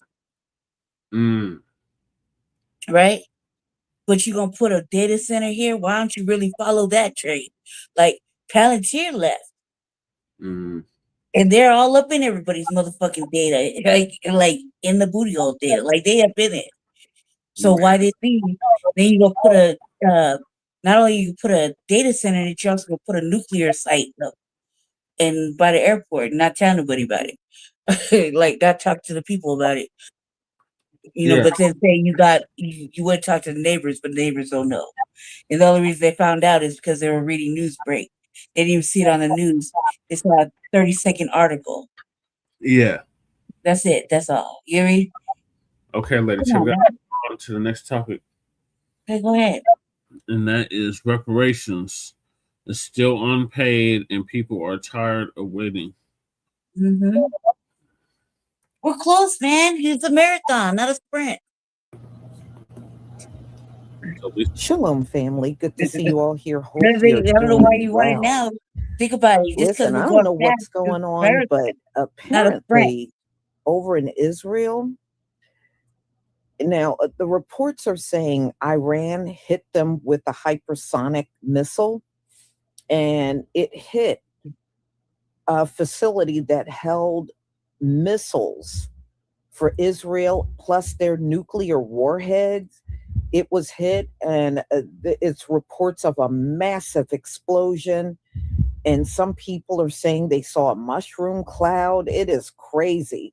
So I'm going to really look at that to see if it's definitely something I can come back a little later and talk to everybody about. So I am looking at it. But people are saying this one was loud. It was big, and a bunch of people that captured it are uploading the videos online. So it looks like something definitely happened. So anyway, y'all, we're going to talk about reparations. We know that America is more than willing to give anybody on this planet reparations. It doesn't matter when the atrocity occurred. They are more than willing to give reparations. But then when it's us, they got every excuse on earth not to do it. Now, we know the natives, the Holocaust victims, the Japanese, they all got reparations. And see, their argument really is weak. Oh, well, you weren't a slave. Well, many of these people that are walking around here were never in a concentration camp, but they're getting reparations. And many of these native Indians aren't laying in some mass grave, but they are still getting reparations. Those massacres did not occur on anybody walking around here today, but you are still giving them reparations. And the same thing with these Japanese people. All of these folks that got that reparations were not the ones that were put in those internment camps. They're the offspring of those folks. So, you know, for you to say somebody wasn't a slave, I mean, you can literally use that argument with anybody you've given reparations to. And as you can see, you know, a few weeks ago, the Democrats were trying to, well, at least one of them was trying to argue that the immigrants should get reparations. And like I said, as long as it's not us, they're more than happy to shell out the money. Now, another thing that I have seen over the last several months are all of a sudden Africans are trying to get a piece of the action. Africans, America don't owe you nothing in reparations. Y'all willingly came over in this land. Nobody dragged an African over here today. Y'all come on your own. So no, you don't voluntarily come in a country and then see there's a chance reparations are going to be given, and then you want to tell us that Africans should get it too? No, you shouldn't get nothing. The only thing you need to do is pack up and go back home. But reparations are not owed to a single African by the U.S. And I believe Donald Trump told y'all that. He said America don't owe Africa no reparations. And this is the one time I can say I agree with Donald Trump. You know, that's why y'all were trying to come up with that 6th region and all that nonsense you came up with. No, you're not entitled to anything. So y'all, let's get into it, because our people are still speaking on this, and this topic ain't going to go away. It's not. This is an injustice that has never been resolved. But it's amazing how America want to shell out for everybody except for us. And y'all, they're going to do this with Iran. You watch. America's going to send tons of money over to Iran for tearing up their land. And I'm not saying they shouldn't get anything. It was wrong for Israel and the United States to attack them. But damn, how many more people are you going to push ahead of us? You need to pay. And you don't want to wait around for the Most High to step in, because once he step in, you're going to lose virtually everything. And everything is going to be handed to us. So we can do this the nice way, or we can do it the rough way. Like Tina Turner says, we can do this the rough way. And I guess y'all want the rough way, and you ain't going to like it. So let me go ahead and share my screen.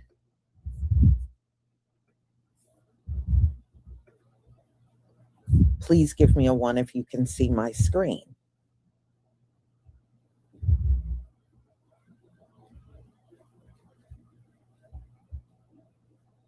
Thank you. Thank you, everybody.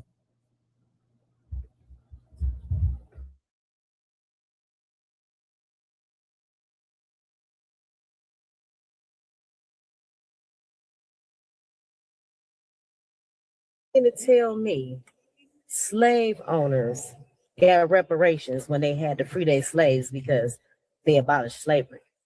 You mean to tell me that they got reparations for losing their slaves, but the slaves ain't get jack shit to this day? Every other race and ethnicity has already got reparations except for Black Americans. Look it up.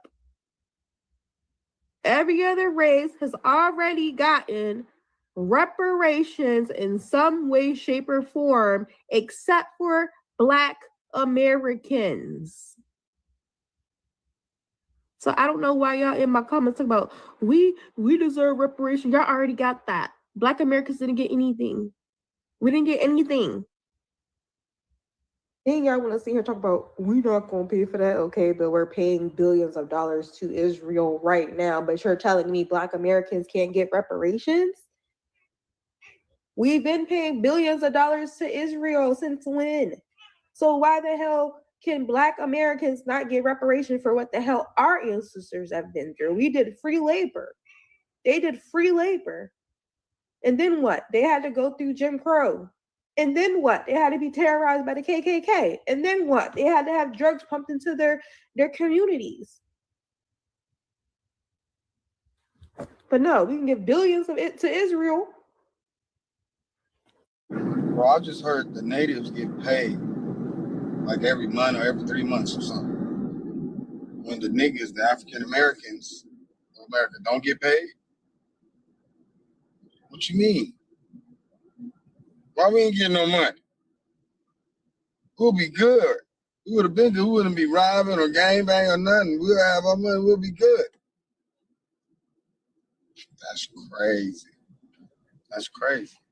Why we don't get no money like the natives? Why the African Americans don't get no money like the natives? Why not? And I mean the ones that was born here. Why we don't get nothing? You don't deserve nothing? Ain't nothing happened? Ain't nothing happened to us? We don't deserve nothing? Nothing? Drop a like, drop a comment, drop a follow. Follow. And let me know what y'all know or think. That's what they're going on. Natives get money, but we don't get money. And I think I'm half and half. I don't even know. Whatever, man. Boom. Now, if Black folks want reparations in this system, they better listen to what this Asian woman just said. Good afternoon, everyone. My name is Erin Kimura. I'm a fifth generation Chinese and Japanese American and a fifth generation San Franciscan. I'm here today to fully support Black reparations because this is the bare ass minimum, period. The bare ass minimum. History is enough of a reason. The dehumanization that we've seen is enough of a reason for why we need redress and reparations now. This is not an impossible reality, right? Now, before we get into this next part, I want you to pay very close attention to the words she used to identify themselves. We've seen this with the Japanese Americans in the late 1980s. They received on a federal level reparations. We've seen this with the Japanese Americans. They received on the federal level reparations.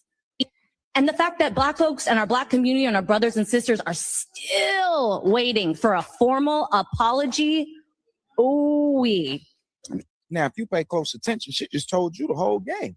Now, when she first got to the podium, she said, I was a Japanese and Chinese American. I'm a fifth generation Chinese and Japanese American and a fifth generation San Franciscan. First of all, those are nations, right? And then when she was talking about reparations, she said, Japan, the Japanese got reparations in the 80s, right? And then turned around and said, well, it's time that the Blacks should get theirs too. Well, my thing is, when everybody else talks about their countrymen, why is it that they get a nation? Why is it that they get a flag? But when you want to refer to me and my people, you just call us adjectives. You just call us the Blackadonians till we actually wake the hell up and understand that we have come from a nation of people and we got treaties, we got contracts and everything that backs us, but only when we go back to our treaties. You know who else got paid out?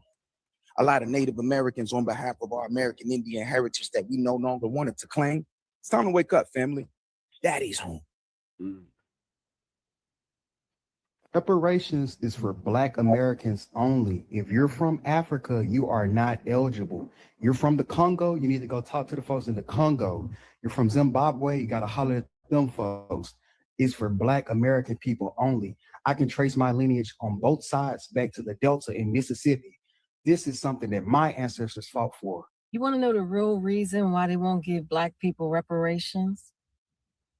But why they never gave Black people reparation, even though it was promised that they were going to give them reparation? Here's this lady who did a video, and she did some research, and she found that the Jews from the Holocaust still get reparation till this day. It passes down from one family to another for the rest of that lineage lives.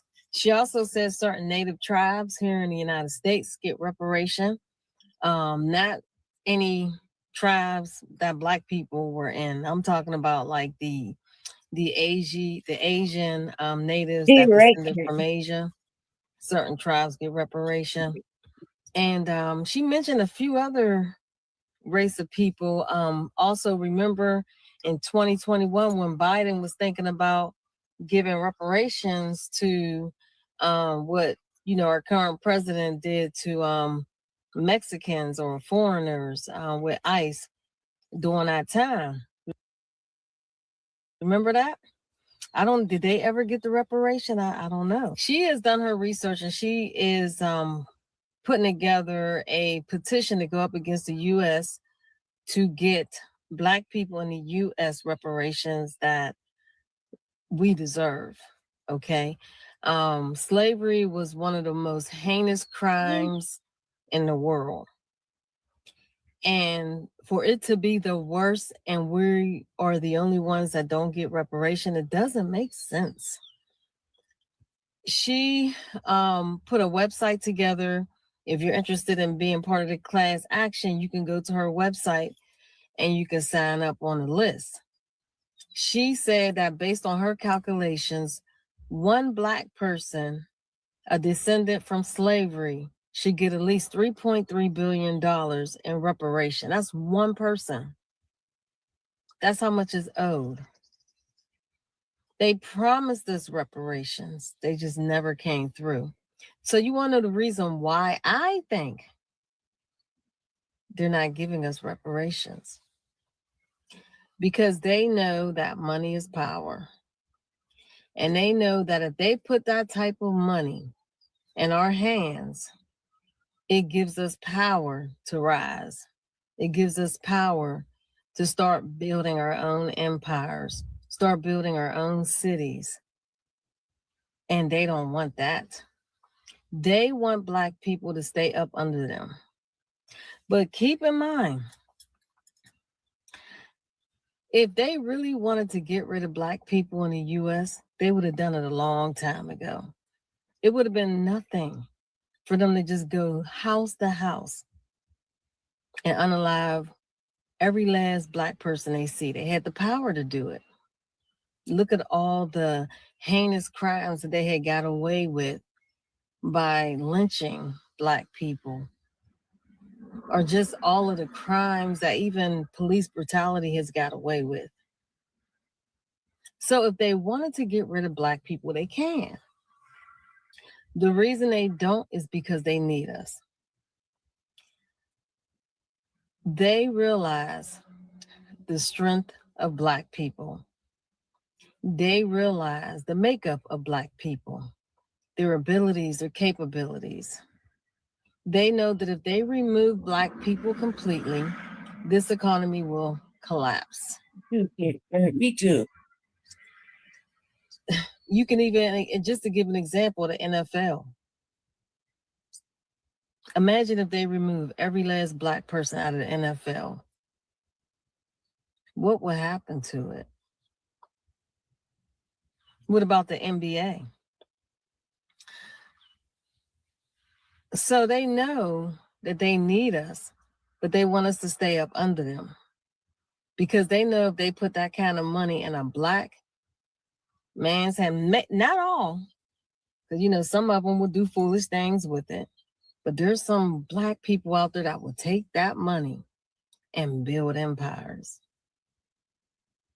And that gives Black people power to take back over this world that they used to run. And they know that they do not ever, there's a reason why they won't give Black people reparation. And you and I both know, come on now, they can't put that kind of money back in the original people's hand that used to run this world. Because then it gives Black people power to take this world back over. Especially with the US being the most powerful country in this world. Imagine, we the most powerful country in this world, and you put reparations in US Black Americans' hand. They're not going to do that. You're gonna land this plane. Let's go I'm over like, some things. This is how you know what I'm talking about is true. Every time when Black people tried to go on their own and build their own city, white people came in and destroyed it. They didn't use white people's money.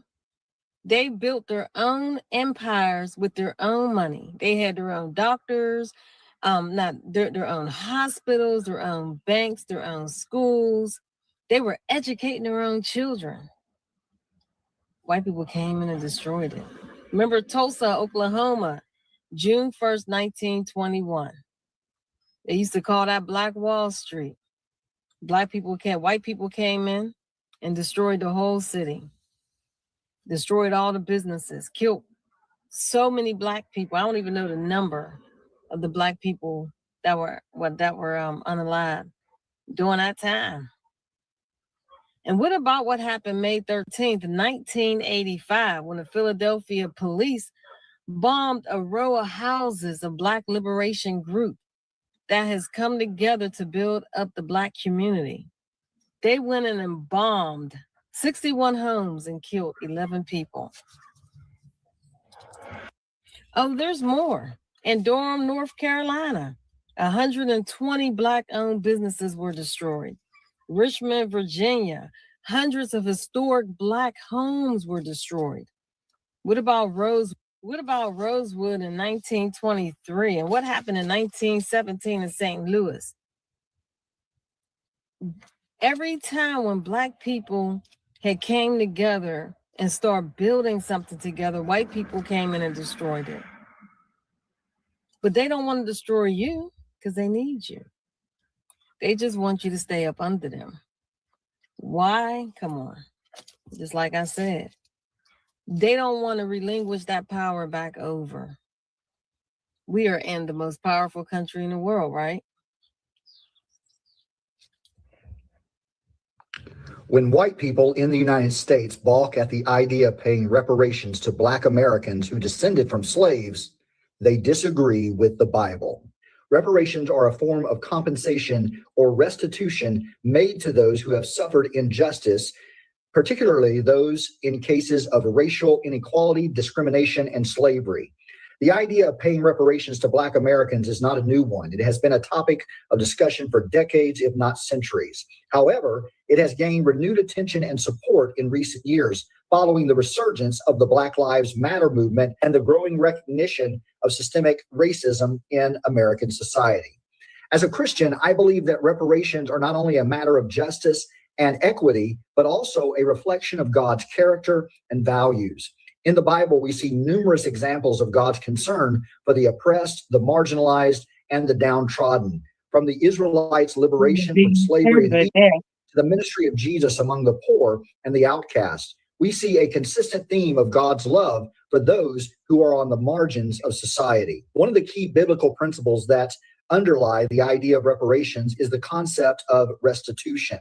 In the book of Leviticus, we see God commanding the Israelites to make restitution to those whom they have wronged. Leviticus 6:1-5 says, if anyone sins and commits a breach of faith against the Lord by deceiving his neighbor in a matter of deposit or security or through robbery, or if he has oppressed his neighbor or has found something lost and lied about it, swearing falsely in any of all the things that people do and sin thereby, if he has sinned and has realized his guilt and will restore what he took by robbery when he got it by oppression or deposit that was committed to him, or the lost thing that he found, or anything about which he has sworn falsely, he shall restore in full and shall add a fifth to it, and give it to him to whom it belongs on the day that he realizes his guilt. This passage emphasizes the importance of making restitution to those who have been wronged, and not just restoring what was taken, but adding to it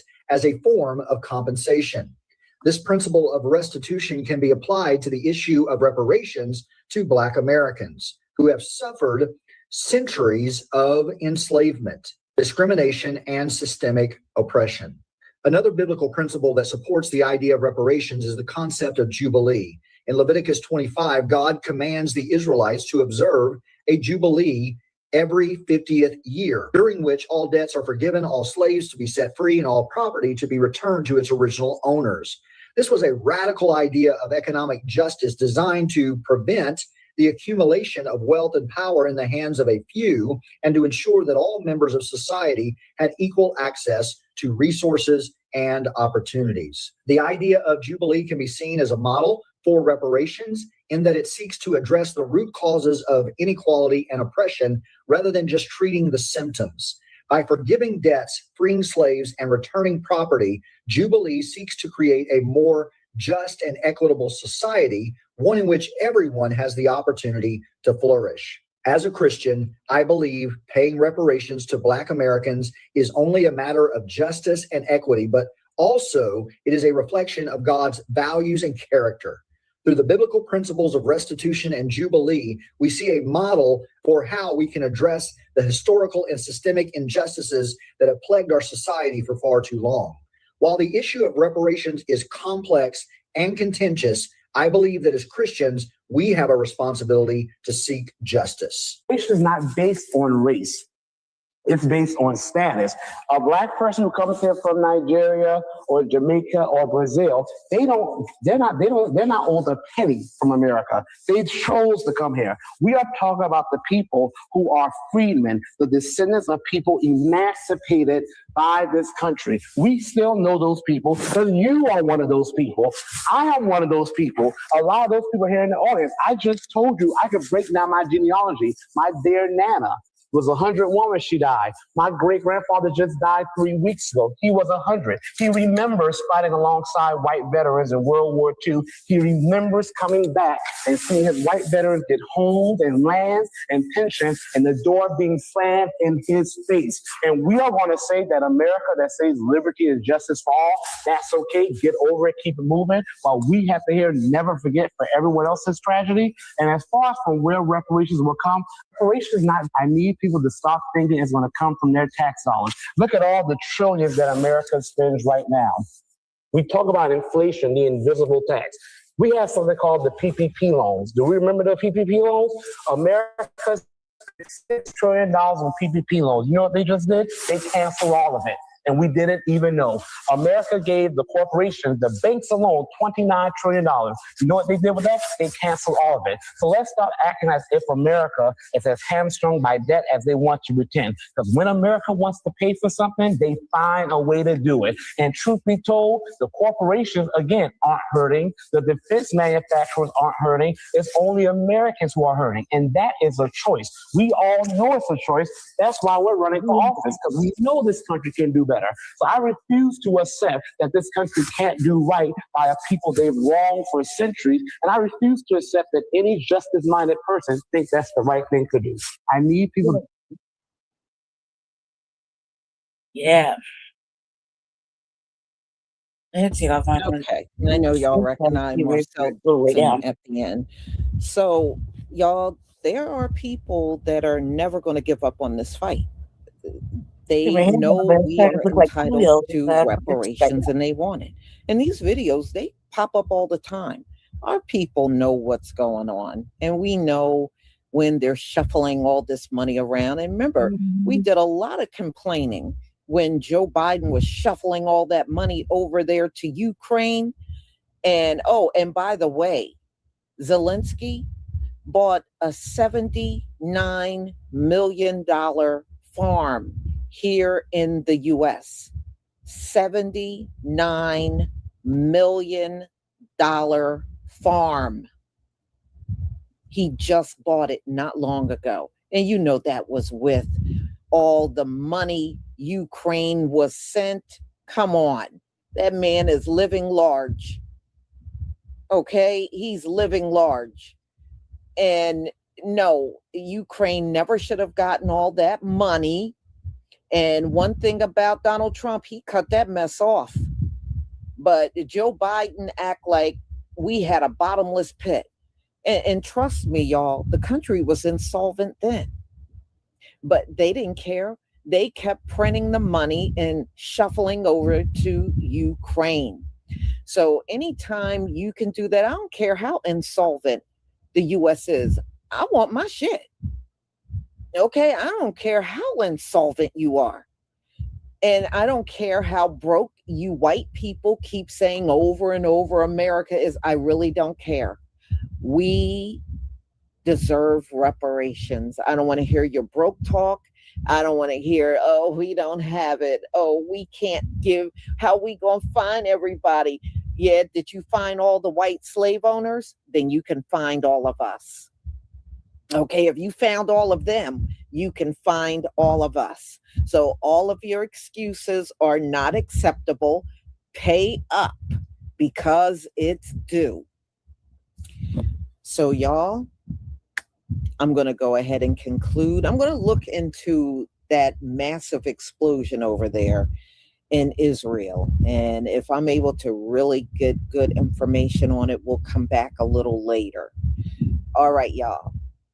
Thank you so much for being here. Thank you for your support and have a wonderful, wonderful afternoon. Shalom, family.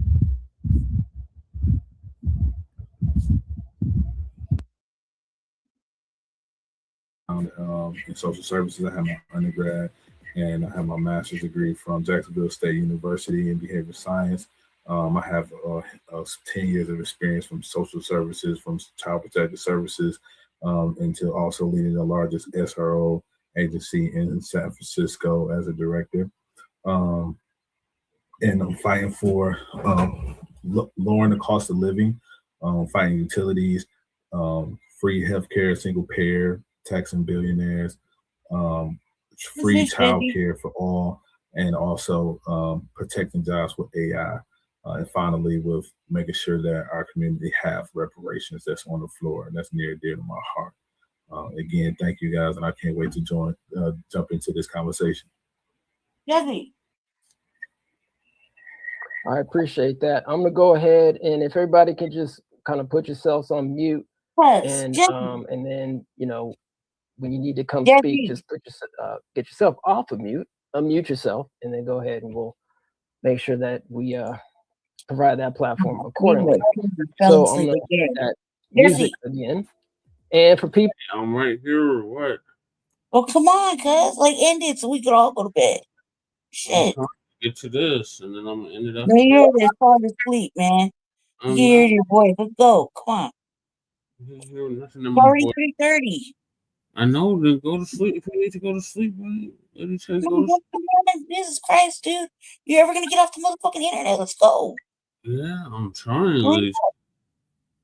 Jesus. People in the chat, I appreciate y'all coming. Go ahead, leave the comments, and then before we wrap up, if you guys have any questions or comments in tradition, we'll go ahead and ask of any of our guests here. So really appreciate everybody for coming through. So please don't forget to like, share, it's gonna be like hour long. Kim, we'll probably do housekeeping at the end. Yeah, it's gonna be if that's okay, because I want to definitely get our guests going here and making sure that all our questions are answered here. There's no let's see here. So I guess let's kind of get into it. I want to put up, let's see, I'm gonna put up this slide here, and then if you need to go, you can go. Jesse, you're gonna fall asleep. Let's just end it right now. End it. Been on here for like how many hours now? 4 hours at 4 hours. Come on. Jesus Christ, dude. All day. City council was like fucking 8 hours. Yes, buddy. Go to sleep. No, go to sleep. Let's not do this topic. It's gonna be like a 2-hour fucking thing. Here. Go to sleep. All right. How long is this shit? 2 hours. Easily. Okay, hopefully everybody can see my screen. An hour. All right. There's no reason to do this. What is it? There we go. What's it about?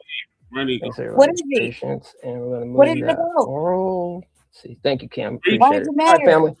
So in 2026, we have District 18, which our good brother Andre Sandford is running.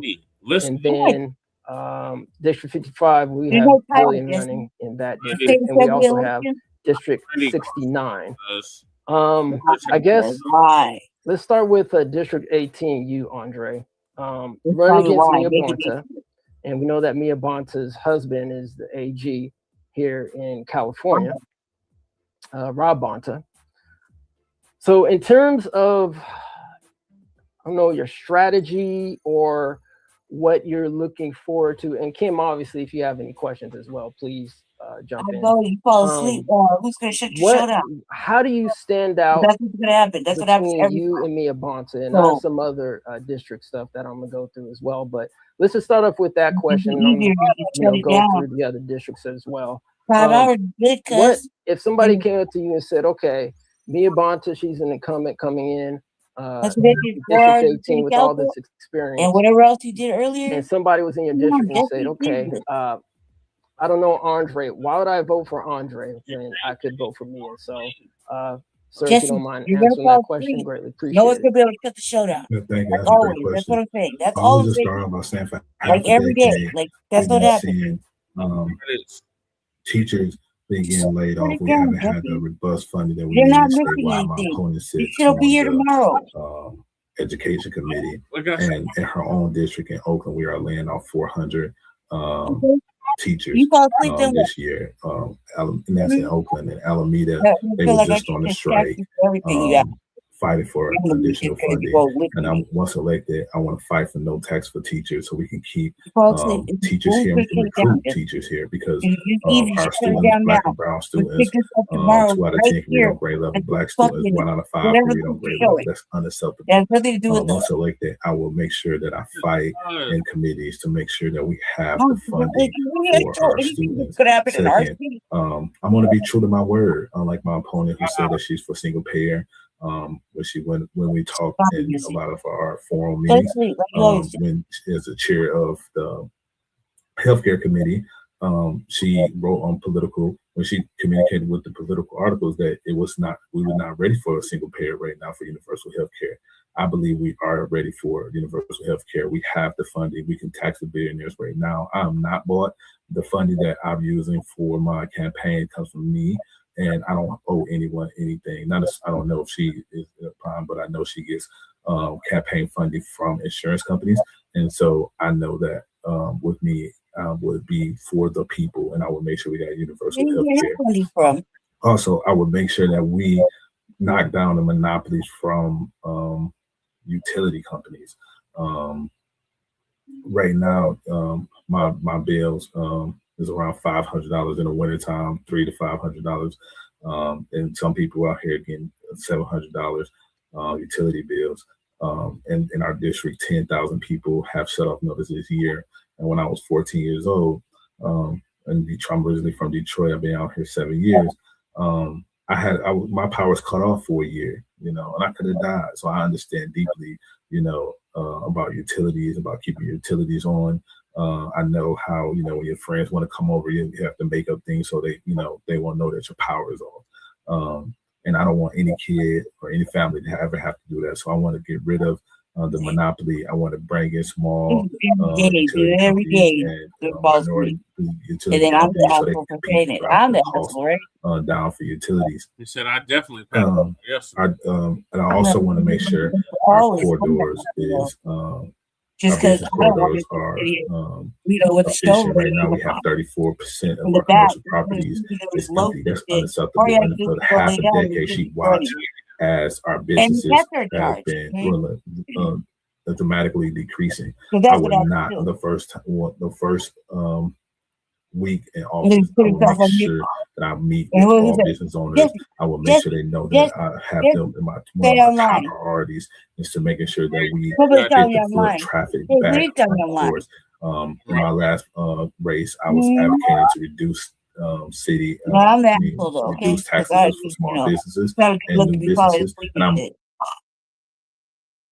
to take some my proposition for housing. I want to get rid of the cost of Hawkins and make sure that we have more the cost of Hawkins. And I want to make sure that we have more protection for renters. And the San Jose assembly person, I'm glad that they took my last campaign. They took my policy to cap rent at 2.5% versus where we at right now at 5%. So I would just land with saying that for the last half a decade, the cost of living went up, and she has done nothing to stop it from going up. We have been displaced. Seniors is being displaced. Gentrification is through the roof, is running rapid. And once elected, I will. How old is this dude? How old is that dude? Like 20 something? How old is that dude? Put it back on there. How old is that dude? He's young, right? That brother just talking right there. Oh, see now, what did you do? Where did he go? Did he leave? With the show running? Just that. Maybe the internet went out. He'll be back. He has to close it out.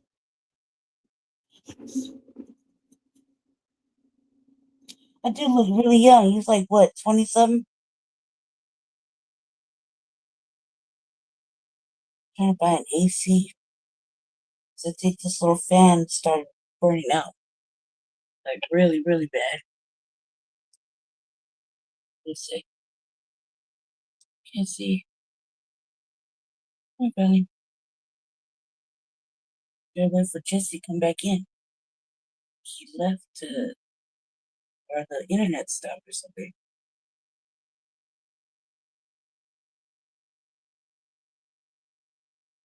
You see. I think the internet stopped on his end. I mean, he probably didn't plug it in.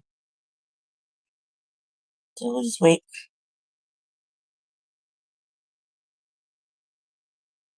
I think that cat was really young because the way he was talking was like really young. I was like, dude, what you talking about right here? When they hang out at your friend's house and they do what now? What now? And the electricity was what now?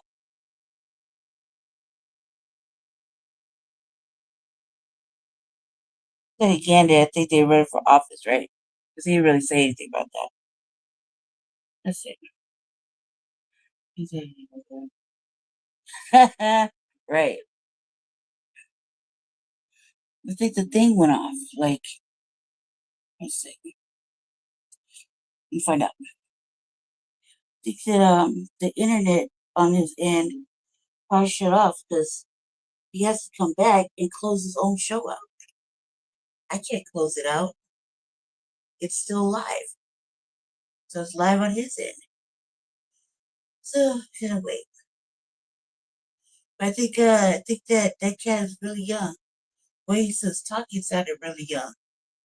Well, not really young, but like, like late 20s. I don't know what office they're ready for because we didn't hear the beginning part.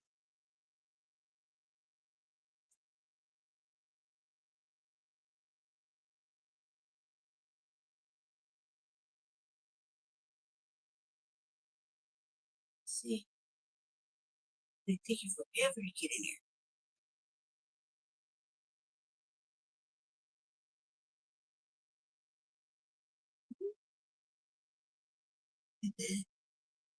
Let's see what's up.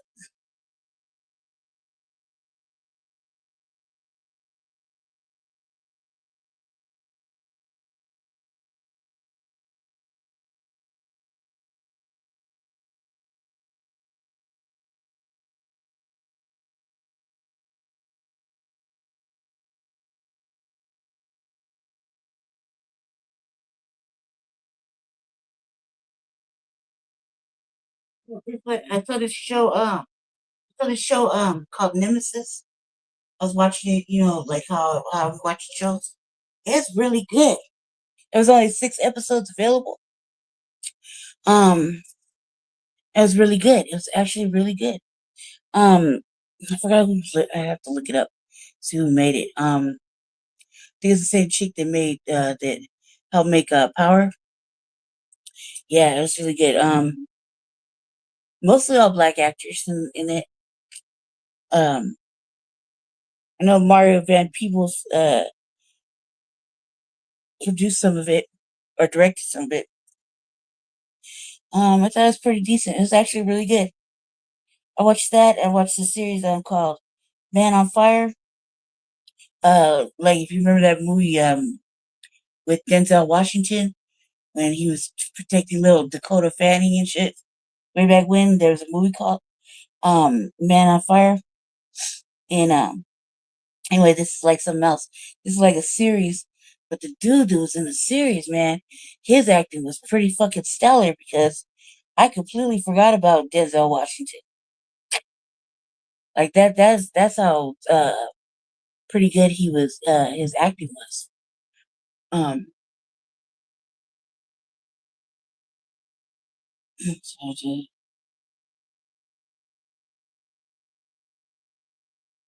What else? I was gonna watch that Star Wars flick. I never been one for Star Wars, so my brother said that he kind of explained a little bit about it to me, and I was thinking I was gonna watch that. I was thinking about it. I really don't really know too much about Stars because I didn't really watch it. Or I guess Star Trek Next Generation fan. That's it. That's as far as it goes. I think it's everybody, so we'll see. I'm hoping the internet went off.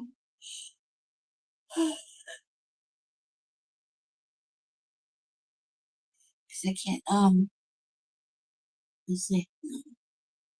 Oh, so give me right back. He said, the studio kicked him out. He'll be right back. That happened, all day. Like I was trying to get onto city council, like to watch it. First, I tried to get on it, right? And the Zoom kept kicking me out. Then I tried to get. I figured like, my internet isn't due for like another couple of days, and I just sent Jesse to take care of it. It's like sometimes it's easier for. I said I'm just not good at dealing with the T-Mobile people. You know what I mean? So I said it's just more diplomatic because certain things. You know what I mean? So me, it was just like, as a kid, I just don't control myself well. This is shit that I don't be really reactive. Just let him go handle it because it's more. He's not reactive like that. It's balanced, more balanced. Anywho, so I was trying to get on Zoom. I couldn't get on Zoom at all. It kept kicking me off like every 3 minutes. Then I would try to look, because my phone is separate from the internet, right? So I thought it was okay. It was raining. I thought maybe my shit wasn't working because of the rain. Then the internet, like YouTube wouldn't let me see city council like the Jesse does it, everybody. So I was trying to get in there. I couldn't find the chat. Then I couldn't get in the chat. Then I was in the chat. They didn't kick me out of the chat. It was like on and off, on and off. That's all that was happening. It was just kept kicking me off. I was like, man, the shadow banning is real. That's what I was thinking about. Like why does it keep kicking me off? And then I like had stood up and I fell, right? Like the third time I fell today, or earlier yesterday. I don't know what happened, but I fell like 3 times. I think it's just the way, I don't know what happened, but it shit hurt really bad. So I was like, yeah, I want to move over to the Trial City. They said, go ahead then, right? Because it was already like, he was about to speak for the last time on the last topic, which was the moratorium. So I was like, okay. And I sat there and ate like 2 cup of noodles, and it was like, all right, fucking shit.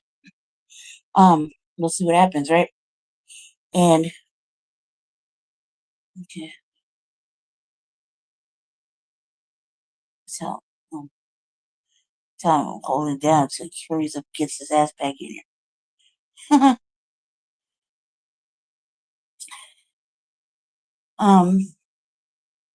I got over here. I'm watching a lot of documentaries lately about everything really. Oh, if it's interesting, I'll watch it. Because you can never have too much learning.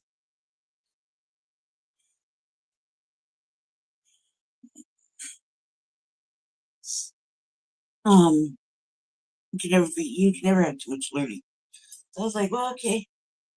Then I came over and was like, I saw he was doing a show. It was like, God damn, the fucking city council lasted forever. It was like hours and hours and hours. I was so frustrated with I was so frustrated. I was like, God. Then there he goes. Sorry. I had to restart the whole computer. I thought so. Email kept kicking me out. I thought so. I was talking about the city council thing. I took fucking forever, and then I finally made it over here, and I was watching documentaries, and I was like, oh man, then I finally saw I guess you were live. Yeah. So I was scrolling the feed because told me to come get on the tablet over here, right? So I was like, all right, well, it's over here for a minute. And my brother was talking about Europe, and I was like, yeah, shit, I gotta get all this shit. Came on the show, I was like, God damn me. But the documentaries be having me in a cut. Like, I've been learning so much lately. Not just like talking about all kinds of different things. I forgot I was watching I was watching all these 60-minute documentaries in Vice documentaries. Yeah. Like shit, man. I was like right there. That there's in this what are you talking about? Excuse me, I'm sorry. Get the words out, ready. We're talking about big oil. Yeah. And you know how we got into these situations with the government and greed and whatnot, you know what I mean? So I would watch documentaries about that because I didn't know, nobody knows really. You look into it, you have some sort of knowledge. My hair's all over this. You have some sort of knowledge about big oil and how he got into it, and why is there so much profit in war and all this other shit. I'm tired. Yeah, so I was like, this documentary's having me like that, but I was like, maybe I should watch the movie. Decided I was gonna watch that Star Wars. Oh yeah. Yeah, I don't really want that. It's not my thing, but my brother says he explained it to me, so that should be okay. That should be okay, right? Yeah, didn't it come out this week? Oh my God. Or is it next weekend? What? When it's supposed to come out? What? The new Star Wars movie. I got it right now. How? I gotta wait. I don't ever wait. Did you wait to see Michael Jackson cuts? It already came out though. He had came out, but did you wait to see it? Did we go anywhere to see it? No. No. So come on now. Okay, so how did you watch it if it hasn't even come out? Don't you worry about that. Just bring your ass over. You can watch it too. Well, I gotta go over there. You asking the wrong questions. The right question is, where can I see it there? How can it be possible? I'll show you. Shh. Go over here, watch it over here, like you did with the Michael Jackson thing. Mm. That's the wrong questions. What they doing? Thanks for holding it down. What they doing? They're playing. Oh. All of them? Yep. Together? Yep. Well, right now it's Khalifa and Black Magic. All the tussling again? Yeah. She's been whooping her ass. Khalifa be whooping her. That little Black Magic, man, be putting the paws on her. Mm-hmm. My little Black Magic. Pick her up again. See if she can hear me. See, get call her again. See if she turn around and look at me. She's playing with her sister. Black Magic. Magic. Magic. Yeah, Where's my magic? Where's my magic? Magic. She's trying to look. Yeah. She look for me? No, she's playing with Khalifa. Damn it. Kiki. Khalifa. Khalifa. Where's my Kiki? Khalifa. She look for me? No. Oh, God. There's a bunch of traitors over there. Woo-woo. Yeah, her. Ruru's fat ass is just out standing outside the window. Say hi to Daddy. Aquarius. Where, baby? Call her. Aquarius. Here, baby. Come here, big one, doggy. Come here, baby. Right here, look.